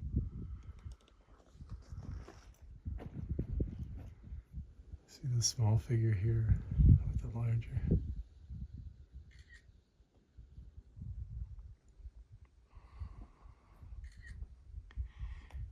And then even deeper underneath, layers and layers of glyphs. Putting their hands right on the faces and the bodies of the figures.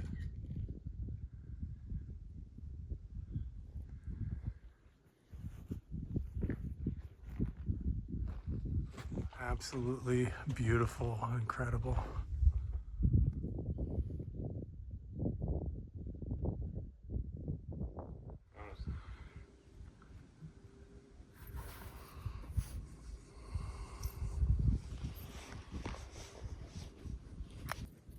To leave some type of offering that will catch their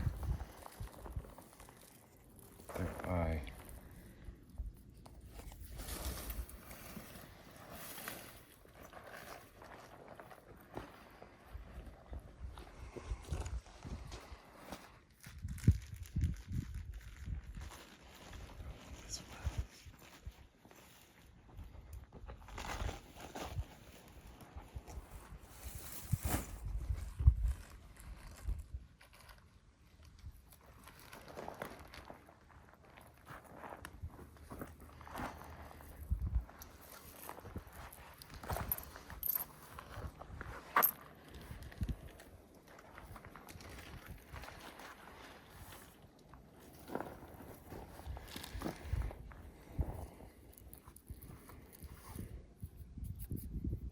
brush that up, Carl. Let me hold on to your camera and rub your hands together vigorously.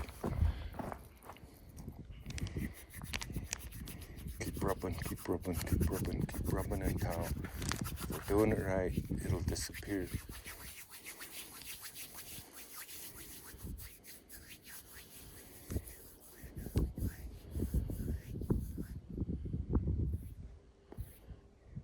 You see that? Now smell it.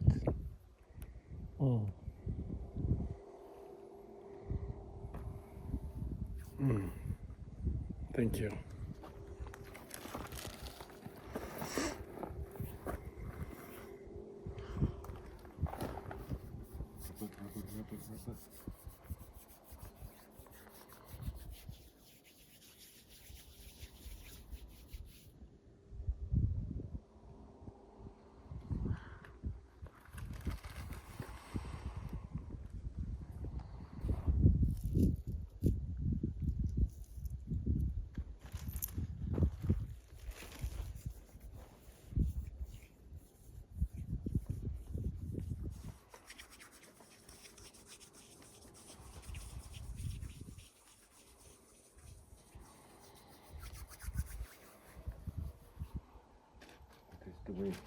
I'm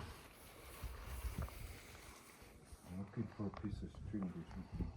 That's okay though. We don't have string. We make string.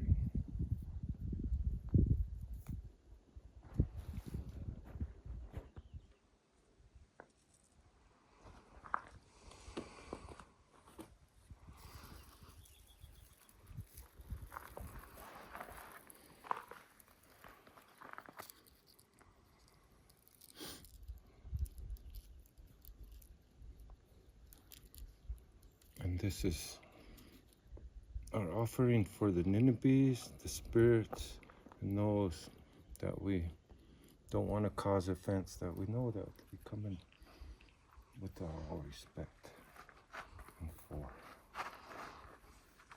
And now, with this, at times what I was told too is small pieces of steel for Ninevehs, which is little people, and they'll pound them into like arrowheads or trinkets and stuff for them to use, and the shinier the better. And now we'll go there without trying to disturb the painted area. Ingavito,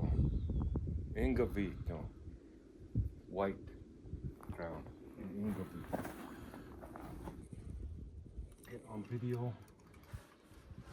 the 4 directions and the 4 representations. 1, 2, 3, 4.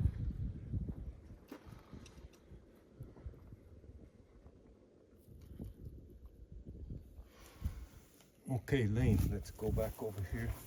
Try not to disturb this. Don't stand in that one right there. Sorry.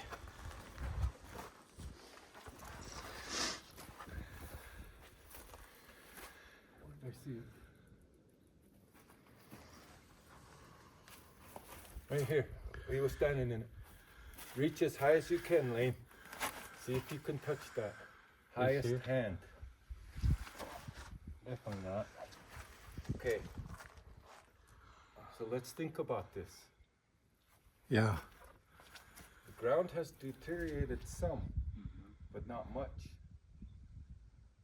And petroglyphs, from what I know and study, going back to my school days and college days, is that those could be anywhere from at least 200 to 500 years old.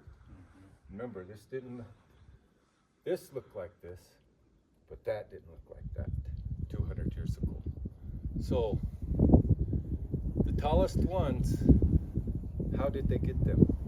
And the size of them are a little bit smaller. Lane, put your hand up by the smallest one. Go ahead. Try not to touch it too hard though, but don't touch the paint. Quite a bit smaller. See? And Lane's a fairly big man. But look how much narrower, smaller that those could be. And then with the sparrows, they're protecting the area also. and that's good medicine. But what I don't see, of what I'm looking for, is I don't see any of their feathers, not one. So if you see one looking around, pick it up. That's your offering. Carl? Yes? Yes, sir. Okay. And then these, from what I know, that with that seep, and how this all is seep. Yes, sir. And so if it was running good, then that could be a blessing spring where they could get medicine water or something. Yes, sir. When it comes out like that in an area like this, because this had some type of significant meaning, this right in here. Why? And the one thing that catches is this was where they collected paint. Mm. And as you can see, some of them are the white paint. And there's a plenty. There is. And I bet you this, Lane, you've been here many times, or more than a few times. Is this always like this, and is it always muddy and kind of wet here? Always. So see, there's kind of answers that question, which would have attracted them here. And this might be the numerous times of when the medicine man or the medicine people came. Not just saying boom, boom, but what is the significance of those? I have only seen that one, which was some symbolization of a guardian. Not the big round one. Oh, This one next. But this one, that, and I'll show you some of my collection here when I get a minute of, and you're gonna say, wow, okay. Yeah. Yes. It's almost like That is connected. Notice, Caleb, the other figures to the left of the round man. There's three others. There's two tall ones and the small one underneath there. which I think a lot of the like the Egyptian hieroglyphics and stuff, they put things to scale. So, I don't want to leave my mark. Amazing. Just amazing, yes. And I think when those other ones, the lighter ones, were probably white as this. Because this is paint. I don't know if this is alkali or what this is, but this is also how you got white paint mixed with a little bit of fat or buffalo or bear fat and water. Or if they can let it dry into a powder, just mixed with water. Like a calcium carbonate stuff they just paint with it.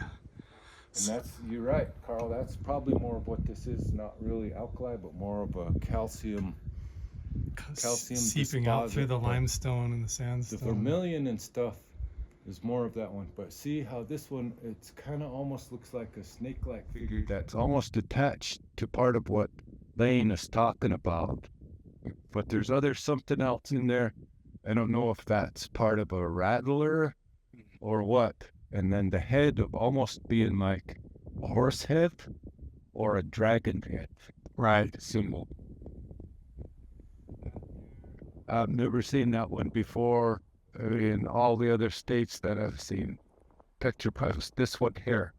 But there's a story that goes about from the Pacific Northwest on down into the Modoc, California, all the way down through Oregon, that says that there was this creature when we was talking like a Munkinchaw, not necessarily a water baby, but that's how he, in the beginning of creation and stuff, that they were giants, and then that's how he would eat people or eat things was through his belly. Really? And then the other representation of that is also, that's where we live out here, we live at the falls at the maw of the monster, and the people that benefit from that live in the belly. I ain't quite figured that one out yet. Like it's actually a good thing to be eaten by this entity? Not so much. Not so much. No, but I'll have to do some of mine. I'll go back through some of my SD cards and stuff and see. Because I'm trying to think that in Washington up by Tualatin on a totem pole, I think I seen something similar to that. But what would that symbol be doing here? Down in southern Utah, on a place called Warner Valley, at the very end of the trail, is a red glyph. Oh, that looks very similar to that, but he has a big triangular body, more like the one on the left with the white hands on his chest. But I'm counting 1, 2, 3, 4, 5, 6, 7 figures there. That. You see that up there? Some of this has been covered up. So back when big medicine, when medicine and the natives controlled the elements of nature and stuff, and they were able to fly, how did those handprints get up there and underneath those? Right. Right beneath the bird.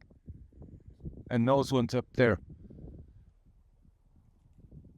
All the way up. How? The only way in the feeling that I is getting is if you prove the one with something like right there too on that. And then you can kind of see a figure of a person, like a ghost. Yeah. It's almost like Which would be an unyo or shade, because you can kind of see like his nose.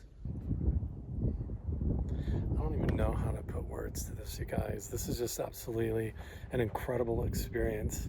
We have all these swallow nests and everything up above here, and then right here where all this calcium carbonate is seeping out, where there's like a natural spring kind of coming out of the rock right here. They clearly were coming here in order to collect pigment. But how amazing to have Don here from the Shoshone tribe to be able to interpret a lot of this stuff and tell us exactly like how to approach it, how to leave an offering the proper way. We did a whole spiritual thing down in the valley before we even approached the site. But these handprints are so small. Some of them are like little children, but they're so high up. I can't fathom how high up they got there. And these depictions of entities, there's one here, a little one here, this guardian entity here, this figure here, there's another one right there. And then just looking at the red, and then you also have this figure right here with the box of fingers around it. This is like an animal. And then now when we pan back across, you look at all the handprints and everything. And then you also have the white handprints over the top and then underneath some and over some, layered on top and coming back all over, covering the bodies of this one and all over the face of this one here. All these handprints, and they're little tiny handprints all the way up high. I would have never known without Don telling us that this is a valley here where the little people lived. All the fingerprints and handprints, like the largest digit on the handprints up here is like the size of my pinky finger, maybe. These were little people. Can't believe it. I don't understand how people can just think that this is nothing. I've seen these exact same figures and guardian entities, these red pigmented drawings, these red ochre cliff art. I've seen these same figures and shapes all over the place, clear down into southern Utah, into Nevada and everywhere. Look at this amazing symbol here. Some of these handprints. Beautiful, absolutely beautiful. What an incredible experience to be able to come and witness this, how it all connects, and to do it with Caleb and Don. Everybody is so cool.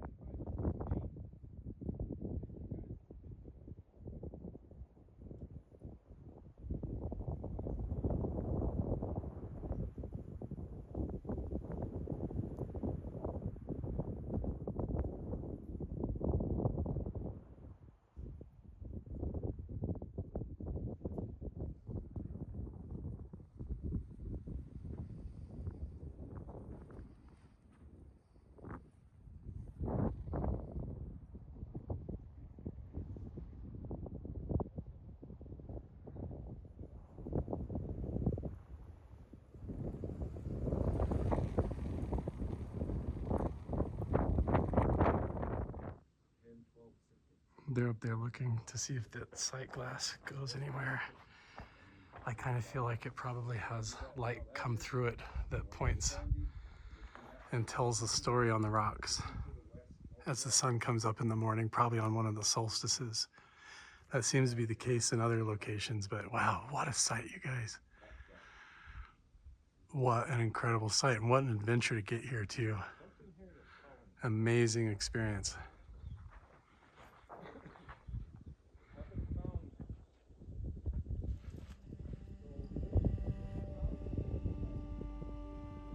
What were they doing here? How did they, little tiny handprints, they're like child size. How did they get all the way up on the wall?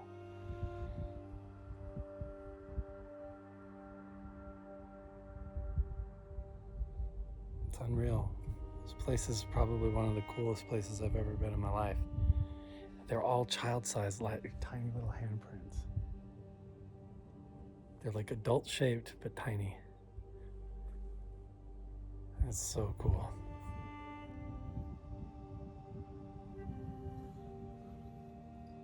See? I'm about an inch away from the rock, and look at the size of my hand compared to that white one.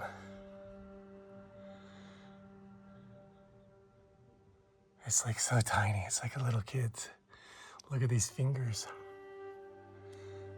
These fingerprints compared to mine. Look at that. My 3 fingers compared to his.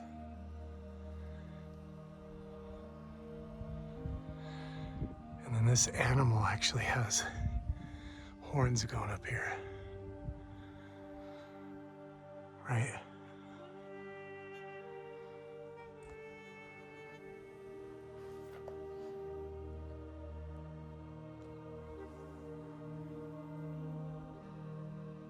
So small. All these little fingerprints are just tiny. Like, look.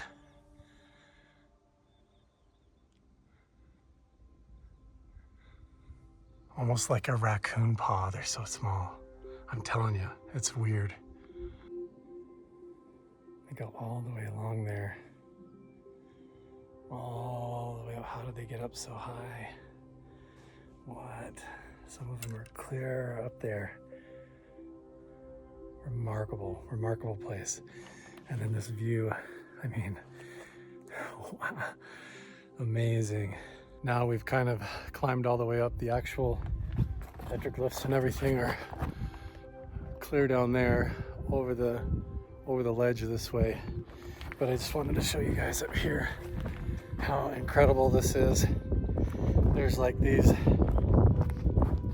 rock formations that have all been blown in from the wind and the weathering that has tunneled through and made it like this really incredible, unique landscape up here. I'm gonna come over here and look. Apparently on top, there's actually more clay and paint, petroglyphs, pictographs, stuff like that all over. So very cool. We're gonna go check those out.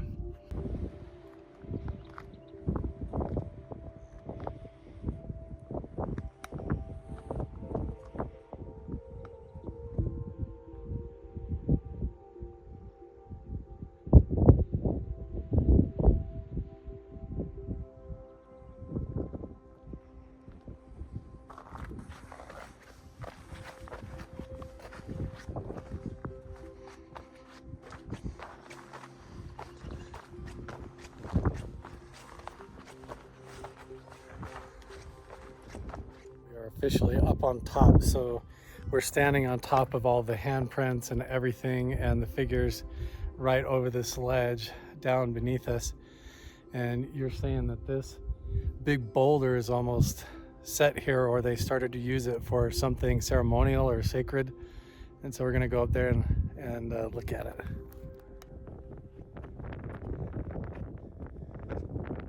The whole thing looks like they've been up here and like paint on it.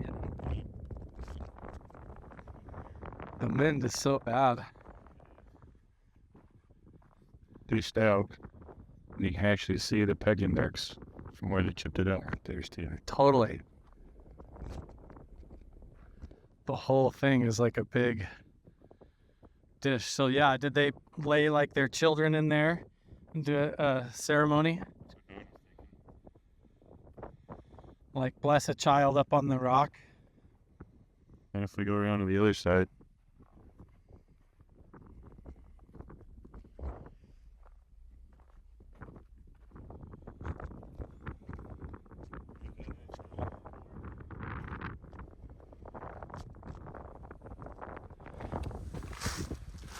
This little hole?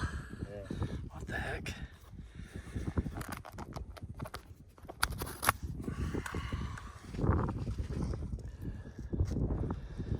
Interesting.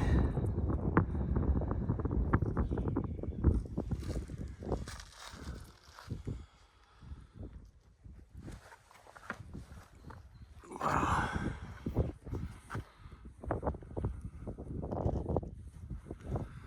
This whole landscape is crazy.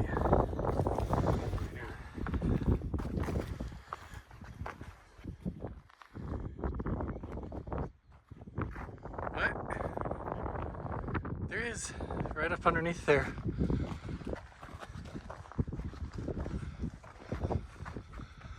Look at that. Holy smokes. and the middle one, I guess the left-hand most one that's still there, looks almost exactly like that monster that Dawn showed us down there. Right.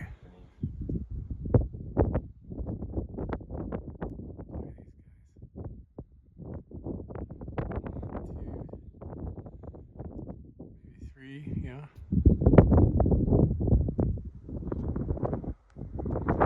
Clear up there on top.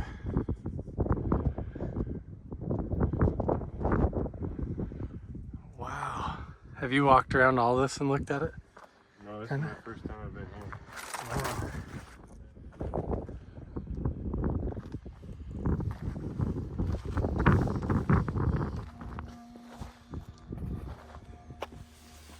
Yeah, let's go down and I'll show you guys what came out of there. Buried.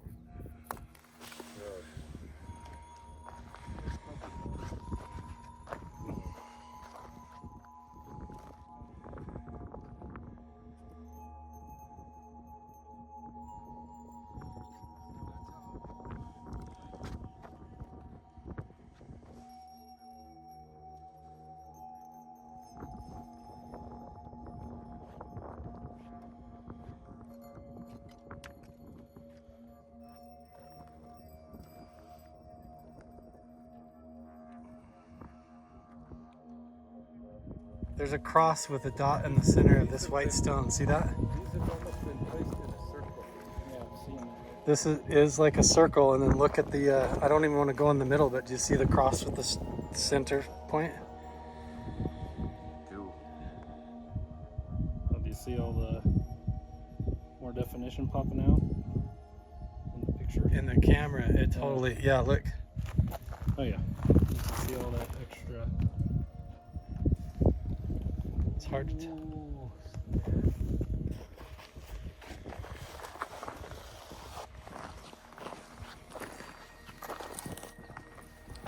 No way. Yes, way. No way, you just found that.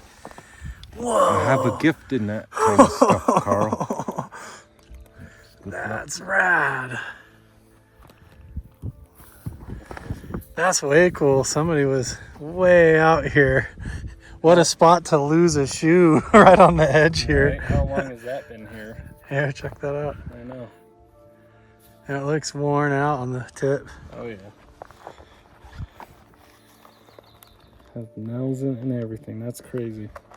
We could be holding something from the 1800s right here. So a horseshoe up here by this almost stone circle with the cross in it.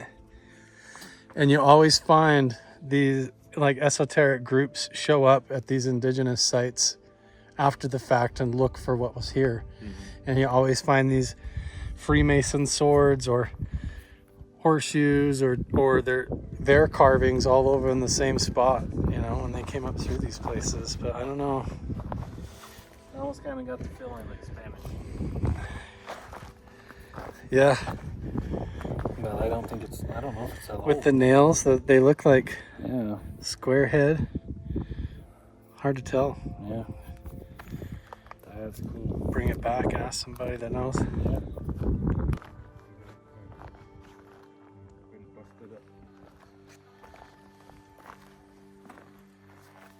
Tool making. Yeah. Oh yeah. That agate.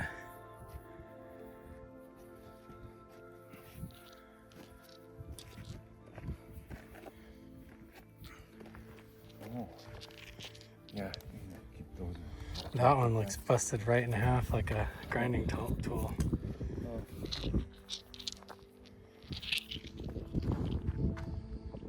No way. Oh, Don, you and your bloodhound nose.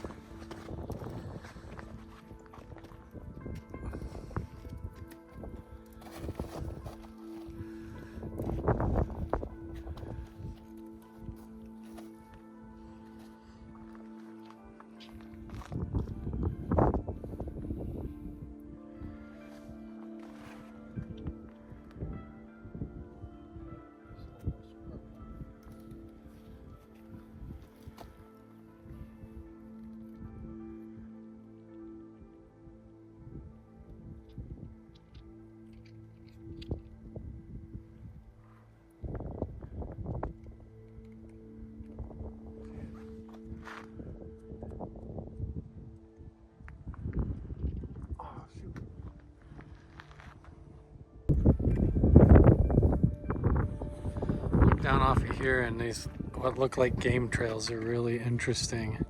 Look at these little walking paths everywhere. Climbing up here. I mean, I know this is where water's running off, but you've got these trails going everywhere where little people were zigzagging all over this place. What? It's so cool. Well, that's always the thing out here too. We got to think about. Look at the size of that dude. Let's see if we can get a closer look up here. Holy smokes. He is huge. Okay, I'm gonna crawl around this other way to the side and kind of leave this snake alone. I'm not exactly sure what type that is. But he's big. It just looks like a big rat snake right now. It's not rattling or anything. I'm definitely not going to touch it. Down there, I'm just standing up here on the rock above it. Zoom in on his head.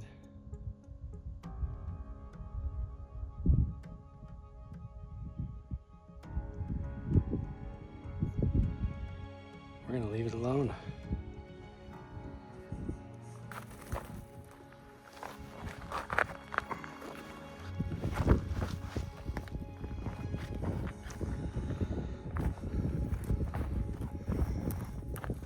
Not a rattlesnake.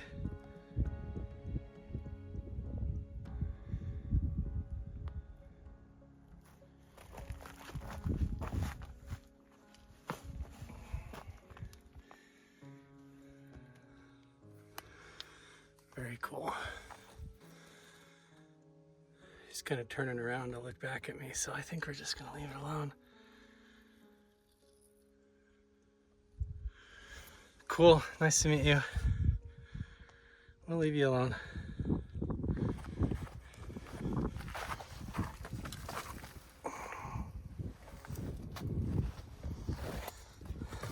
We all sort of spread out a little bit to see what ground we could cover. I decided to come down here where I thought all these little paths were. There's all these cool little rocks with pockets in them and stuff, and snakes and things, but pretty interesting. I haven't found any artifacts. There's really just a lot of stuff, like there's like these big chunks of agate tool making supplies and things, but I haven't found any. There's no arrowheads or anything like that, just cool like rocks and stones and things and formations, but the pictographs, petroglyphs, all that stuff. This place is amazing. I've never seen anything like it. All the handprints. Such a special place.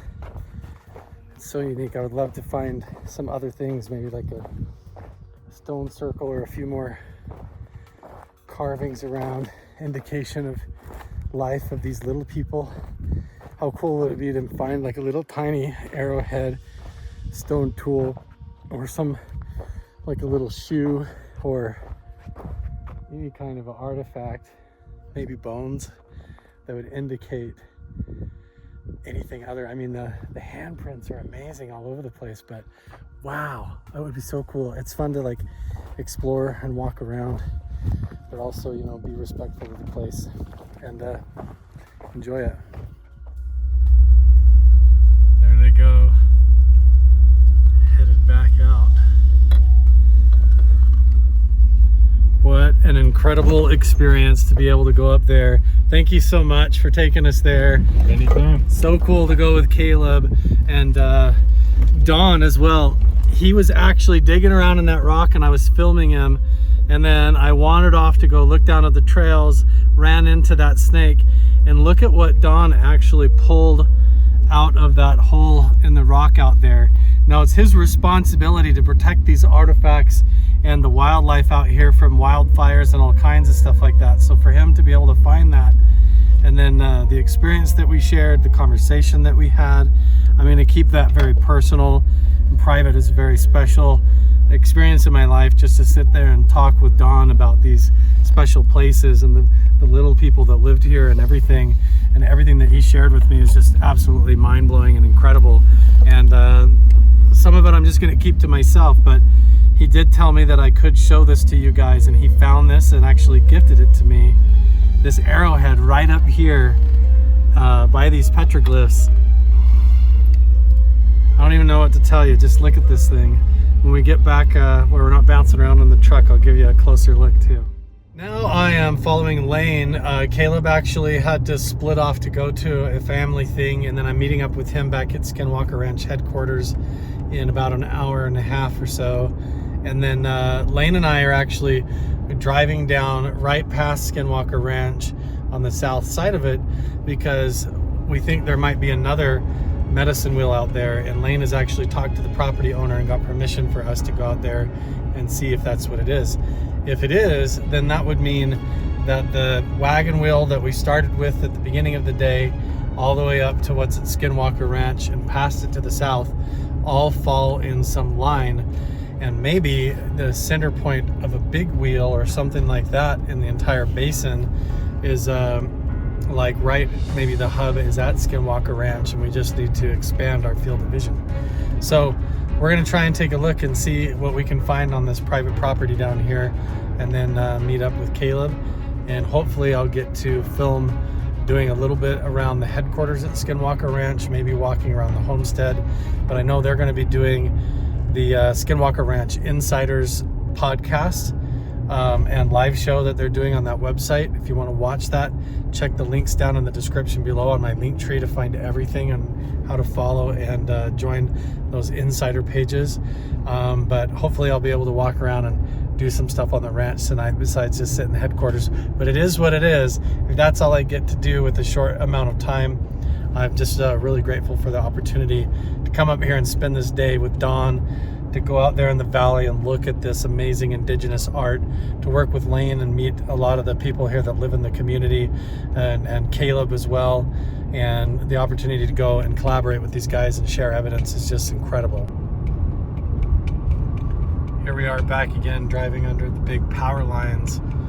And this is the mesa on the right that runs right along Skinwalker Ridge to the ranch. So right up here, and probably about a half a mile if we turn right, would take us right to the main gate. We're not going to do that right now. We're still going to follow Lane, but just want to give you guys context as to exactly where we are and where we're headed, how we've gone from the north side all the way around, basically done circle after circle around Skinwalker Ranch, exploring the ancient artifacts and lost evidence and clues that could be connected to this place and what's going on here, especially through the Native American connection.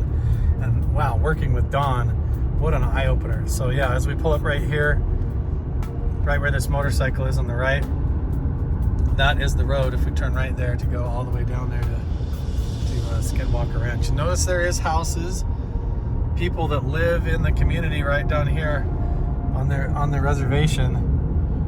Is all just a way of life to be right here on the ranch.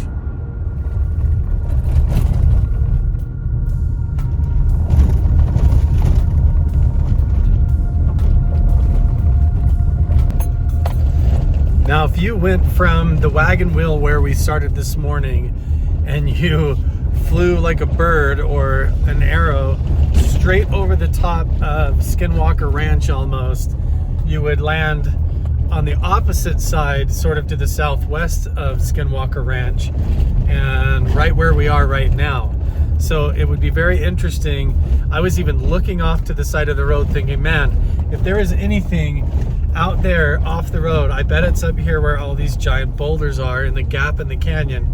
And then all of a sudden we're turning left onto this dirt road. Sure enough, it's exactly where we're headed.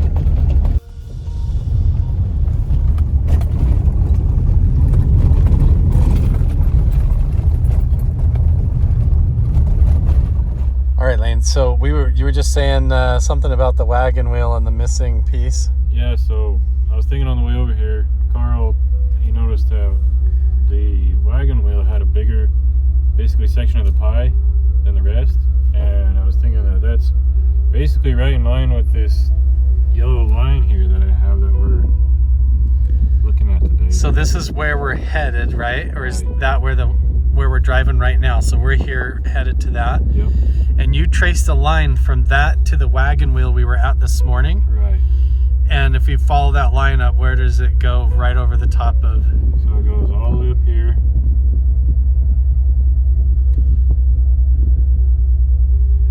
Oh my word. And right there it is. Look at that. Wait, look at that. That goes right over the headquarters. Look at that. That line between these wheels goes right over the headquarters. Cuts the helipad right over the helipad, right over Homestead 1. Look at that line. Okay, now keep the line going up. Okay. Let's go all the way to the other wheel. This is so crazy. I know this is a glare on there. This is a sacred stone. That's another sacred stone there. Okay. At the ranch. My word. It's okay. It's okay. We'll keep going. This is just happening as it is, guys. Oh my word. There's Fort Duchesne. So this is the line still going up to where we started this morning with that wagon wheel.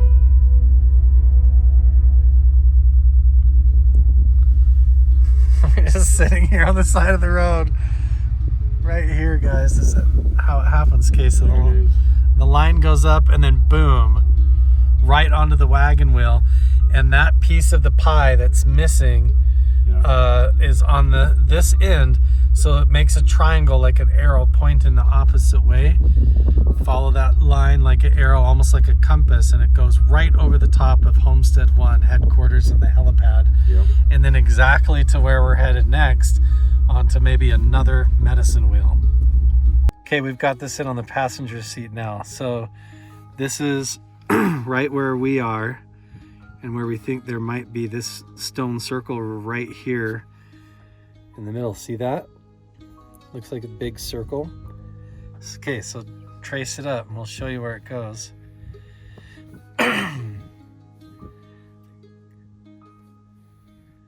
Follow it in a straight line. And you said there's another artifact on the other side of Skinwalker, but here it goes right over Homestead 1. The vast distance here, how it lines up, is so crazy to me. People don't understand. Look, oh my gosh, right over the middle of where I'm going to be going tonight with Caleb. Okay, so cool. And then what is that? That's the sacred stone circle that they found on the Skinwalker Ranch. Oh yeah, right there. Yeah, you can see it. That's the big one, yeah, that they're talking about now in season 4. And then you go up further and it's to the wagon wheel. Yep. Immediately right on the... So how over this far of a distance did indigenous, native, archaic people, Native Americans, keep it in such a straight line. I know, right? Lane, how did they see that? No, it had been star navigation or something. The stars. Oh man. And I'm still not convinced that this isn't a mound with something in it. And honestly, Chris Bartell thinks that the East Valley, where that stone circle is on Skinwalker Ranch, that there's a mound there that's a burial as well, but we've never told anybody that till right now. Awesome. So we're not even sure if this is anything, right? Right. So this one, flattest one here in the center Right there, yeah. is the center stone, and then the big boulders around. So it's on a hill, actually, even though on Google Earth it doesn't look like it's on a hill. I wonder if we're going to find any artifacts or carvings or something else here. Right. I don't know. Okay, let's look. So this is what it looks like. It points to something here. I wonder. Let's just have a look. Because from overhead, it totally looks like a giant circle. Right? Right.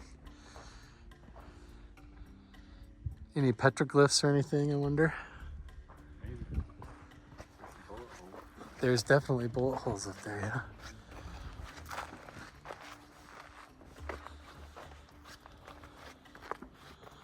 Now I'm a little spooked because I ran into that big freaking snake earlier. Now I've got snake on the brain. That time of year.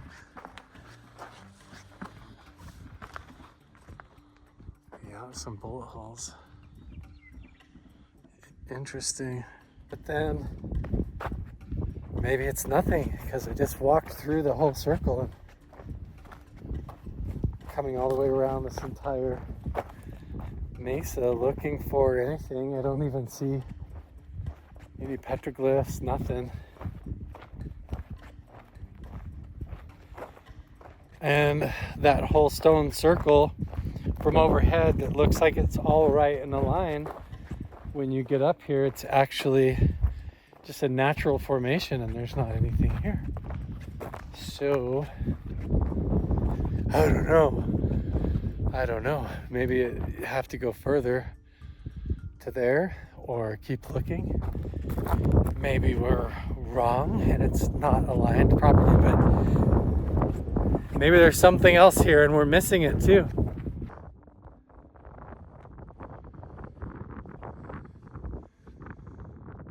See anything? No, me either.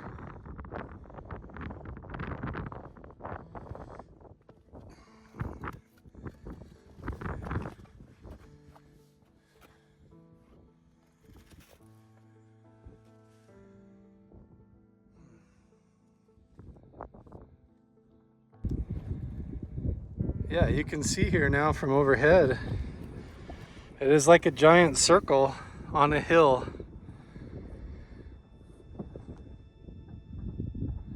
It is kind of similar to the one on the ranch, right? But I don't know. It looks natural to me, but maybe they used the natural formation and considered it part of the alignment. I don't know. It's definitely natural. I don't know how anyone would be able to move rocks this way. Yeah, they didn't move them for sure. We thought maybe that this might have been petroglyphs, but it just looks like the way the algae is grown on there or something like that. But Lane, you picked up this, what I thought was a rock that has all these bumps on it, but what is it? It's coral, fossilized coral. Coral. Yeah. And all of this is coral, you said, like you. Yeah. That whole rock, you can see real good on this rock. Wow. It's all bumpy. So this was all under salt water? Yeah. Part of the Lake Bonneville. Lake Bonneville. So all of this would have been underwater, and maybe really prehistory people could have been using like reed boats around these. Yeah. This would have all been underwater.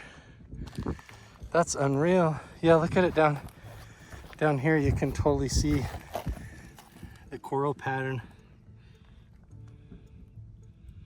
That's crazy. Look at that. This whole hillside. I don't know. It's an interesting spot, man. Yeah. Okay, I just got the call. They're getting ready to do the Skinwalker Ranch podcast insiders broadcast live, and Caleb just called me and said he's waiting for me basically at the front gate. So I'm coming up on Skinwalker Ridge right now, and gonna go check in, and we'll see what we do tonight. I don't know how much walking around I'm gonna do, but I've got my whole backpack full of gear behind me, and man, my phone's been draining. My external battery packs have been draining like crazy all day, especially up at the handprints and stuff. But okay, here we go, on to Skinwalker Ranch. I will do the best that I can to film when I can, try not to make any promises and get anybody's hopes up about what I'm going to be able to do, but we'll see.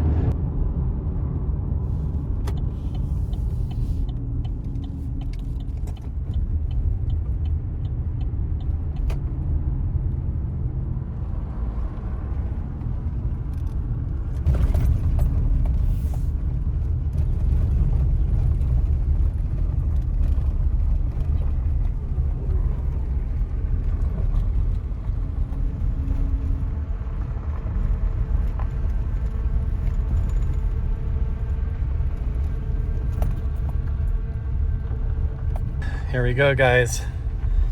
This is where normally everybody has to stop, and I get to go in.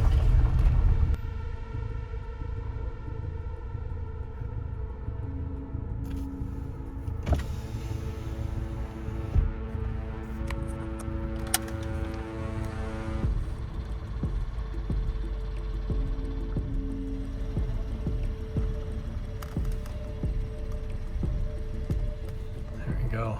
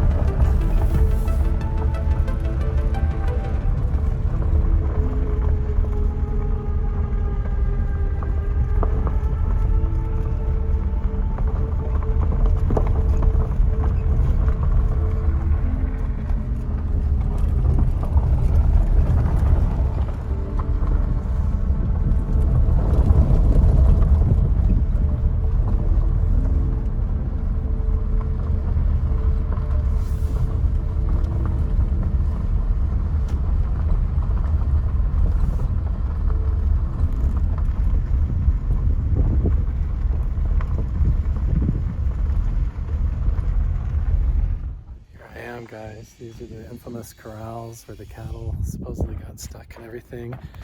Walking right up on the headquarters right now, and I'm just getting ready to start the podcast, so I'm going to be careful going in there and just vlog what it's like walking up on the porch here. Here's the front deck of the command center, and right behind me there is the helipad where they fly the helicopter in.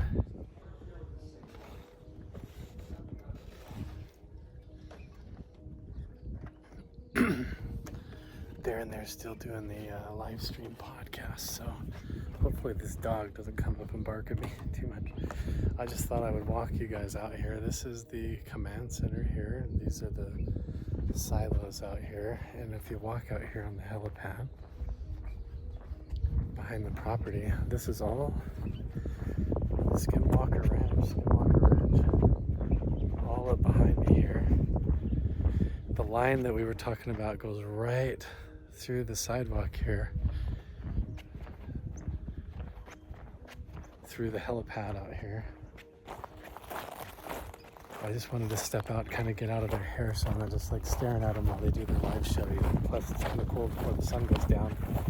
I can walk you guys out here and you can see the actual ranch itself. Now, I haven't ever actually been into the different homesteads and everything, but here's the main gate out here by the helipad, where you've got these really cool biohazard alien symbols right here on the signs. And then out in the distance behind me, you can see during the Bigelow era, where they had the animal pens, the dog runs, and where they put llamas and stuff in there. But this is where a lot of stuff has happened, and even right over there where that road goes through is where Caleb and Travis Taylor actually saw that thing, that strange geometric object actually move across the ditch bank right over there, and they followed it right up there in the gap. So it's fascinating to be here. The stories of the cows, the stories of the giant wolf creature coming up here to the pens and trying to grab one of the calves, all basically happened right here at the Skinwalker Ranch headquarters. And then, not to mention, further up the road there, you've got Homestead 2, Homestead 3, and clear out there at Homestead 2 is where they've done so many different paranormal experiments and different kinds of stuff, even during the Bigelow era when Chris Bartell was here. And there has been a ton of paranormal activity occurring in and around Homestead 2 that people have experienced, and it's just pretty wild to be here, especially right at sunset. So I'm just going to pan my camera around for you guys, let you see everything, and then take some pictures, go back inside and enjoy the Skinwalker Ranch Insiders crew and everything that they're doing on there. They're doing an awesome show in there, and I just wanted to kind of get out of their hair, come out here and let you guys see this place.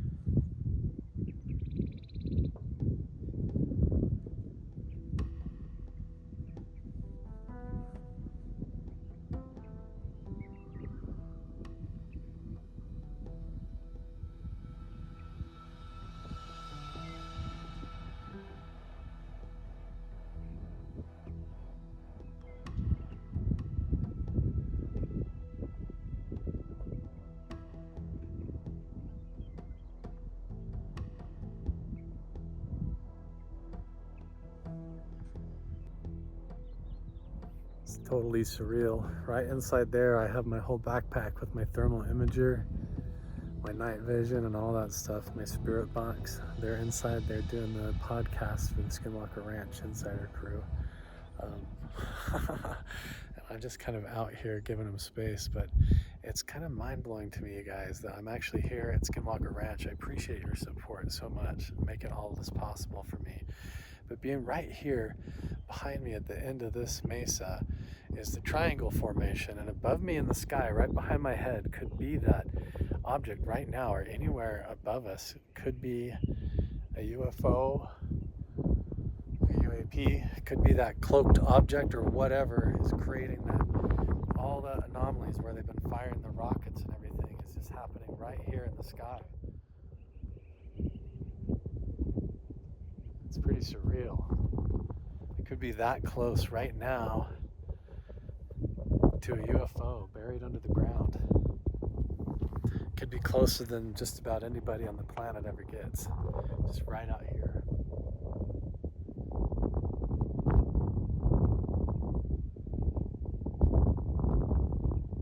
Surreal. You guys help me look.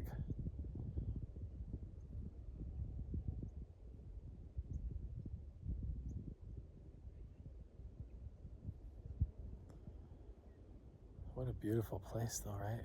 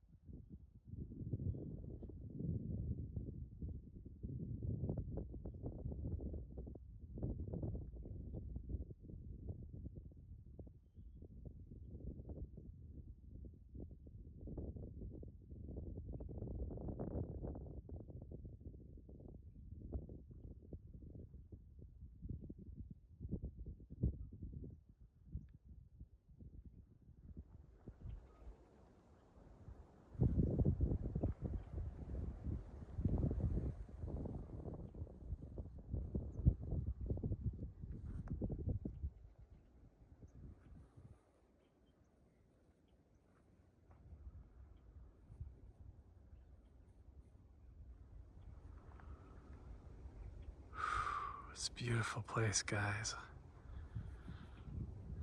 Look at this place, wow.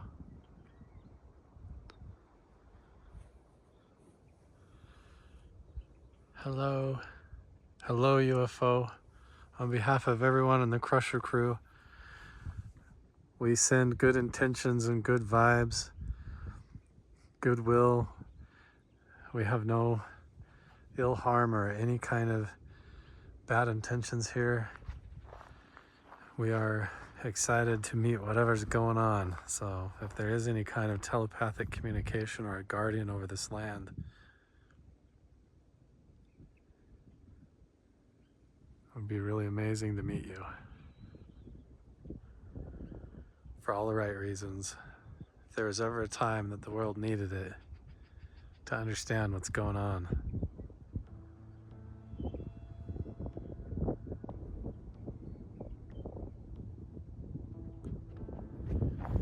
Rather than just go directly back into the headquarters, I figure why don't we just do a little loop around here and show you guys around the property, just a little bit of a behind the scenes glimpse. I'm trying to stay calm, just walking around alone out here, knowing what I know. I mean, is this where the wolf came up to the gate and tried to pull the calf through? Could have occurred right here, right through these cables, through this fence right here.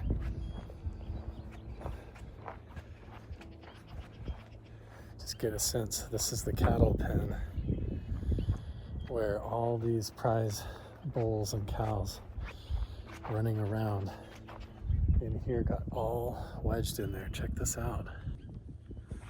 Can you imagine?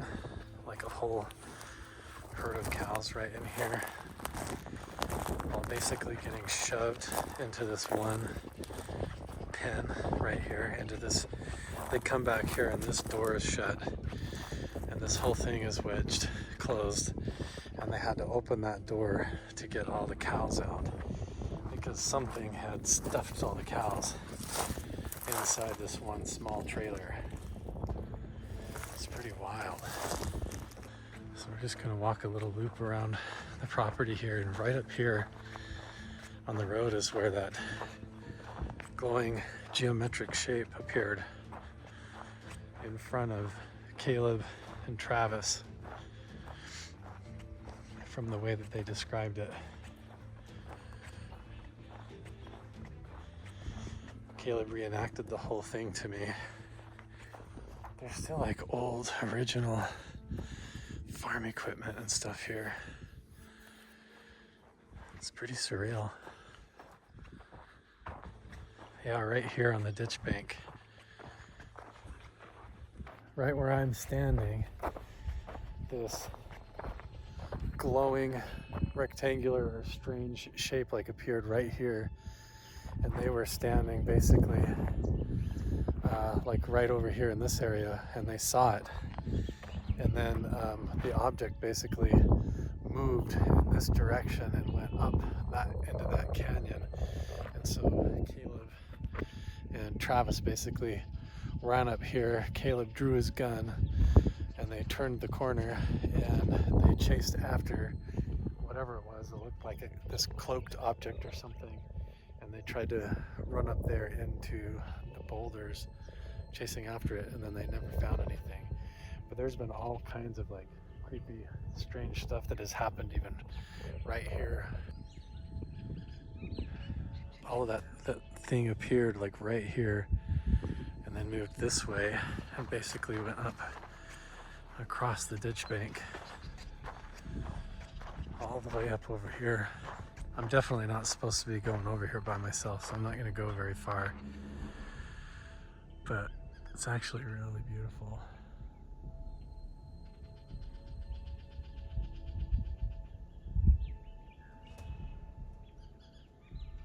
What in the world could have ran up that canyon, and where did it go?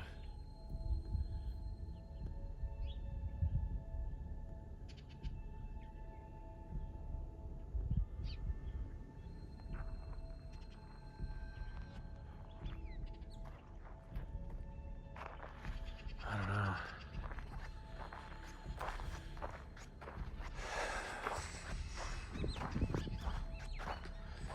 So far, just a beautiful evening, I would say.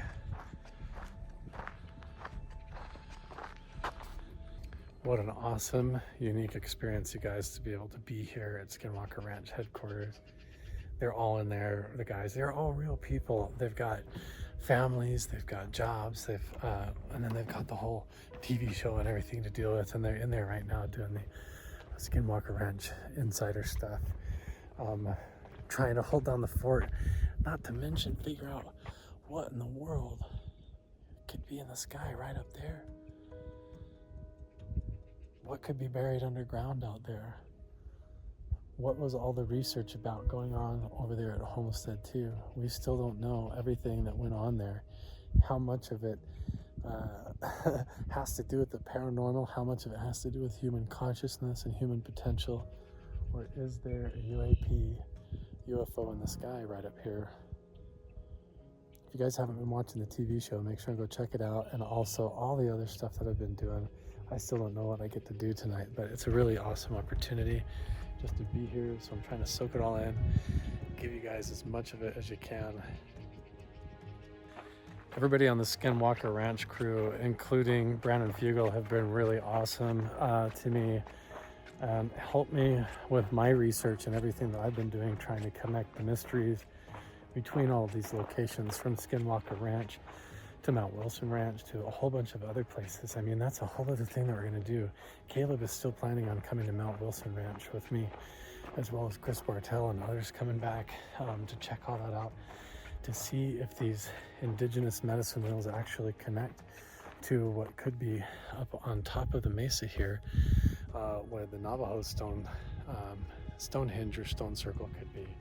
Here I am back at this strange spot where they saw the geometric shape basically run up the canyon, but I've just been kind of walking around, taking pictures and getting a sense for the place, and it's been a totally different experience being here this time compared to the last time that I was here.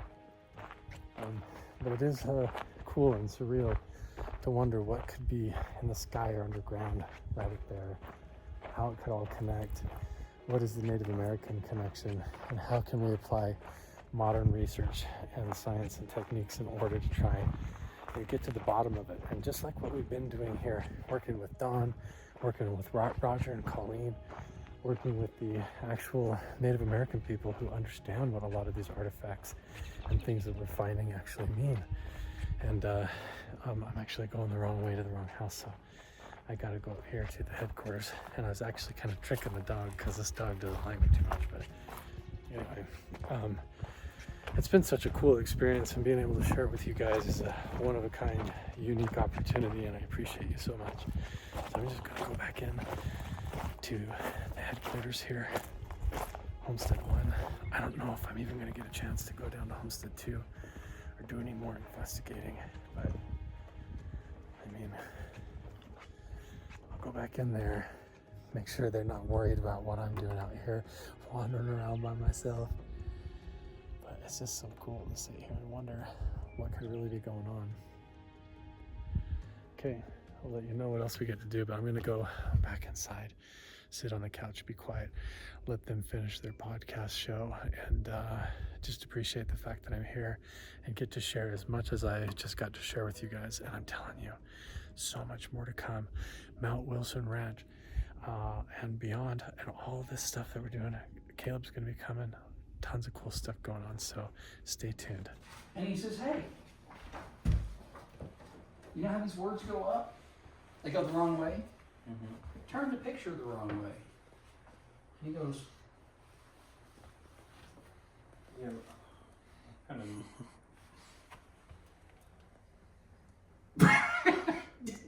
I mean, It looks just like it. it's kind of there, isn't it? And he was like, so again, he keeps trying to do this stuff with the lines and stuff, you know, saying this lines up with that, and the stars and this up and this and that. Like, who cares? What significance could possibly have? I noticed, Eric, it's funny you bring that up, because if you took and you trace this like this, it does the exact same thing.